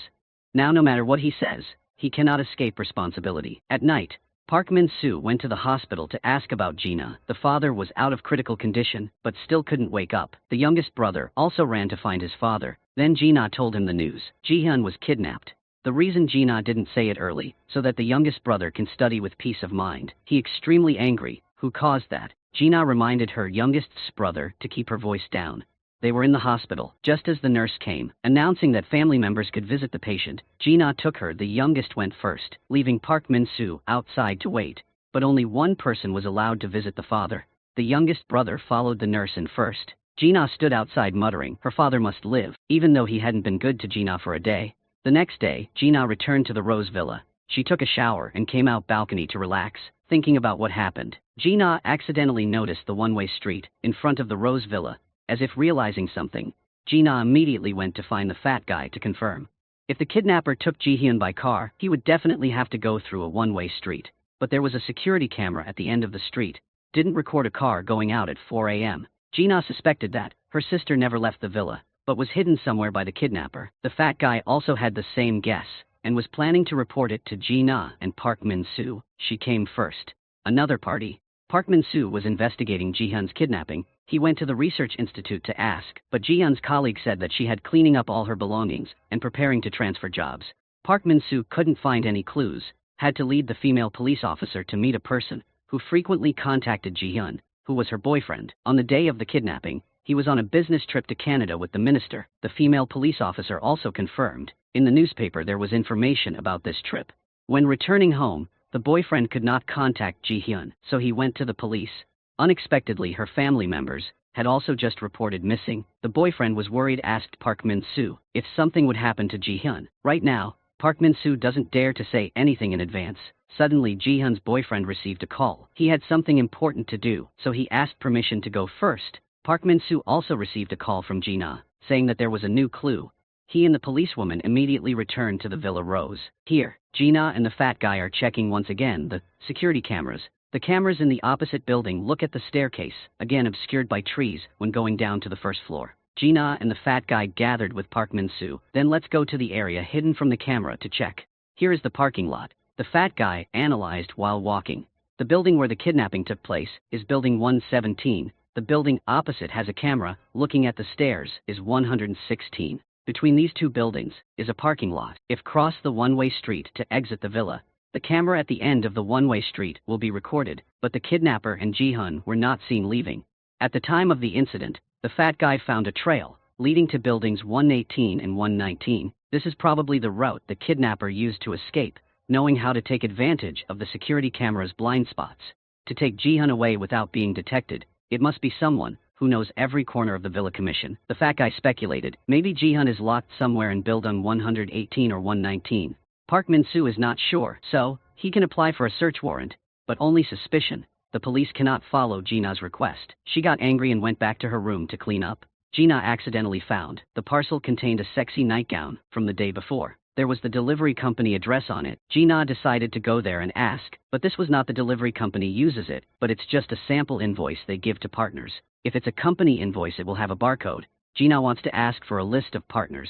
The delivery company gives a sample invoice. Unexpectedly, the supermarket is at the Rose Villa, is also one of the partners. Gina is even more certain that Charlie is a pervert who sent her a sexy nightgown. In the evening, Gina returns to her room and sees the fat guy struggling in front of the door. It turns out Park Min-soo is worried. Ask him to install a camera in front of room 809. Now anyone who tries to disturb Gina will be recorded. The fat guy connected the camera to Gina's laptop, letting her monitor herself. After finishing his work, he asked permission to return. Gina wanted to ask the fat guy one more favor. Help him investigate a person named Charlie, who worked at the supermarket in the Rose Villa. The fat guy was free to set the price, so he immediately agreed. After entering the room, Gina called for her boyfriend to confide in, but he seemed sleepy. Gina was about to hang up, but heard another woman's voice next to her boyfriend. Only now did Gina know he was having an affair. She was heartbroken, fine to alcohol. Call Park Min-soo to confide. Gina burst into tears. After what had just happened, Park Min-soo also only knows how to comfort and encourage.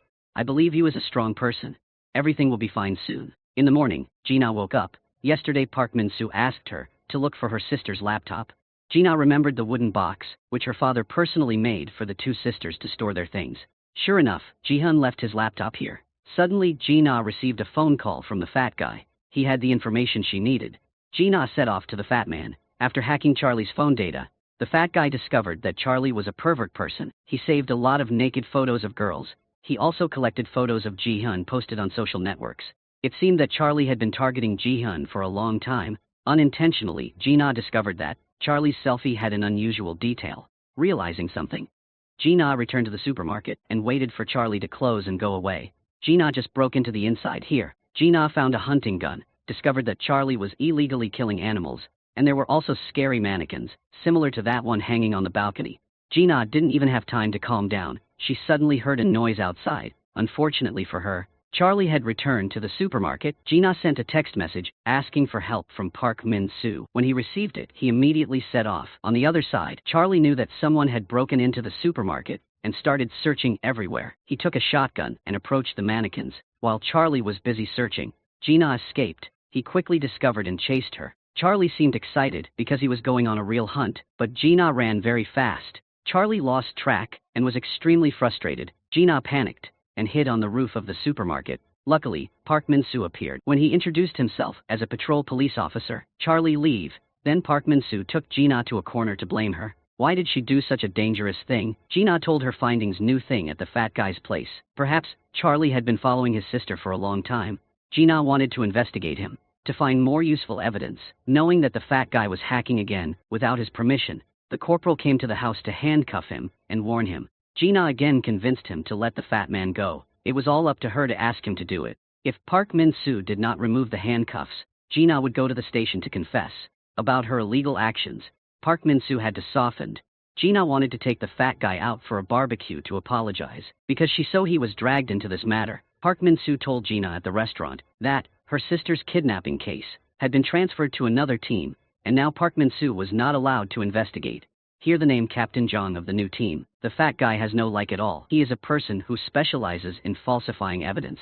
As long as has money, right things can become wrong. Park Min-soo still encourages Gina. Captain Jong is the one who has real strength, because falsifying evidence is not an easy task. For now, just keep an eye on his actions first. If anything goes wrong, Park Min-soo will show up. He promises not to abandon Gina in the middle. The fat guy sees this and teases Park Min. Has feelings with Gina. He really liked it, but tried to hide. Gina could only laugh. After eating and drinking, Park Min-soo took Gina back. She went to her room and discovered that she had forgotten to give her sister laptop to Park Min-soo, and Gina opened the laptop and take a look, discovered a file called Beard Association. Gina wanted to check the file, but asked for a password. She had to text to inform him, but unexpectedly the message was read by the girl who was following her. Knowing that Gina found Jihyun's laptop, the girl following her gave a sinister smile. The next day, Gina went to the apartment manager, wanting to ask for a list of cars parked in the parking lot, to borrow the black box to check to see if she could detect any clue, but the manager did not agree. At this moment, an aunt ran in, complaining about the foul-smelling tap water. Wanting the manager to allow to check the tank, he promised to go down to avoid it. Seeing that Gina followed the aunt, asked for a bottle of water in her room, then brought it to on the management desk. In addition to the fact that her sister was missing, Gina speculated that Jihyun's body was decomposing in the tank. The manager suggested Gina go to the police, ask for a search warrant, and then continue talk. Gina went to the police station to ask Park Min-soo, accidentally letting Captain Jang hear the story. Park Min-soo had to take Gina to the coffee shop. Now he has no authority to investigate the case, so he cannot ask for order to help Gina. She still trusted Park Min-soo, even gave him her sister's laptop in order not to betray Gina's trust. Park Min-soo began to investigate. The suspect was Charlie. However, on the day of the crime, Charlie had an alibi, didn't know how to proceed. Suddenly Park Min-soo discovered a police convoy pulled up to the Rose Villa. It turned out that Captain Jong had obtained a search warrant. Besides being bad, he was indeed a capable person. The police quickly sealed off the villa, then they split up to search everywhere. This made the residents extremely confused. Captain Jang used a search warrant and asked the manager to open the rooftop door so they could check the water tank. If there was no harvest this time, Captain Jang won't be able to talk to the station chief, so he's trying his best. Very quickly there were search results.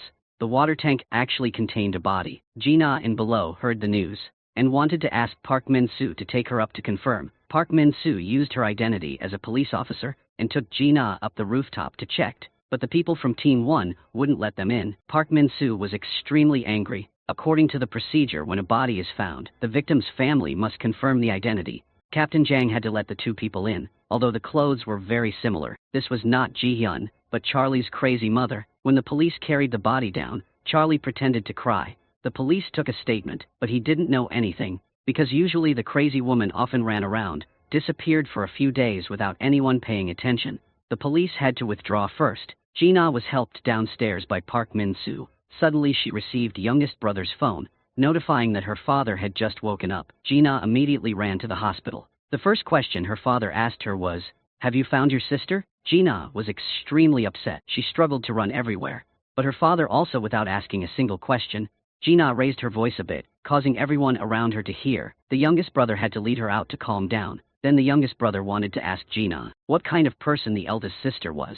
In her eyes, Jihyun is a perfect person, both work and career are going smoothly, but the youngest brother confirmed that Jihyun is not as good as she looks. The eldest sister hides a lot of things from her family. The youngest brother takes out a video. Inside is a girl wearing revealing clothes, live streaming to ask for donations. Gina realized the person in the video was Jihyun. It turned out that this was the dark side her sister had hidden for so long. But Gina was sure there was a hidden agenda. Why should a rich person like Jihyun show off her body to make money? To explain, must first find her. On the other side, someone also watched the live stream. The mentally ill sister smiled disdainfully because she discovered that Jihyun was a spoiled girl. She showed it off to her boyfriend and also wanted to make it public to the residents in the villa. Her boyfriend wanted to stop her. After all, Jihyun was still missing. If her family knew about this, they would be in even more trouble. But her mentally ill sister didn't care. She kept spreading the video around the apartment. Everyone who saw it was talking about it. It turned out she was a prostitute, but she kept putting on a gentle face. It was to attract men. Vulgar words came out of the neighbor's mouth. Quickly spread the word to the president of the women's union and the residents of the Rose Villa, all of whom wanted to evict Jihyun's family. The president just kept silent. Later, a short-haired girl came looking for the president, wanted to talk to her privately. Others had to go out first. Suddenly, the short-haired girl slapped the president repeatedly in the face. The president didn't dare to resist. The short-haired girl blamed the president for letting someone die in the Rose Villa. Affecting the plan was unfinished. The short-haired girl asked the president to make arrangements. At this point, the president couldn't hold back any longer. "I'm not your dog. Don't give orders." The short-haired girl was about to slap the president again, not expecting to be beaten back by the president. The president grabbed her hair and warned, "Even though the short-haired girl has someone's back, the president only needs a few seconds to deal with that person." The short-haired girl doesn't dare to be arrogant anymore. The president further reminded her the short-haired girl should take care of her own task. She splashed water in the short-haired girl's face and chased her away. This girl could only swallow the anger in her stomach. At this time, the police performed an autopsy on the crazy woman and discovered that there was a key in her mouth. Then the forensic examiner reported the results of the autopsy to Captain Jang. The victim fell into a water tank and drowned, rather than being murdered and his body thrown away. The forensics returned the key to Captain Jang, also because the victim swallowed it herself and no one put it in her mouth. The jacket on the crazy woman's body, it was indeed Jihyun's, with her DNA on it. Captain Jang wondered, what do these things have to do with each other? Forensics is only responsible for examination.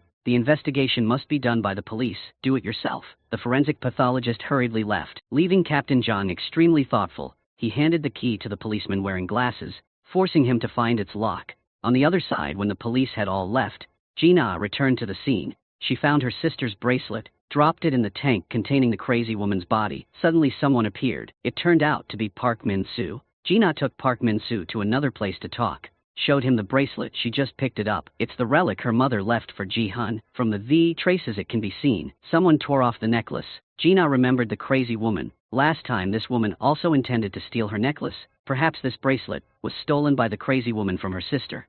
Surely the crazy woman knew Jihyun was there, but now she's dead. Gina is extremely helpless. Suddenly, Gina remembers something, shows Park Min-soo a video of Jihyun dancing. Park Min-soo doesn't believe this is Jihyun. Should take Gina to the fat guy. Through analyzing the video, the fat guy also confirmed that it was not Jihyun. Someone used deepfake technology to attach Jihyun's face to the video. The fake person was also very sophisticated. If it weren't for identifying the eyes, the fat guy didn't find out. Gina wondered, who pulled this trick, and what was this guy's purpose? The fat guy could only laugh. What could he do? Park Min-soo would investigate. After all, this is also a crime of insulting another person's honor. Can go to jail for up to 7 years. The fat guy is very experienced in this matter. Gina returned home in the evening and found out that the president of the Women's Association had opened a massage room. Gina wanted to go there to relax and explore the situation of the villa area. At first, the president did not agree, but when Gina promised to pay double, this woman immediately changed attitude. The president led Gina to the room where the aunts were talking about the murder that had just happened. Someone mentioned Charlie. He was the one who benefited the most after she went crazy, because the crazy woman had a lot of money. Even the Rose Villa belonged to her. The president told Gina to take off her shirt and lie down, but she was shy and only exposed her shoulders. The president started acupressure to help Gina relax. After the massage, Gina returned to the room. She went to bed and was interrupted by the couple upstairs arguing. A person in black appeared in the hallway, sprayed smoke into the camera in front of Gina's room. Then he broke into the house, searched for something, unfortunately made a noise, causing Gina to suddenly wake up. The man in black immediately put a knife to Gina's neck. It turned out that what he was looking for was the laptop. The black-shirted man forced Gina to give it to him, but she threw it out the window. The black-shirted man angrily beat Gina. He also wanted to strangle her to death. Gina fell into a coma, dragged into the bathroom by the man in black. When she woke up, she discovered her hands and feet were tied tightly. The water in the tub was being flushed vigorously. Gina tried to struggle and call for help. The guy in black was no longer here. He went down to the first floor to pick up the laptop, but was disappointed. What the guy in black wanted to find was Ji-hun's laptop. On the other hand, Park Min-soo went to the female police officer. Ah was demoted from the team. She is now a traffic police officer. The female police officer blew the gong at the thug. The female police officer used a gun to control the thug without fear and invite her to bed. Park Min-soo appeared to teach this guy a lesson. The surrounding juniors saw this and rushed forward. Also, he pressed their head against the car. Park Min-soo's attitude was extremely angry. The female police officer did not know what happened to him. It turned out he did not want his career was insulted. Park Min-soo instructed the thug to blow alcohol concentration, and now he can have his driver's license revoked and be arrested at the police station for resisting law enforcement. Suddenly, Park Min-soo received a call for help from Gina. Hastily left the scene. Gina cut her own rope and fled the room. The man in black turned around and couldn't see her anymore. He wanted to find Gina. Luckily, Park Min-soo found her first. He put on his coat and gave her in the car. She didn't want to go to the hospital because she was afraid that her father and younger brother would worry. Park Min-soo had to take Gina to his house. From now on, Gina would stay here so that Park Min-soo could keep her safe. As soon as entered the house, she immediately wanted to take a shower. Park Min-soo didn't know how to behave, so he ran away to the supermarket to buy things. Because he didn't know what Gina needed, he took all the women's clothes.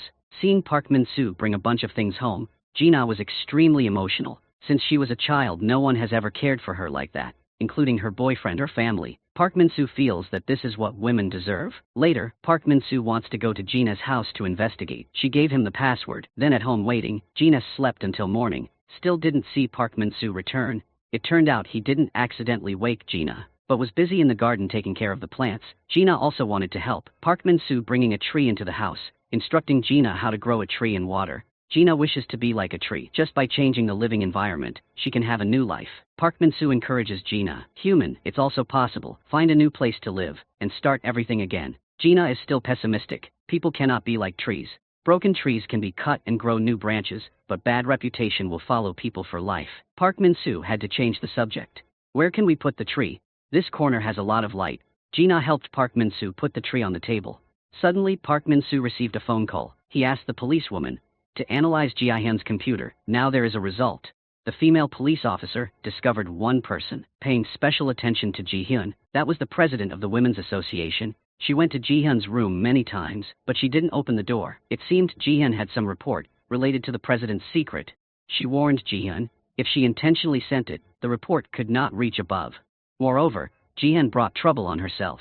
But Ji-hyun still firmly maintained her stance, sent the president back, returned to reality, and Park Min-soo brought Gina back home. Didn't expect her boyfriend to come here. Gina had nothing to say to him, but her boyfriend still tried to hold on. The two of them went to the restaurant to talk. Gina wanted to save her boyfriend's dignity and asked him to let her go, but the boyfriend criticized Gina, just went out with another guy. Gina didn't hesitate to expose him, slept with another girl while she was away. Her boyfriend still tried to deny it. Gina left angrily. On the other side, Park Min-soo returned to the station and reported last night's break-in to Captain John because he was investigating Ji-hyun's kidnapping. Maybe the guy in black broke in last night, related to the kidnapper. Team leader Jang didn't differentiate between black and white, immediately scolded Park Min-soo, told him not to interfere in Team 1's case. Kept saying it, and still didn't understand. Park Min-soo still endured, asked Captain Jang to send someone to Gina's house to investigate. He immediately asked his subordinates to leave. Park Min-soo then returned to his desk. The female police officer sent a photo and Ji-hyun's computer arrived.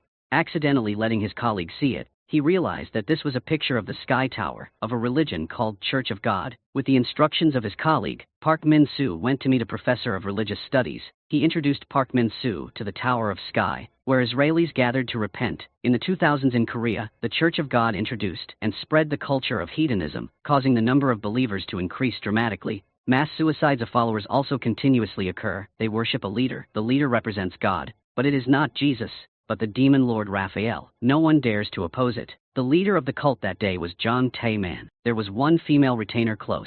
Later, because of extremist actions, the Church of God was purged by the state. All of his followers were arrested. Only his female retainer escaped. She was even more cunning and difficult to deal with than the cult leader. Real name is Han Hung Do. Park Min-soo felt that this person was very familiar, but still couldn't remember. At this time, Captain Jang led the person to Gina's house to investigate. The scene in the bathroom was unexpectedly cleaned up. People felt confused. Suddenly heard a noise from the balcony. Gina opened the window to take a look, discovered her sister hanging there. Gina panicked and asked the police to save her sister. Ji-hoon suddenly said one sentence, "It's all your fault." Gina didn't have time to think, asked the police to call an ambulance for her sister. Later, Ji-hoon was taken away by ambulance. People gathered around to watch the excitement. Captain John led his subordinates home first, to avoid being interviewed by journalists. However, on the way back, they heard the news about Ji-hoon died, before being taken to the hospital. The news made the youngest brother restless. Gina hid in the house in pain. She saw with her own eyes her older sister die right in front of her. But there was nothing she could do, but also heard from her sister's mouth that it was because of she that her sister had to die. Gina was even more miserable. Park Min-soo was outside waiting for Gina, but she refused to open the door. Park Min-soo had to leave. He would find Gina a satisfactory answer. The next day, someone would come to the police station confessed. Charlie claimed to be the kidnapper. He met Park Min-soo outside the door. "Hello, acquaintance." Park Min-soo wanted to know what Charlie said, so he went to the female police officer and asked her to come to the first team to investigate. Today's meal is considered remuneration. The female police officer still hadn't agreed, so Park Min-soo quickly left, giving her no time to refuse. In the evening, Park Min-soo brought food to Gina's place. She still couldn't accept the truth. Why did it because of me? Gina kept thinking about what her sister said before leaving. Park Min-soo still encouraged. There must be another problem inside. He will help Gina find the truth. Another side. The female police officer approached the police officer wearing glasses, probed about the progress of the investigation of the case. The bespectacled police officer did not hide anything, told the whole story. Today Charlie went to the station to confess, because he posted a sensitive video of Ji-hyun online, and it was all deepfake video. Charlie was arrested for insulting another person's honor, and in the Crazy Lady case, after being sent by Captain Jang to look for the lock, the bespectacled police brought the keys and planted them all over the Rose Villa, but none of the sockets match. He had to give up, put the key in the evidence room, considering it as useless evidence. Taking the opportunity of the female police officer wanting to ask for the key, she would help the police officer wearing glasses find the lock, as long as he said good things to the captain. Let the female police officer be reinstated. The police officer wearing glasses didn't think much, gave the key to her. At this time, Gina went to the hospital to see her father. Looking at her expression, the father knew something happened to Ji-hoon. Gina didn't want to hide it from her father, knowing his daughter had gone first. The father was extremely sad. The next day the police got the forensic results. Ji-hoon was actually murdered, then disguised as a suicide. Someone grabbed Ji-hoon's neck, then hung her up. In addition, there was a wound on the back of the head. But this was not the real cause of death. The police wearing glasses speculated that, in order to hang an adult woman, the killer certainly had support. Captain John, hearing that, realized this case is not simple. The police sent to investigate. Gina also had news.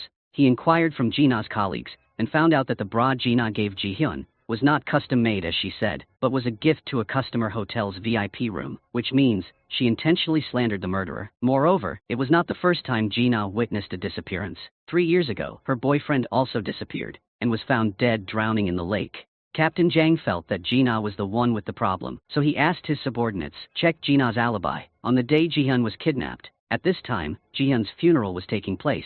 There were many people who came to express their condolences.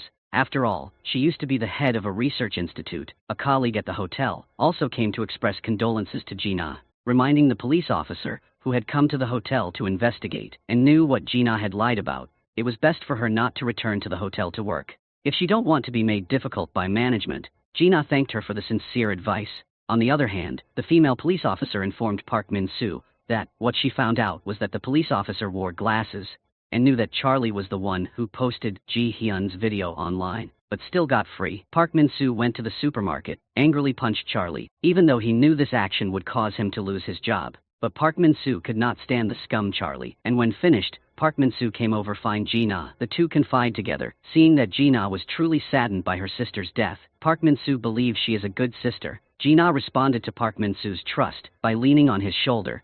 She also trusted Park Min-soo. All recent actions have proven that. In the middle of the night, Charlie was about to close the supermarket, called his friend in anger, because he was punched by Park Min-soo today, and the store is in a slump again. Charlie wishes had someone deal with Park Min-soo. As soon as he finished speaking, a shadow appeared in the supermarket. He came to deal with Charlie first. The black-shirted guy didn't say much. He directly used a knife to kill Charlie. The next day the police were at the scene. Although there was a lot of blood, they did not discover the body or find the murder weapon. Park Min-soo went inside to check to see if the murderer could have taken the victim anywhere. At this time Ji-hun was taken to be cremated. Everyone was crying in pain. Only Ji-na did not shed a single tear. Later the father questioned Ji-na. Why did she die? But the child did not cry. Ji-na still coldly did not respond, making the father extremely angry. After returning home, Ji-na didn't say goodbye and left the Rose Villa directly. The youngest brother wanted to hold on but couldn't. Suddenly Ji-na received a call from Captain Jang, wanting her to come to the police station cooperation investigation. Ji-na also volunteered to do so. In the interrogation room, Captain Jang got straight to the point. Ignore all relatives. Ji-na became a suspect. In the case of investigating Ji-hyun, according to Captain Jang, heard that Ji-na is good at lying and good at answering his question without blinking an eye. Captain Jang took out the evidence, which was Ji-hyun's bra. This was not the only set as she said. He asked the reason. Ji-na wanted to frame the murderer. At that time she was urgently looking for her sister, so she wanted to quickly identify the suspect. Captain Jang asked about alibi. On the day of the kidnapping, as usual, Ji-na went to work, then she went on a date and went shopping with her boyfriend. At about 9 p.m., she returned to her own room. According to Captain Jang's calculations, there was an empty space, enough time for Ji-na to take the train from Busan to Seoul, then kidnap her sister. Furthermore, Ji-na also used Ji-hyun's identity on the dating app. Captain Jang speculated that Ji-na wanted Ji-hyun die to take her sister's place. Ji-na immediately objected. Clearly in the video, the kidnapper carried Ji-hyun away. Ji-na couldn't do it with her strength. Captain Jang hadn't even mentioned it. He had already discovered the kidnapper also has accomplices. Ji-na must continue to listen to Captain Jang's analysis. First, the perpetrator will return to check and set up the scene. After kidnapping Ji-hyun, so Ji-na took leave at the hotel to go home to prepare everything, so she was the first to discover the scene. The second had to find a substitute. The subject Ji-na used was a mentally ill murderer, taking advantage of his hobby of killing cats. Ji-na left blood of cat in the house, turned the murderer into a suspect. Thirdly, to destroy the evidence, Ji-na provoked her father, letting him handle the murderer on her behalf. Finally, Ji-na had to turn herself into a victim so that no one could suspect her by asking his accomplices to attack in the room. If the black-shirted guy really took action, it was unlikely that Ji-na would still be alive. Captain Jang had doubts. How could the murderer, entering and leaving the room easily, it could only be family members. Everything Ji-na arranged truly became a perfect play. Captain Jang also mentioned the death of Ji-na's boyfriend of 3 years before. Did she also set it up like that? According to his investigation, the boyfriend is a former swimmer. Why is it said that drowning is drowning? Ji-na's face suddenly became gloomy. The gaze was again extremely sharp. Captain Jang will definitely find out the truth. Today ends here. Anyway, Ji-na as a witness, but soon Captain Jang will invite her as a suspect. Ji-na left the police station. Journalists surrounded her waiting for news, but Ji-na looked lifeless. Park Min-soo immediately ran to help her. Now only he trusted Ji-na. In the evening, Captain Jang received another forensic report on Ji-hyun's body, also discovered the chemical composition. Fertilizer NPK-12 is a high-quality fertilizer used for plants. In the nail, there are some Drosera rotundifolia seeds. Its scientific name is K-pinsite, but Ji-hyun does not grow that plant in her house. If the origin is known of these things, will definitely be an important clue. Suddenly remembered the bespectacled policeman who often chats with Ji-na when she used Ji-hyun's account on the dating app, also named K-pinsite. Captain Jang suspects that this may be Ji-na's accomplice. He asked the police officer to wear glasses, collect all the content of the chat, then find out who K-pinsite was. In the morning, the female police officer took the key and walked around the apartment, but still could not find the lock. If it was replaced, the female police officer decided to go to the landfill. The owner of the landfill showed where the residents of the Rose Villa left their old things. The female police officer searched from morning to night, praying to God and all. Finally got the answer. She found a door handle and fit the key. Immediately took it back to the evidence room and asked to identify the fingerprints on the doorknob. Later, the female police officer received a phone call from the captain and immediately ran to the barbecue restaurant to gather. It turned out that the captain of the second team was also committing to investigate the case and found the same clues as Team 1. Maybe the crime was related to trees. Park Min-soo happened to be a person who understands plants. He sat endlessly talking about different types of plants, making the captain feel suspicious. Park Min-soo and Ji-na are accomplices because these two people are also quite close. After returning from drinking, Park Min-soo went to the Rose Villa. Then remembered that Ji-na was gone. He called but Ji-na didn't answer the phone, so he had to leave a voice message, accidentally discovered by her boyfriend Ji-na. He immediately followed Park Min-soo, went down the trail leading to buildings 118 and 119, and was never seen again. In the morning, Captain Jang received a notification, found Kapensat, whose real name is Park Hong-chun, born in 1965, used a fake identity to text Ji-na. This person's address was also fake. Park Hong-chun disappeared about 10 years ago, now suddenly back. Captain Jang doesn't believe that there is such a miracle in the world, guessing that someone borrowed Park Hong-chun's identity, hid in the Rose Villa, and then caused shocking things.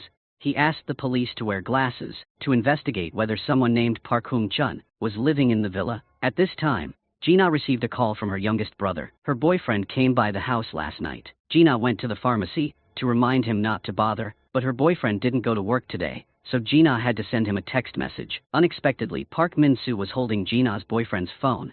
Received it message, he immediately hung up. This was a room full of green trees, but inside there was a voice begging for life. Park Min-soo is a perverted lover. He believes that what Ji-na has to endure is due to the standards set by her sister. Ji-hyun always wants Ji-na to become perfect like her. There was a time when the two sisters did not get along. Park Min-soo kidnapped Ji-hyun and locked her in a room full of plants. Because of that, Ji-na had to move back to the Rose Villa. Park Min-soo rented a room in the building opposite, with Ji-na's room, to observe her activities every day. Last night, when Park Min-soo returned to the room, Ji-na's boyfriend followed. Knowing that Park Min-soo was on the 11th floor, the boyfriend also went up to check. Unfortunately, he was dragged into the room, then detained here. On the other side, the female police officer came to the evidence room, asked about the results of the fingerprint assessment. On the door handle picked up at the landfill, unexpectedly has Park Min-soo's fingerprints. The female police officer encouraged herself. There must have been a mistake somewhere. Park Min-soo couldn't be a criminal. She decided to look for the captain of Team 2, but today the captain's face was also very strange, as if he knew something, until the female police officer wanted to report. During the investigation of Ji-hyun's case, the captain immediately kicked out other subordinates. He advised the female police officer not to get involved in the case, just let the first team take care of it themselves. The captain did not want to personally arrest his subordinates. Now he could only hope Park Min-soo is not the murderer. But if the worst happens, the female police officer come and advise Park Min-soo to confess. She has always insisted that was not, wanting to find Park Min-soo to ask clearly. The team captain Jang also received news. As he predicted, he found a person named Park Hong-chun living in the Rose Villa. That person rented the house about 5 years ago, room 1104, building 1 and 18. Captain John rejoiced, immediately sent a team on the road. At this time, Ji-na's boyfriend is convincing Park Min-soo to give him a way to live. The boyfriend criticizes Ji-na, not worthy of Park Min-soo's protection. Ji-na is a cunning person, only knows how to show off. Her face was pitiful and fake, her mouth full of lies. But how many people are blind when it comes to love, and willing to listen to others?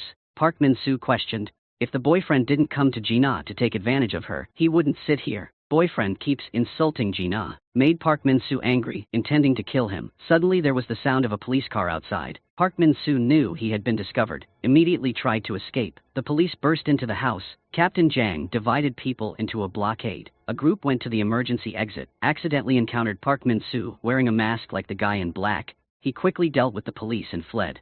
Captain Jang went to room 1104, found Ji-na's boyfriend here, immediately had his subordinates untie this guy. Ji-na's boyfriend reminded the police that the perpetrator who beat him had just escaped. Captain Jang contacted someone else, but the team sent to the emergency exit did not respond. When he arrived, everyone was lying on the ground. Someone else took Ji-na's boyfriend to the hospital, and Captain Jang returned to the room to search, discovering binoculars used to monitor room 809, including a wiretap. Captain Jang received a notice from his subordinates. We lost track of him. Captain Jang requested a quick search, and at the same time called a team to Ji-na's house to investigate. Indeed, they found a wiretap installed in the room. Later the police returned to the station and took the testimony of Ji-na's boyfriend. He confirmed that the murderer was a police officer accompanying Ji-na. He confirmed through Park Min-soo's photo. Captain Jang was extremely surprised. Suddenly a subordinate ran in and announced that the female police officer was asking for backup. The location is Park Min-soo's house. Captain Jang asked to leave immediately. On the other side, the female police officer pointed her gun at Park Min-soo, advising him to turn in. Park Min-soo asked the female police officer for some time to meet an important person one last time. The female police officer was extremely miserable. The captain also knew Park Min-soo's story, wanting to give him a chance to correct his mistakes. But Park Min-soo only cared about one woman. Forgetting that there were teammates, female police officers put down the guns and agreed to let Park Min-soo go. He apologized to the captain, then fled the house. The police discovered Park Min-soo, immediately besieged together. Park Min-soo attacked them and then ran away. The police quickly chased. After a while of struggling, they still couldn't catch Park Min-soo. He ran into the street, unfortunately, being hit by the captain's Jang car. Park Min-soo was surrounded, immediately grabbed the policeman wearing glasses as a hostage. He ruthlessly opened fire and shot his teammates, then threw the policeman wearing glasses back to everyone. Park Min-soo fled into the forest. Captain Jang was angry and sent someone to chase him. After escaping from the police, Park Min-soo went to the fat man and asked him to prepare a phone. Unable to track positioning, the fat man did not understand what is Park Min-soo facing, but still agreed to do it. Park Min-soo also stole the car the fat guy had just bought. But on the fat guy's car, there was a tracking device installed. Here is his plan. With the president of the women's union, she wants to take advantage of Park Min-soo and Gina to do something scary. Gina was deep in thought and suddenly received a call from a female police officer wanting to ask her to persuade Park Min-soo to turn in because maybe now he only listens to Gina. She immediately took the train to Seoul. The female police officer led Gina to room 1104. Gina wondered, did Park Min-soo kill Ji-hyun? The female police officer was not sure. Gina wanted to be alone. The female police officer had to leave first. Then, Gina went around to observe the room, arriving at the place where Park Min-soo watched her every day. He also took pictures of Gina's beautiful moments, then hung the photos all over the house. Gina was extremely sad. Why did she only find out now? After that, Gina went to the hospital to visit her father, telling him the truth. The father and youngest brother were extremely surprised, not believing that Park Min-soo was such a person. Only then did Gina ask the question, so did Dad ever suspect that I were the one who killed my sister? He couldn't answer. It was an easy answer for Gina. She sadly went out to think. Suddenly Park Min-soo appeared, drugged her, and took Gina away. The next day Gina woke up in a lonely house, Park Min-soo's country house. As soon as she saw him, Gina stepped back in fear. She asked what was going on. Park Min-soo advised Gina to calm down. Sit down. He will tell the story. When Park Min-soo was a child, he lived with his father and mother, but his father was a heavy gambler, often dragged his mother to beat, and even scolded Park Min-soo for being a useless person. One day he couldn't bear it anymore. He killed his father. From now on he only has his mother. The mother wanted to protect her son, so she buried his father's body in the back garden, then planted it on a tree. Gradually Park Min-soo grew up. The tree also grew strong. The mother wanted Park Min-soo to forget the past, and became a police officer. Later she unfortunately passed away, and Park Min-soo was left alone. While he was a trainee police officer, he accidentally met Gina, and went to the station to complain. Park Min-soo loved at first sight, so he constantly followed Gina. Park Min-soo discovered that Gina was a person with many secrets, stimulating his curiosity. Park Min-soo immediately pretended to be Park Hoong-chun, rented room 1104, opposite Gina's building, to conveniently observe her, and was also kepensit, befriending Gina on social networks. 3 years before knowing Gina had a boyfriend, Park Min-soo silently dealt with him, pretending to be a drowning incident. He wanted Gina only for himself. On the day Gina quarreled with her sister, then left to live in Busan. Park Min-soo was extremely desperate, combined with anger at Ji-hyun. For a year he built a revenge plan, and at the same time brought Gina back to room 809. Park Min-soo confessed to kidnapping Ji-hyun, and imprisoned her in the house. He took advantage of the murderer, becoming his substitute, because he was a mental patient with short-term memory, just as he planned. After Ji-hyun was kidnapped, Gina is back. Park Min-soo tells Gina his actions are all love for Gina, but she thinks that Park Min-soo is no different from a psychopath. He does not deny it, as long as is what Gina said, everything is true. When Gina wanted to see her sister again, Park Min-soo also decided to bring Ji-hyun back, but he discovered that she had disappeared. Someone else took Ji-hyun away and murdered her. It was the man in black who appeared in Gina's house. He was not Park Min-soo, because he would not hurt Gina. As long as Gina brought this matter told the police, Park Min-soo knew for sure the police would quickly find the man in black. Captain Jang was a capable person. Then Park Min-soo would be exonerated. Gina would also find the real culprit, the murder of her sister. Gina had mixed emotions in her heart. She hated Park Min-soo, but could not take revenge on him. Furthermore, Park Min-soo's recent words made Gina extremely confused, because there were still people targeting her family. On the other hand, Captain Jang was extremely angry, because Park Min-soo had not been found yet. He asked the captain of Team 2, did he know where his subordinates were? The captain of Team 2 didn't care. This wasn't my case. Both sides started to get tense.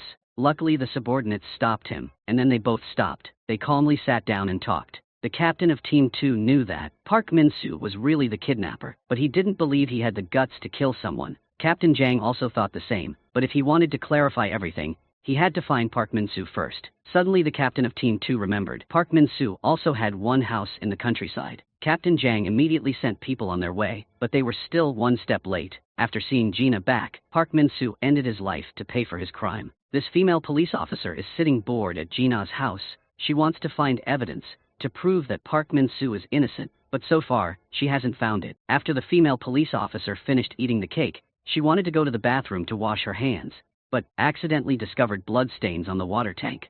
It turned out to be dropped by the masked man. The female police officer immediately took a sample and brought it to the then take it to the forensic department to confirm the identity of the murderer. Unexpectedly, it was not Park Min-soo, but a stranger. At the same time the president of the women's union was coming to meet the stranger, she introduced herself as Han Hung-do, close subordinates of the previous leader of the Church of God. The film ends here, opening up the topic for the next part. The return of the Church of God, along with the dark plots of the new leader, will be released in 2025. Love makes people blind, ready to do everything for the person they love. But if they don't realize, is your sacrifice worth it? Give love wisely. Also know how to love yourself.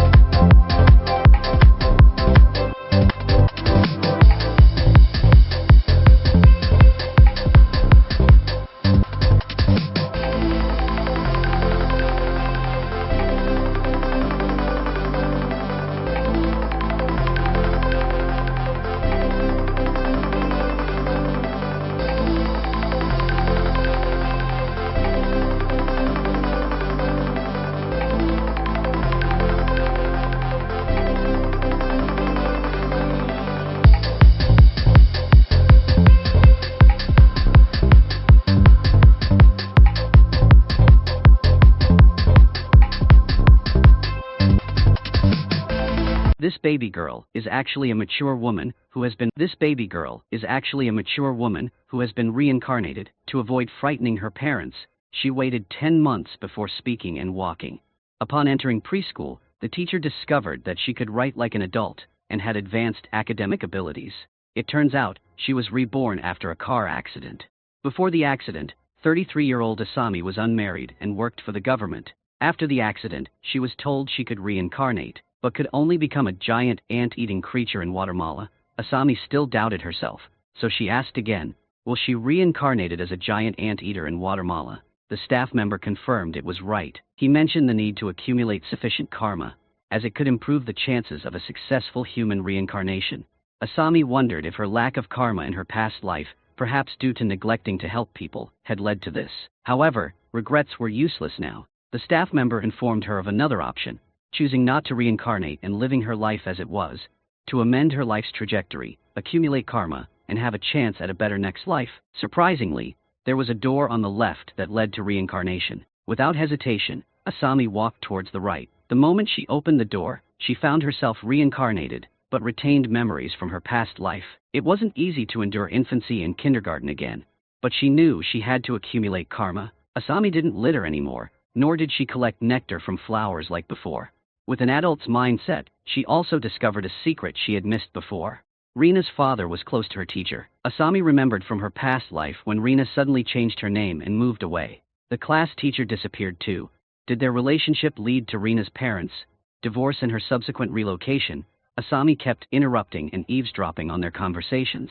One day, she saw Rina's father handing a paper to the teacher. Seizing the opportunity when the teacher wasn't in the office, Asami altered the content of the paper. Later, she pondered, feeling unsatisfied with her actions. She decided to threaten Rina's father via a message, saying she'd expose him if he cheated, but with no mobile phones yet. Asami recalled how her friend taught her to use a landline to send messages. One evening, while her parents were asleep, she attempted to use the landline at home, but almost got caught by her father. Luckily, she managed to evade suspicion. However, Asami realized it wasn't safe and opted for a public phone. She went to the park's public phone booth, only to find she had no money. Helpless, she returned home. Remembering her sister mentioning her father's secret stash in his shoes, Asami checked and found it. She returned to the phone booth, sent the prepared message, and was almost caught by patrolling police. To avoid getting caught, and to keep her parents from discovering her nighttime excursion, Asami hid under a car until the police left. Quietly, she returned home. Finally, she could sleep peacefully that night. The next day, Rina's father stopped talking to the teacher, dropped Asami at school, and left immediately afterward. Rina didn't move, and the teacher didn't disappear. Asami's plan seemed successful. Several years later, she entered elementary school again. Studying was still easy, she could top the class even without attending. Though she had fantasized about a different life, there were fundamental similarities with her past life. The only difference was the need to focus on accumulating karma. In 1997, elementary students were obsessed with Tamagotchis, a virtual pet game. Asami, with memories from her past life, already had the rare white Tamagotchi and handed it to Shizuka, who excelled in the game. There was another surprise. Reina from her past life stayed because Asami intervened during kindergarten. Now, they attended the same elementary school. At school, Asami predicted a future couple would marry and divorce. However, this time she didn't interfere. Nazuki and Miho became Asami's friends. After school, they often gathered, exchanged stickers, and discussed various topics. In 4th grade, Tamagotchis and stickers faded out, replaced by personal profiles where girls could write their secrets. Asami knew she had to be careful this time, unlike before when she lost everything. Blinking, she entered her rebellious phase. She didn't understand why she felt so resentful towards her father. Maybe it was teenage rebellion, just like in her past life when she was strict with him. Of course, her rebellion wasn't just directed at her father. There was also the detestable teacher, Mr. Mita. One day, when Mr. Mita caught a student passing notes, Asami stood up to defend the student, intending to use the teacher's logic against him. But Mr. Mita ignored her reasoning and called her to his office along with the student. Asami found herself in trouble. Not just the student. She wondered when girls started taking Korean-style photos as a new entertainment trend. That day, Mr. Mita took Asami's handheld game, a fact she completely forgot. Unexpectedly, in this life, Asa stumbled upon the same troubles again. Her gaming device was confiscated by the teacher. Asami couldn't believe it. Even if she died, Asami wouldn't have expected to trip over the same spot twice. Though granted memories upon reincarnation, the budding love of youth still exists within her. Looking at these mischievous kids, there's no place for blossoming love, the object of her unrequited love from before. She now feels nothing for him. The mature uncle figure still holds more attraction. In terms of academics, she has her advantages, but in high school, it becomes more challenging. Some talented students gradually surpass her. Each time, Asami only maintains around 7th place in the whole school. Of course, she still aims to pass into the prestigious girls' school as in her previous life, solely because she fears not getting into another good school would be troublesome. Life in high school is dull and monotonous. In 2008, Asami successfully passed the university entrance exam. This time, she chose a challenging pharmacy program. Coincidentally, in the school's cafeteria, she met her university boyfriend from her past life, Masaru. This time, they weren't in the same department, so they didn't know each other. In the past, they were deeply in love until they broke up 2 years after university graduation. The reason was Masaru's gambling addiction, often skipping classes. After graduation, his job was unstable, frequently changing, and he irresponsibly borrowed 500,000 yen from her. Therefore, in this life, Asami intended to pass him by, hoping they could find new paths. During the university break, her best friend Miho finally got her driver's license and bought a car. Asami and Nazuki marveled at Miho's significant change. Previously restricted in their hometown, they could now roam around the neighboring city. At the graduation ceremony, Asami saw the troublemaker on stage being dragged away as usual. After the ceremony, they attended their middle school reunion and saw that the handsome Gato had become overweight. The course of history hadn't changed a bit. Sasuke, who used to be the best singer, was highly anticipated to enter the music industry. Sasuke felt the enthusiasm and promised not to disappoint. Only Asami knew that he ended up as a karaoke receptionist. His songs were okay with these people, but nobody actually bought his CDs, just empty words. Girls even asked for his autograph, claiming it would be a priceless treasure when he became famous, but most of them probably lost it. Silently observing the enthusiasm of these people, feeling contempt in her heart, including contempt for herself in her past life, Asami wondered if she should intervene. If she did, perhaps Sasuke and Shizuka wouldn't divorce. She had thought about giving them some advice, but then she remembered Nazuki saying that Sasuke gave up his dream of music after remarrying and having a child. working at the karaoke bar to support his family. If she reluctantly changed his trajectory now, maybe the child wouldn't be born. Would that damage her conscience? Weighing it up, in the end, Asami did nothing, letting things flow naturally. Approaching graduation, Asami smoothly passed the pharmacist exam and various training courses before getting a job. After graduation, she was assigned to a pharmacy 20 minutes away from home. Not much different from her civil service job in her previous life.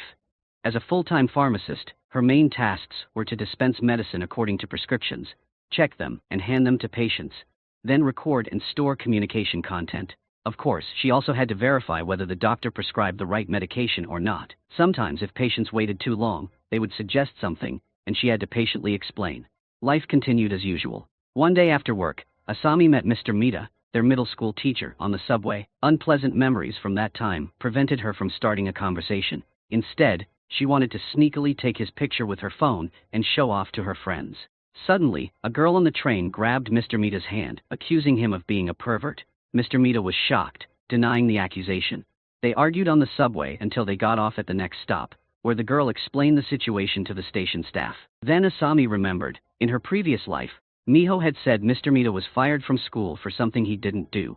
Realizing this, she hurriedly explained to the staff that she witnessed the whole incident. Asami still had the video she secretly recorded earlier. In the video, it was clear that another man was harassing the girl. When Asami enlarged the video, she discovered that the harasser was Taniguchi, her former boss. An employee said that if they presented this video to the police, they could probably track down Taniguchi in a few days. Asami knew that Taniguchi was working in a government office. She occasionally saw him when she went to get paperwork done.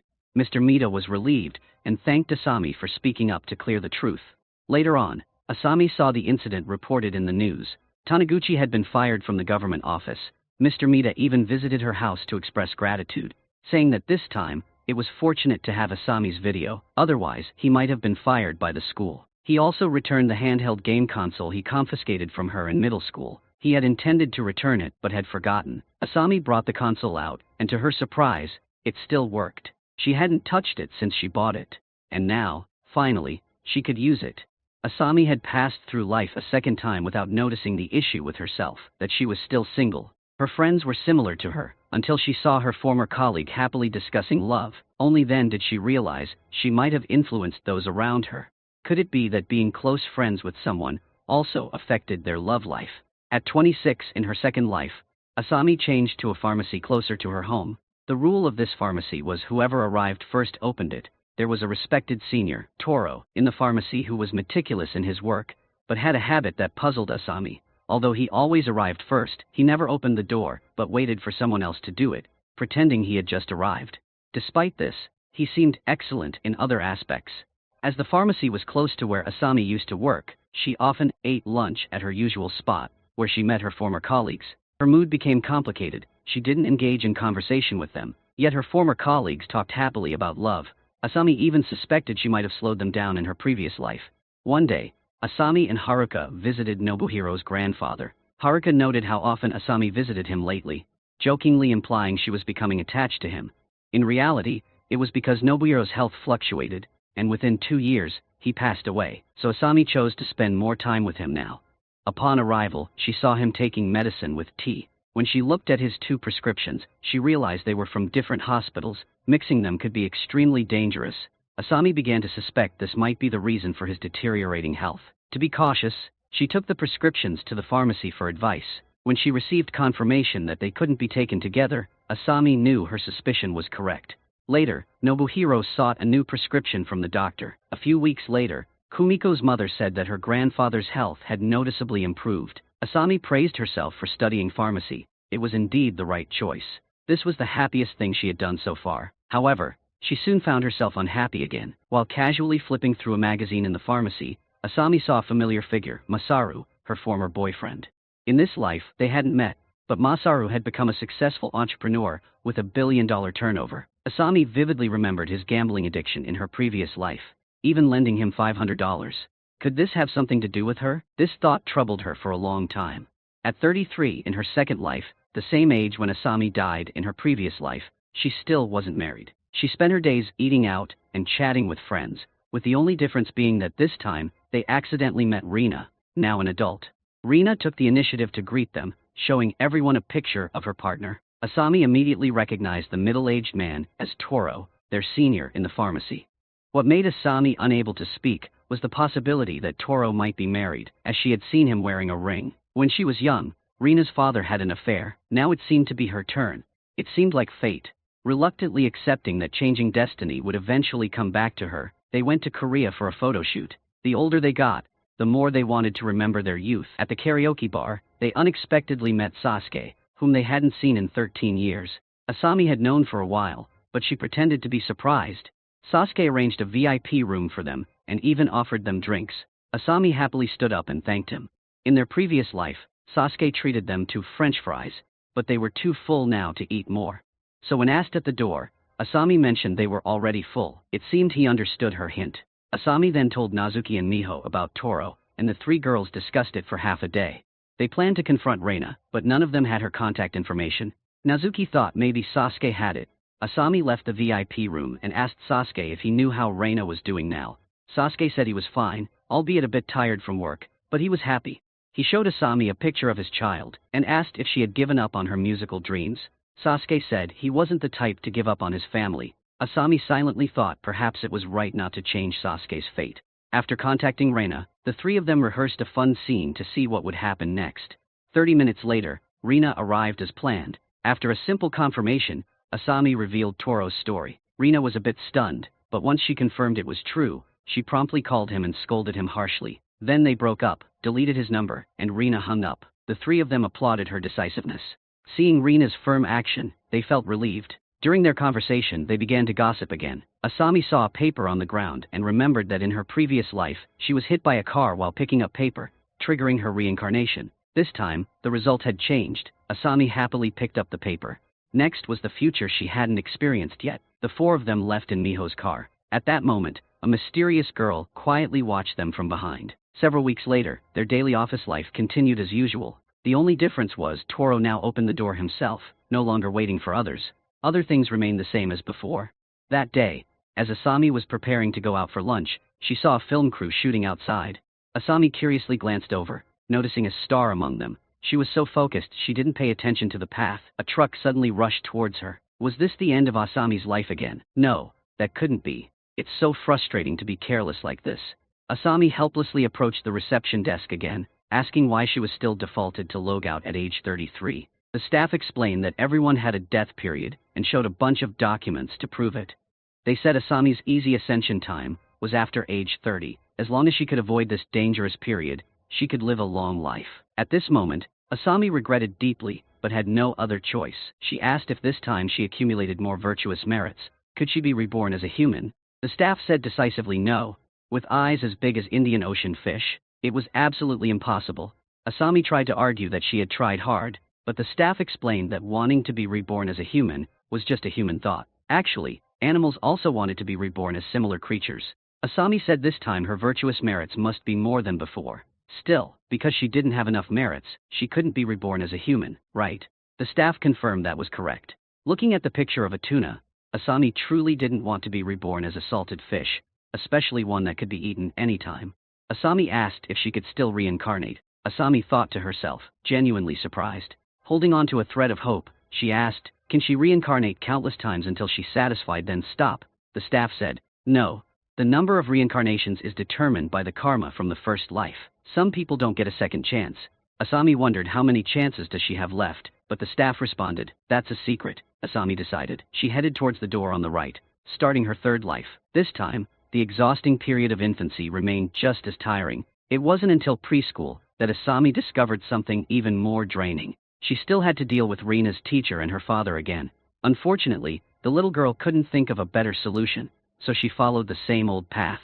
During dinner at home, Asami looked at the tuna on the table and swore that next time she would definitely be reborn as a human. She smoothly navigated through kindergarten and elementary school, but the feeling of resentment towards her father lingered into her teenage years. Conversations with friends changed from small talk to discussions about TV shows and movies. Mr. Mita still assigned paper passes to students as he did before. Having failed in her second life, Asami refused to succumb to Mr. Mita's authority and challenged him once again. She successfully found a flaw in his argument, that left Mr. Mita speechless. Asami thought she had the upper hand, but Mr. Mita still managed to broaden her perspective. He challenged Asami, reminded her that he is teacher, then continuing his lessons on moral philosophy. After school, the three of them still had to go to Mr. Mita's office for feedback. Through 3 lifetimes, Asami finally understood how foolish it was to argue moral philosophy with a teacher. Academically, Asami had no grand ambitions, so she deliberately failed her exams and ranked 13th in the school, worse than in her second life. Moving on to high school, not much changed. Asami still passed the university entrance exam just like before, but this time she majored in literature, similar to her first life. Of course, Masaru, her ex-boyfriend from her previous life, was also at this academy. Asami didn't intend to get acquainted with him because she didn't believe that their relationship could change so drastically. Perhaps Masaru in her second life was just lucky. She didn't want to get involved, but that didn't mean he didn't want to talk to her. Masaru took the initiative to invite her to karaoke. Out of politeness, Asami went with another classmate. Watching him sing familiar songs brought back good memories. After the activity ended, they happened to be heading in the same direction, so Masaru gave Asami a ride home. Sitting in the car she was so familiar with, Asami's emotions became inexplicably complex. Joy and sorrow intertwined like a movie reel, scenes flashing before her eyes. Masaru was extremely curious about the girl who always avoided him. Before getting out of the car, he even asked for Asami's contact details. Despite already exchanging contact information, Masaru's request, despite its politeness, made Asami feel embarrassed. Unconsciously, she ended up joking with Masaru. After spending some time together, he confessed his feelings to her. Remembering how Masaru became a successful CEO in her second life, Asami decided to take a chance.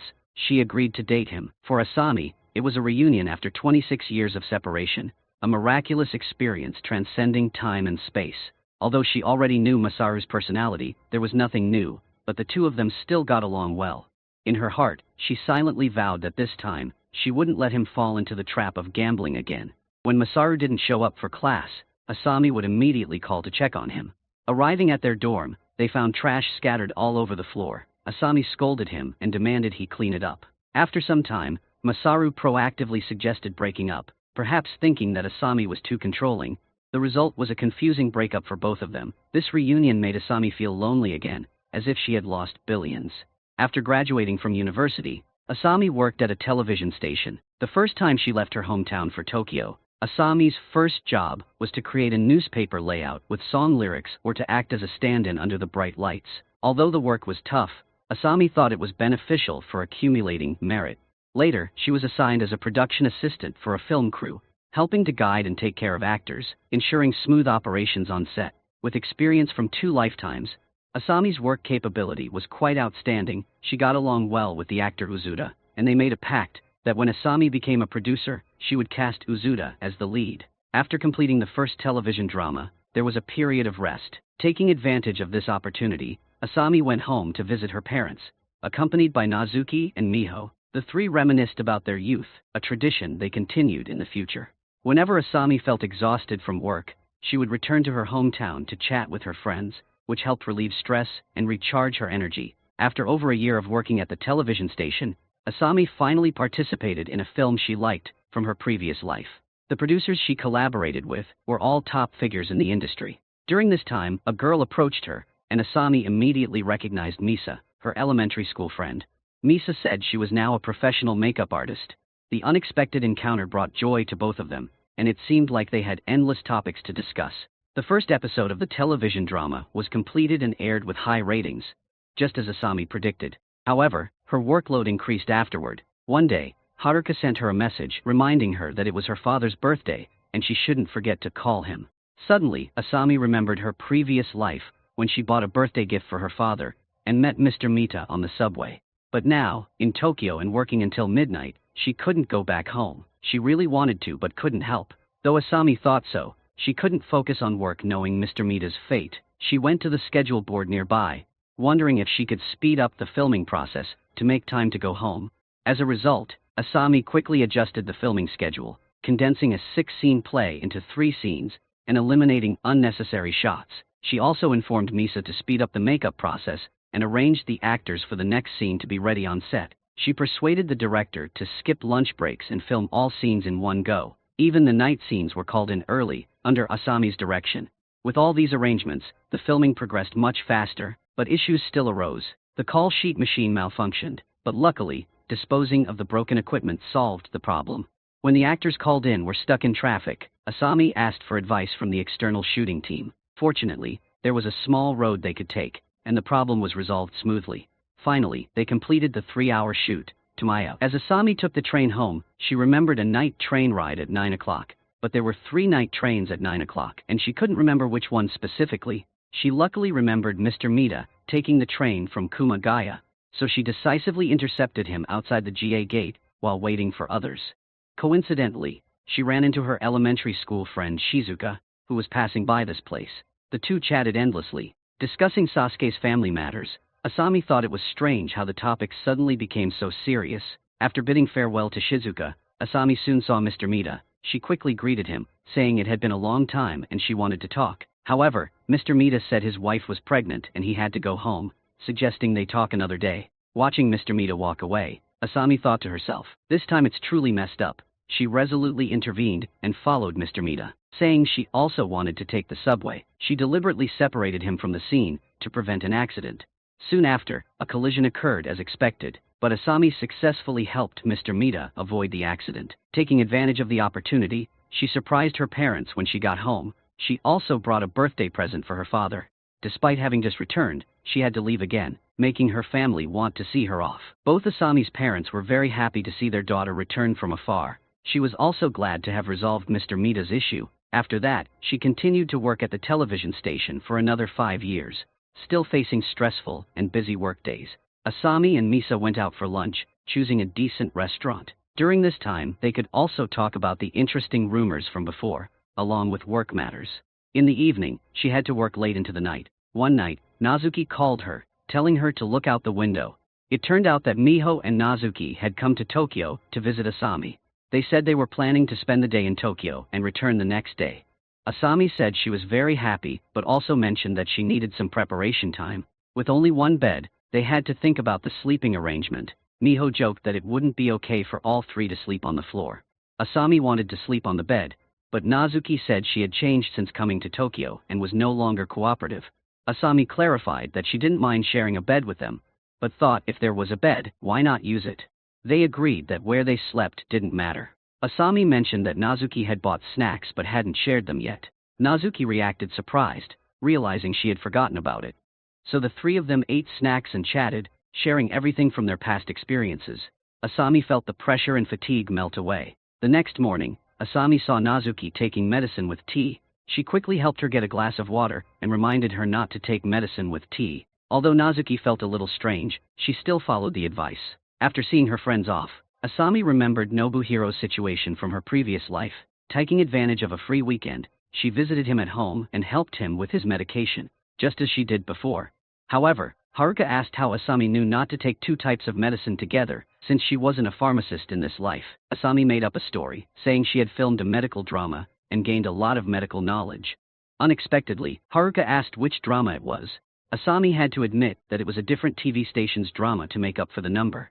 Surprisingly, Sachi began to take an interest, saying she wanted to buy the DVD to watch it. Luckily, Asami successfully completed the task of changing Nobuhiro's medication again. While holding a magazine at the pharmacy, she saw that Masaru was still a successful CEO in this life. Asami thought to herself that if she hadn't broken up with him in college, this outcome might not have happened. The only difference was that in the previous life, Masaru's company had a revenue of 1 billion. But in this life, it was 900 million. Asami felt a little guilty, thinking that their 2-month relationship had caused a loss of 100 million. 2 years later, the efforts Asami accumulated at the television station finally paid off, and her proposal was smoothly approved. She could apply to be a producer, and so an idea related to her reincarnation gradually formed in Asami's mind. She planned to turn her experiences into a television drama, though no one would know it was her own story. However, other producers and executives at the television station found Asami's story too bland, lacking multiple climaxes. They questioned who would want to watch a show where reincarnation was just about saving people.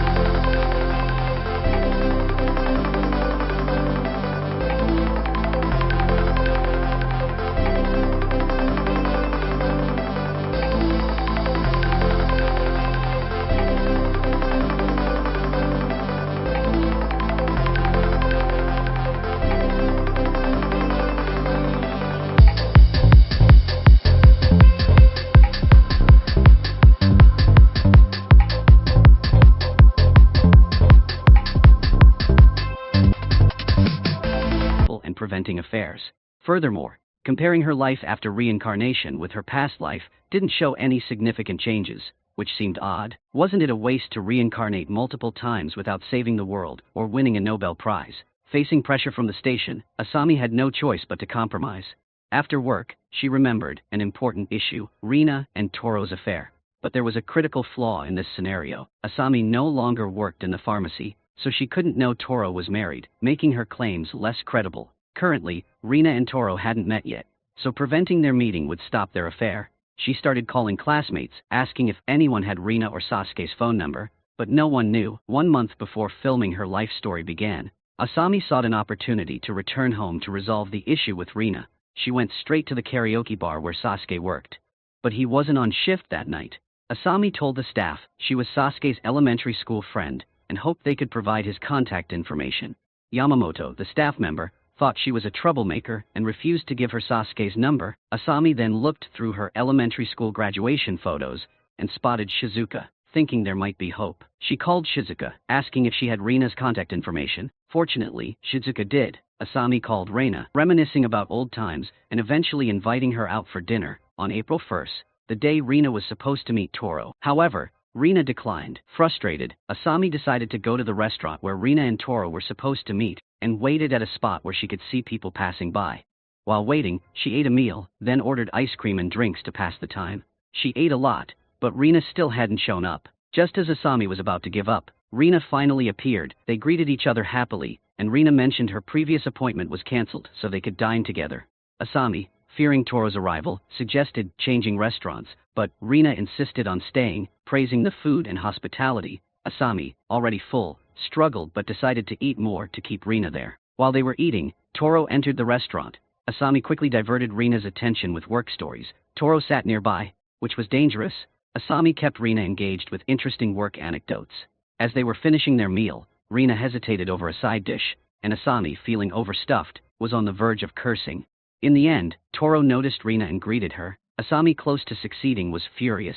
Luckily, they only exchanged polite greetings since Asami was present, preventing any deeper conversation. When Rina went to pay and leave, Asami thought the situation was under control, only to turn around and see Rina and Toro exchanging contact information. Despite her strict vigilance, it was futile. The next morning, Asami went to the pharmacy where she had worked in her past life. Toro was waiting in his car as before. Asami approached him directly, confronting him about his marriage. Asami warned Toro to stay away from Rina, because he was married. Toro was about to argue, but Asami continued talking about his wedding ring as a proof. This left Toro speechless with anger and embarrassment, and he seemed ready to kick Asami out. Asami forced Toro never see Rina again. Under her pressure, he finally agreed. Before leaving, Asami said what she'd wanted to say in a previous life. If you ever come to the shop early, it's best you open the door yourself. Asami and Misa were discussing work when she was shocked to learn that Misa was married. Their group was known for ignoring love and marriage, focusing solely on their careers. Feeling betrayed, Asami demanded to know when Misa got married and why she hadn't been informed. Misa explained that she got married 6 years ago when she started working there, but was too busy to have a wedding ceremony, so she didn't tell anyone. Asami, stunned that she hadn't noticed for 6 years, felt betrayed and thinking they were both too busy for relationships. Fortunately, she found some solace in their friends Nazuki and Miho. At that moment, Sasuke, whom she hadn't seen in 9 years, called unexpectedly. They arranged to meet at a cafe. Since their coming-of-age ceremony, they hadn't seen each other. Sasuke, now in Tokyo for some business, told Asami about his divorce.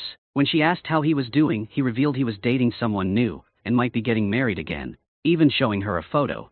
Asami recognized the girl from a karaoke bar visit when she had gone looking for Sasuke. No wonder Yamamoto hadn't provided his phone number. Sasuke then gave Asami his new album, suggesting she listen if she didn't mind. Asami thought to herself that in all her past lives, she never had the chance to hear his music. Finally, this time she could. When she asked about his musical dreams, Sasuke shared that he had left his recording company and was now composing as an independent artist. He also wanted to try acting and offered to take on any small roles in her TV dramas. Before leaving, Sasuke reminded her to reach out if she ever needed anything. Asami mused that she might disappoint Sasuke this time, since the cast for her drama was already decided. That evening, Nazuki and Miho arrived in Tokyo. Asami teased them about visiting too often. Nazuki retorted that if she complained again, they'd visit every night. Asami mentioned meeting Sasuke, and asked if they knew about his divorce from Shizuka. She added that making a living through music seemed tough for him, and now Sasuke was interested in acting. Nezuki and Miho were surprised. They never knew he could act. Sasuke had been popular in their class, so reaching out for help must have been difficult for him, likely due to life's pressures. Reflecting on their old friend's predicament, the three felt sorry for Sasuke. Miho suggested buying his album, and Asami revealed that Sasuke had given her a copy. They decided to listen to it together, but were shocked by how bad it was. Changing the subject, Asami shared that Misa had been married for 6 years to a senior colleague. When she asked why they weren't surprised, Nezuki, having learned from Sasuke's situation, wasn't fazed by Misa's news, especially after hearing Sasuke's song. Filming for Asami's drama went smoothly, despite the script being heavily altered from her own experiences, focusing on revenge and rebirth. The lead role was played by longtime friend and star Usoda. However, due to a delayed flight, another main actor couldn't make it for the next day's shoot, prompting Asami to contact the scheduler, see if it's possible to reschedule the shoot for the day after tomorrow. But then it was found out that Usoda will leave tomorrow afternoon. If the two main actors can't shoot together tomorrow, the subsequent scenes might be delayed too, which could affect the schedule for the first episode's broadcast. Asami reluctantly decided to temporarily use a stunt double. After looking through the backup list, no actor with a similar height was found. Suddenly, she remembered Sasuke's profile in her bag, and his height matched perfectly. Maybe Sasuke could give it a try. Later, Asami invited Sasuke over. Sasuke was surprised to see that Misa, the makeup artist, was also a former classmate. He gave her a record as a gift. Then Sasuke went to the set for filming and exceeded expectations, completing the stunt double's task excellently. Before leaving, Asami said she would arrange a more dramatic role for him next time. When she called a taxi for Sasuke, she turned around and saw him chatting with Usoda, even giving her a record. Finally, it was time for the first episode to air. Nezuki and Miho also arrived in Tokyo in the evening, wanting to watch the first episode of Life Improvement with Asami. At that moment, she was on her way back. Unexpectedly, a truck lost control. Asami rushed to the reception desk, lamenting that she was only 29 years old. Didn't he say there was no danger until she was 30? The staff said it was just a matter of probability and that she could die before that time. He then said he would start arranging for her reincarnation. Asami asked if they had a TV there. She had worked very hard on the script, which had just been approved, and started filming a few months ago. They shot until midnight every day, even bringing in old classmates to shoot. The trailer was cut very meticulously. Today was the critical moment when the first episode aired, but she had died. Couldn't she watch it before being hit? Asami said he was quick to refuse a dead person's last wish. The staff apologized and asked how long it would take to watch the show. Asami said 1 hour was enough. Just watching the first episode would be satisfactory. Then she asked if she could watch it now, but the staff said no, then asked which channel's main character she was. Asami saw hope and asked if she could watch just 10 minutes. The answer, no, still keeps going. The staff asked how many episodes there were in total. Asami said why ask so much, if he wouldn't let her watch. The staff said she had just complained about the quick refusal, so he needed to ask a few more questions. Asami asked what she would reincarnate as this time, a purple sea urchin from Hokkaido. Asami asked why, after working so hard in this life, she could only reincarnate as a sea urchin, worse than previous lives. The staff showed her a picture of a cooked sea urchin. Asami said she couldn't accept step being a sea urchin, and asked if she could reincarnate again. The staff said of course, just go to the right. Asami turned and asked why she always had to start over.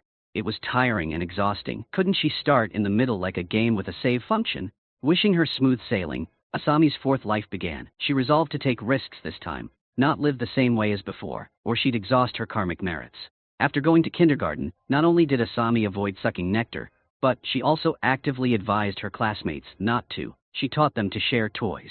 Regarding the matter between the teacher and Reina's father, this time she decided to handle it differently. Asami went straight to the teacher and explained the situation, asking her not to have an affair. The teacher asked where she learned such things. Asami said there was once a teacher's affair that led to family breakup and job loss. She hoped this teacher wouldn't go missing. Asami said the paper had Reina's father's phone number on it and asked her not to contact him. The teacher was surprised to see the number and tore up the paper in front of Asami, promising not to have an affair and reassuring her. This strategy worked very well. The teacher intentionally kept a distance from Reina's father. Maybe she should have done this from the start. When she entered elementary school, Asami actively greeted elders, watered the plants at school, and tried to do everything to accumulate good karma. This time, in terms of studying, Asami didn't just sit back and enjoy the fruits of her existing wisdom. Starting from elementary school, she explored the knowledge of middle and high school, learning anything she thought would be useful. She absolutely did not waste any time. But in return, Nazuki and Miho didn't become her friends. Asami wore glasses from a very young age. One day, on her way to the library, she saw Nazuki and Miho trading stickers in the park. Memories of her past lives echoed in her mind. She approached them and asked to join their small group. Both were surprised that Asami wanted to join. Asami suddenly felt moved to tears. Nazuki and Miho gave her a sticker. She said she wanted to give them one too. But after they saw her stickers, they each randomly chose one. Asami sensed that they were being polite and didn't see her as a friend. Could it really be that without common ground, it's very difficult to play together? On the way home, Miho asked why she was so smart, always ranking first. Asami said she was taking supplementary classes. Before parting, as she watched Nazuki and Miho walk away, Asami felt that in this life she didn't seem to belong in their world anymore. It seemed difficult for her to integrate into their circle. She felt an inexplicable sadness. After entering middle school, Asami continued her passion for picking up trash. She went to school alone. When she saw Nazuki and Miho, she would simply greet them and then walk to school by herself. Without friends, Asami poured all her energy into studying. This time, she achieved first place in the entire school, but the feeling of loneliness often engulfed her. Unlike her classmates who enjoyed the joys of this age, going to take Korean-style photos, she felt a pang of discomfort. At this moment, someone suddenly called out to her from behind. It was Mary, the second-ranked student in the class. She invited her to take a photo. Unexpectedly, in this life, Asami and Mary took a photo together. In previous lives, she had always ranked first. The two of them started chatting and surprisingly, found they got along quite well. Mary asked if she could talk with her again tomorrow, and Asami was surprised that someone she had admired but never approached turned out to be so down-to-earth and approachable. In fact, Mary thought the same about her. Indeed, similar people attract each other more easily. Before long, Asami and Mary became friends. In past lives, Mary had always been the one giving presentations on the podium, but this time, the stage became Asami's domain. Asami even became the student council president, while Mary served as the vice president. Both graduated with excellent grades. This time, Asami chose to attend the best high school in the area and maintained her top rank in the entire grade. One day, Asami read in the newspaper about a medical professor who had won a Nobel Prize. She wondered if she could accumulate a large amount of good karma in this way. So, after graduating from high school, Asami decisively chose to attend the National University of Medicine. During her fourth coming-of-age ceremony, she once again encountered Nazuki and Miho. In this life, it was Mary who called her, and the two of them happily entered the auditorium. The troublemaker still got up on stage, and Asami and Mary started analyzing the various punishments he would face in the future. They concluded that seeking fame for a few short minutes was really not worth it. Later, they attended a middle school reunion. The plot was still the same as before. The only difference this time was Mary's presence. When they saw others praising Sasuke again, Asami remembered listening to his songs in a previous life. Mary, like Asami, thought Sasuke would not succeed. She even wanted to remind him, but Asami quickly discouraged her, worrying that the storyline might change, leading to Sasuke's child not being born, which would be problematic. Seeing Sasuke and Shizuka exchanging contact information, knowing that they would later marry and divorce, Asami refrained from intervening. Back in the VIP room, she wanted to reminisce with Nazuki and Miho, but it turned into one-sided pursuit, making her feel very sad. After graduating from university, Asami passed the medical license exam, then specialized in clinical research for 2 years. Asami became a research fellow at the National Institute of Medical Research. Their work involved finding unexplored medical phenomena, benefiting all of humanity, which was very suitable for accumulating good karma. Asami thought she might be able to reincarnate as a human again. Of course, outside of work, she couldn't abandon other tasks for accumulating good karma, like previously saving Professor Mita, but this time at the subway station she happened to meet Shizuka, who chatted with Asami about trivial household matters. This time, Asami supported Shizuka's idea of divorce.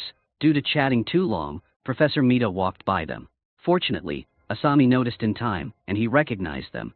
Asami told Professor Mita about Shizuka's troubles, using her to keep him there. Asami suggested finding a place to sit and discuss slowly, as it wasn't appropriate to talk there. Professor Mita checked the time and agreed to take the next subway. So the three went to a restaurant. Professor Mita advised Shizuka not to rush into divorce, but to communicate thoroughly with Sasuke, making him understand her true thoughts. If Sasuke insisted on pursuing his career in music, he must promise to do something well. Spouses should understand and compromise with each other. If they truly couldn't understand each other, then consider divorce later. Shizuka, taking Professor Mita's advice, understood a lot. Asami, seeing things going in the wrong direction, checked the time, worried that the subway incident might get triggered, so she urged Professor Mita to hurry to the next subway. He still wanted to continue talking, but Asami interrupted multiple times until he had to leave. Before leaving, Professor Mita reminded Shizuka to have a clear conversation with Sasuke when she returned. The issue with Professor Mita was resolved. Next, Asami wondered what other problems she had to solve. From childhood to adulthood, she was so outstanding that it aroused Haruka's suspicion. Haruka asked her if this was her second life, but Haruka never imagined it was her sister's fourth life. Having such an exceptional sister put a lot of pressure on her. Haruka became the center of attention for their parents and teachers, a favorite, but lived under Asami's shadow for many years. Haruka said her own grades were not that good, only in the top 5 of her class. She said having a genius sister made it very hard for her. Asami asked what she would want if this really were her second life. Haruka asked who she would marry in the future, but Asami truly didn't know. In previous lives, she had died before getting married. In this life, because she studied medicine, she quickly resolved the issue of switching medication for Nobuhiro. On the pharmacy magazine, Asami didn't see any news about Masaru. 3 years later, she went to resolve Reina's issue. Asami thought she had it under control this time, but unexpectedly, they still started talking to each other, making her have to wake up early once again. Asami vented her frustration on Toro. When exchanging contact information with a young woman, he wasn't wearing a ring. This time, Asami gave it her all, resolving the issue in just a few minutes. She was then promoted to a full-fledged researcher, and began conducting official experimental research. Her working hours were relatively flexible, as long as she completed her daily tasks. The main job involved collecting required samples and conducting various experiments. The work was both dry and tedious, and for a long time yielded no significant results. Fortunately, with the accumulated experience from her past lives, and her unique insights into exiting, she managed to cope with such work. The shared microscope in the lab was constantly adjusted by someone else to their own viewing angle, never reset afterward. This forced Asami to recalibrate the focus every time she used it, which annoyed her greatly. During lunch at the Research Institute's cafeteria, she learned from her senior that the one who didn't reset the microscope focus was a genius postdoc in their department. The students admired him. Even though he was always engrossed in research and clueless about social interactions, Asami felt relieved, realizing that most geniuses might be like that. Gradually, she got used to adjusting the microscope, and even reset the focus to 0 after using it. The end of the workday was not fixed, it depended on her experiment results. Some people finished at 6 p.m., while others worked until midnight. After 3 years of experimentation, she still had no groundbreaking research achievements. One day, Asami returned to her hometown, and her father told her that Haruka was bringing her boyfriend home. He discussed with her what to wear, in case the boyfriend proposed. Asami advised him to be natural and not to overthink it. Her father insisted on dressing formally, as it was a serious matter. A few days later, Haruka indeed brought her boyfriend home. He discussed with her what to wear, in case the boyfriend proposed, but only to help decorate a new cabinet. Her father had dressed up in vain, waiting all day. After the boyfriend left, he realized he had overdressed for nothing. Asami continued her experiments, sometimes imagining that the microorganisms she observed might be reincarnated beings, just like her. This life, she lived to 35 years old, longer than in her previous lives. Although she didn't make any major medical breakthroughs, she published her papers on some medical websites, contributing to the field.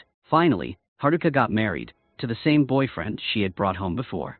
Watching her sister walk down the aisle, Asami recalled their childhood together, feeling warm and joyful. Seeing her sister's happiness, she felt happy too. In her hometown, Asami arranged to meet Mary for a meal. They hadn't seen each other in a long time, and had much to catch up on. Mary was now a flight attendant, undergoing strict annual health checks. Asami remarked she couldn't manage such a regimen. Just then, Nezuki and Miho passed by and spotted them. It had been decades since they last met at the coming-of-age ceremony. They were all happy to see old friends again, amazed at how little they had changed. Asami wanted to invite them to join, but Nezuki and Miho, feeling out of place with Mary, made excuses and left. After they left, Asami confessed she had hesitated about inviting them. Mary said they probably wouldn't have agreed, as they were not that close anymore. Asami pondered how close they once were, and how distant they had become. Was it time that changed them, or their choices? In life, gains often come with losses. Mary pulled out a photo from their middle school trip to Korea, a memento of their first meeting. Mary then asked a question she had long wanted to ask. Which life is this for you? Mary as a reincarnated soul. No wonder she had always ranked first in previous lives. Asami, caught off guard, wondered whether to reveal the truth. Seeing Asami's hesitation, Mary admitted she was on her fifth life. Asami asked her how she figured it out. Mary said that she wasn't always such a diligent student. Her outstanding performance naturally aroused suspicion. Plus, the photograph from their middle school trip to Korea was taken perfectly, a concept that didn't exist back then. Mary had mentioned future shopping malls in their conversations, further proving that Asami was also a reincarnator. Mary had noticed long ago, but Asami wondered why she hadn't said anything before. Mary admitted that she was embarrassed, afraid of being mistaken for crazy if she was wrong. She didn't want to lose her only friend. Asami asked if she also reincarnated at the reception desk and what she first turned into. Mary replied that she initially reincarnated as a termite in southeast Guatemala, a favorite prey of giant anteaters. She then asked Asami what she had transformed into. Asami vaguely mentioned an animal related to termites, making Mary laugh. She thought reincarnated souls must have similar paths. Asami asked if Mary's choice to reincarnate was driven by the desire to be human. Mary said it wasn't entirely the case. In her first life, she was an average student with mediocre grades. Nazuki and Miho were her close friends. This surprised Asami because, in Mary's first life, they were inseparable in elementary school, discussing fictional TV shows and trading stickers. On Mary's birthday, they gave her beautiful stickers. The middle school trip photo was of the four of them together. However, in high school, Mary drifted away from them, becoming an eccentric with poor grades, eventually enrolling in a vocational school for childcare. But their bond remained strong, with Miho driving them on trips during school breaks. During their middle school reunion, Mary confessed she once had a crush on Kaido, shattering her ideal image of him. In her first life, Mary was also a fan of Sasuke. They exchanged contact information and started dating a few months later. But Sasuke's career never took off. Despite his failures, Mary felt happy supporting him. Asami was surprised to hear about Mary's relationship with Sasuke, but it only lasted 6 months before Sasuke cheated on her with Shizuka. Mary had learned about Sasuke's infidelity from their 3 friends. She confronted Sasuke and broke up with him on the spot. After graduating, Mary worked as a nanny at Sakura Kindergarten, a job that gave her a sense of achievement. Asami remembered that she had attended that kindergarten herself. Despite her busy work, Mary often reunited with her close friends, who celebrated her birthdays with her. However, a heartbreaking event followed. In the crowded area, Mary suggested they move to a quieter place, and they ended up at Sasuke's karaoke bar. Fortunately, he wasn't there, sparing them any awkwardness. When Asami asked what happened, Mary revealed that Nazuki and Miho had died in a plane crash. They struggled to cope with the loss, and although they occasionally went out to eat, they were never as happy as before. They promised to live their lives to the fullest, honoring their friends' memories. Asami asked how long she lived in that life. Mary said she wasn't sure but died at 26, while Asami lived longer. In her second life, Mary tried to prevent the plane crash by keeping Nazuki and Miho from boarding. However, she realized that saving everyone required knowing how to fly the plane. To achieve this, she became a flight attendant, excelling in her studies and physical training from elementary school onward. She gradually distanced herself from her friends, but maintained her determination to save them. Asami questioned if this was truly the right approach. Mary explained that she planned to alter the flight path on the crash date. Despite her efforts, Asami died at 33 in that life, partly due to Mary's actions. On that fateful day, Mary had taken Asami to the bathroom, preventing her from the car accident she would have otherwise encountered. Mary's grief over Asami's early death led to her own health, and she didn't become a flight attendant, failing to save Nazuki and Miho. She died before turning 40, in her third life. Mary was a flight attendant, but discovered that she couldn't choose her flights, thus unable to save her friends. She died again in a car accident. By her fourth life, she died before even becoming a flight attendant. Learning from the reincarnation receptionist that they both faced high mortality risks after 30, Mary prepared meticulously in her current life. Next year marked the critical year of the plane crash. Asami advised Mary to be careful and offered her help. Mary reassured her, saying she had everything under control, and suggested they take another photo in Korea. Before that, Mary needed to use the restroom, prompting Asami to reflect on Mary's heroic journey. Unlike her own mundane reincarnations, Mary had endured unimaginable hardships, making her a true hero. The two headed to take their photo in Korea, and on the way back, Asami suggested they also invite Nazuki and Miho. The 4 of them were close friends, making for a perfect combination. Mary suggested waiting until she safely brought the plane back, arguing that meeting then would be more meaningful. Asami asked if that meant waiting until next year, suggesting instead that they meet after her next return.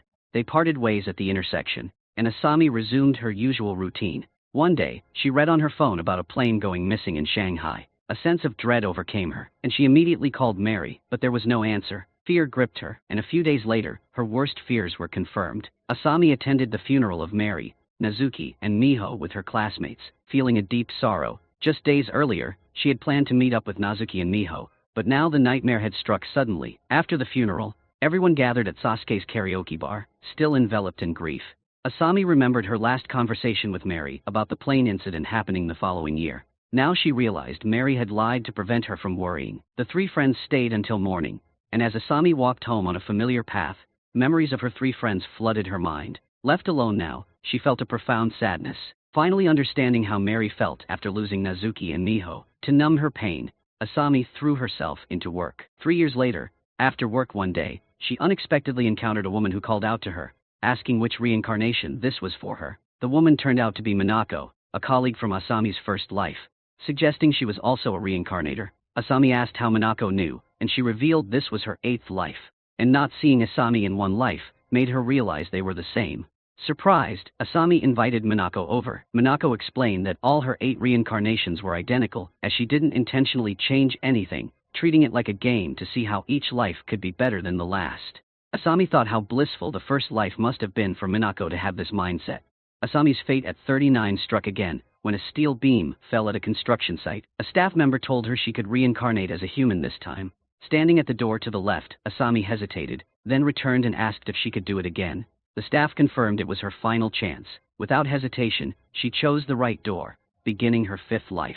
After attending the entrance ceremony, Asami saw a different Mary coming out of a classroom. They exchanged a look, recognizing each other. This time, Asami's goal was not just to accumulate virtues, but to ensure everyone's happiness, so Mary wouldn't struggle alone. Determined not to regret this life, Asami sought out Nakamura, hoping to switch flights with him. Nakamura, however, insisted the flight was crucial for him, as his aviation certification was at stake. Asami and Mary devised a plan, with Mary suggesting poisoning Nakamura to prevent him from flying. Asami objected, fearing suspicion and investigation, so they opted for drugging instead, planning to slip something into Nakamura's coffee, while Mary distracted him. On the day of the flight, they followed through with their plan. Asami, using her past life medical skills, successfully drugged Nakamura's coffee, making him unable to fly. However, just as they were about to execute their plan, they were interrupted by Kawaguchi, who had been influenced by Asami in a previous life. Kawaguchi had joined as a flight attendant, uncovering Nakamura's infidelity and disrupting his plans. This unforeseen help allowed Asami to take the pilot's seat. As they were about to board, a middle-aged man stopped them, claiming his previous life's wife died on this flight. He pleaded with them to trust him and change the flight path. Asami assured him their mission was to save everyone on the flight. The man, grateful, let them pass. Once on board, they altered the flight path, successfully avoiding disaster. This victory was a culmination of over 30 years of waiting and planning. They discussed their next lives, feeling fulfilled. In the end, the plane landed safely in Taipei, greeted by Nazuki and Miho, who had learned about their mission. The 4 friends reunited, sharing photos and memories, marking their happiest day in over 30 years. Mary and Asami left their astronaut careers behind, returning to simpler lives. Asami became a public servant, valuing her patience and connections with the community, while Mary returned to her nursery, fulfilling her early dreams. Their lives seemed to reset to their original paths, but now with deeper understanding and happiness. 58 years later, the 4 friends reminisced about their fulfilled lives, all having lived long and happy lives. The story ended on a note of profound friendship and contentment.